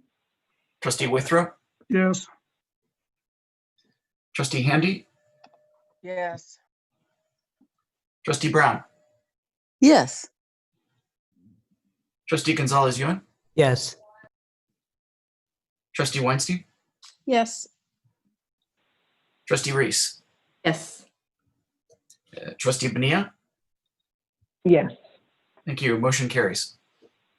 Thank you. Item 8.6, consider ratification of amendment number 1 to the independent consultant agreement for professional services with Belici and Associates, Inc. for the AC paving rehabilitation project at Laney College to extend term of the agreement by 274 days to account for DSA project approval delays. Motion to approve? So moved. Second? Second. Thank you. Seeing no discussion, we'll go ahead and take roll call on the item. Trustee Withrow. Yes. Trustee Handy. Yes. Trustee Brown. Yes. Trustee Gonzalez-Ewan. Yes. Trustee Weinstein. Yes. Trustee Reese. Yes. And President Bonilla.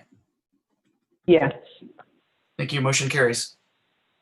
Thank you. So that concludes our agenda. We'll move into Board of Trustee reports, and I will start with Trustee Brown. Thank you, Trustee Bonilla.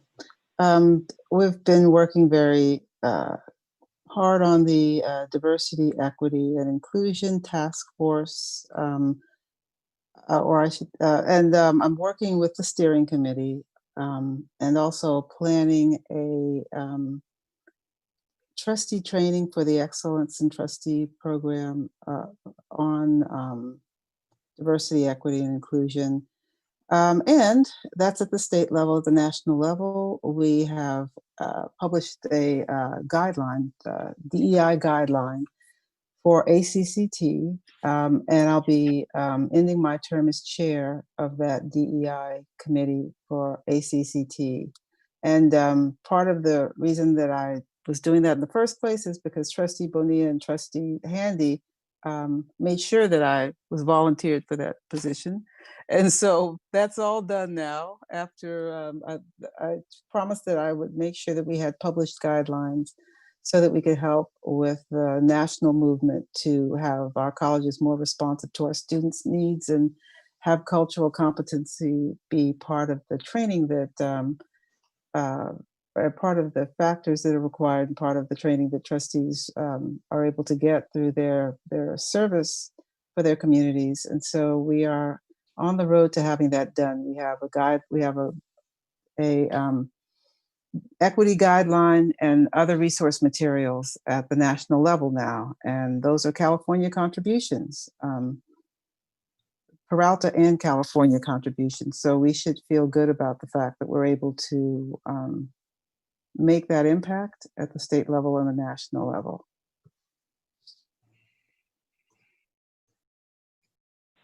Thank you for that, Trustee Brown. We'll go to Trustee Weinstein. Oh, thank you.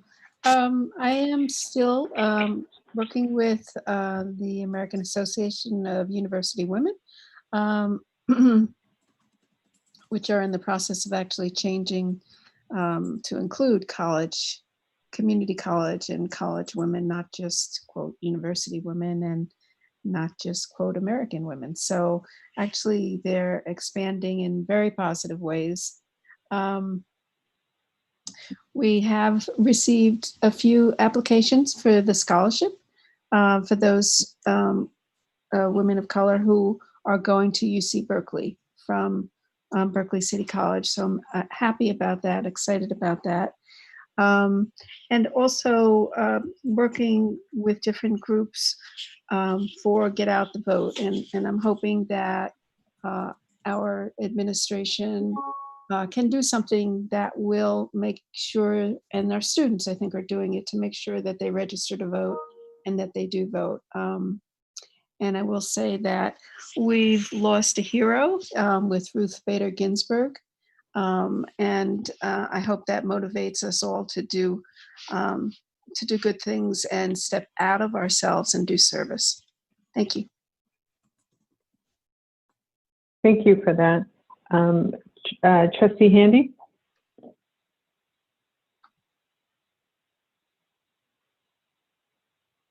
No comments. Trustee Gonzalez Nguyen? Thank you. I want to start by thanking Brenda Martinez for her many years of really faithful service and hard work for our district. And I really wish her the best in her new position. I also then want to welcome Chancellor Walter into your position. It's actually very refreshing to be able to work with a chancellor who really understands education from a learning point of view.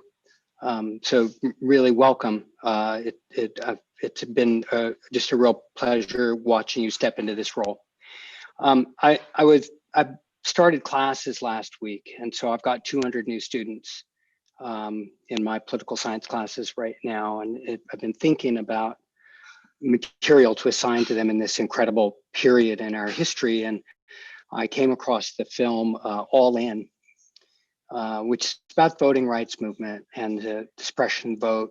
And one of the incredible things that it does is it races up Stacey Abrams and the other a lot of women who are leading this incredible movement in our country to resist the rising tide of fascism and white nationalism that's in the White House right now. I just got a text while we were watching. While I've been in this meeting about the debates and just the extraordinary racism that we are dealing with right now. And so I decided I was going to assign that film to my students, but then I was thinking about our role as trustees and as community college leaders. The state legislature passed and the governor signed Assembly Bill 963. And I'm sure that we are all aware of what this calls for. It mandates that every community college in the state have a civic engagement officer, somebody designated to promote and disseminate ideas and activities that help our students learn the importance of voter registration, of voter education, of voter mobilization. Now, right now is, of course, this critical period where we have an opportunity to engage our communities, all of us, in this movement that is so ably led by people like Stacey Abrams and Kamala Harris. But it's the law. We need to do this. This isn't just partisan politics. This is the future of the country, and we don't have to be partisan about that to say, yes, let's get in and do this. And the last thing I want to say is that as a teacher, I spent a lot of time looking at my students and just thinking about equity. I had about 30 students not turn in their first assignments, and I went through and started looking at their records. And I had a lot of students tell me that they plan to spend 2 or 3 hours a week all in for my 5-unit class. Okay, that's the reality of a lot of our students. That's either what they're prepared for or what they're able to do. But then I had this other student who really wanted to work hard, and she couldn't turn in her work because she told me she was trying to take my class on her phone. Okay, I know that that happens. And here it is, like this student is failing because she's trying to take my class on her phone. Okay, that's the reality. And we're all working to figure that out. I'm just feel really grateful that I work in this district that gives a damn about students. So for all of you who are out there doing this work with your staff and your faculty, and those of you who are listening in the community, thank you for what we can do in this moment, because it doesn't get bigger than this in my life. So thank you. That's all. Thanks. Thank you. Trustee Withrow? I'd like to second the comments on Brenda Martinez. She was a real asset to this organization, this institution, but especially the board, very much so. Thank you. Thank you for that. Trustee Reese? I'll pass. I'm sorry, did you say you pass? Yes, I'll pass. Okay. Yeah, so I also, just brief, I just want to also give thanks to Brenda Martinez, who just will be deeply missed. Hopefully we can entice her to come back just for a little acknowledgement, because we just weren't able to do that with the short time that we had in front of us. I also want to remind trustees that we do have our board goals that we continue to work on in terms of operationalizing, and which means we have follow-up board development and follow-up board retreat that we must do before the end of the year. It will likely happen sometime in December. So I just want to share that. But it does look like I have Trustee Brown back in the queue. Yeah, sorry about Trustee that. Brown? Trustee Handy was having technical difficulties and texted me because she wanted to make sure that she had an opportunity to talk about how special Brenda Martinez is and how she's very happy that Brenda is moving on and moving up in her career, even though she's left Peralta, and we will miss her. And there was a time, there's a story, since Trustee Handy is having technical difficulties, I could tell the story about how much fun it was going to the Congressional Black Caucus with Brenda, and how she really would gain a lot when she'd go to the professional development trainings, and when she came into her own power and understood how she could use her voice to speak up for herself and for others that are working parents and who are working to support others. And so she's a special person. She'll be missed, and she was a lot of fun to grow with. Thank you, and thank you, Trustee Handy, if you're still listening, for sharing that with us.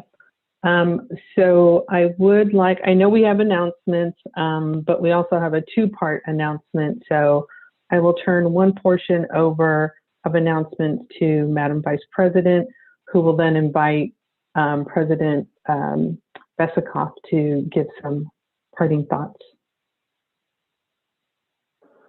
Thank you. Madam Vice President? Sure. We have a few announcements. The next regular board meeting will be held on October 13 virtually as a Zoom webinar. We wish Brenda Martinez the best, as she will always be part of the Peralta family. She was a consummate professional, an amazing woman, and an amazing mother. And we want to congratulate and welcome Dr. Carla Walter, as our new leader. Thank you, thank you. And now I'm going to turn it over to President Besikoff.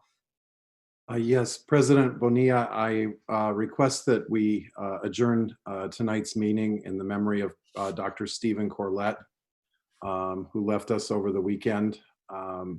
Although he did pass away, just certainly with the many lives that he touched as an educator and as a colleague, I think in many ways he still lives on with all of us, and I would humbly make this request this evening. Thank you for that. Thank you for that. And with that, I will adjourn this meeting. Everyone, enjoy the rest of your 45 minutes left of today and be safe. Thank you. Thank you. Bye, everyone.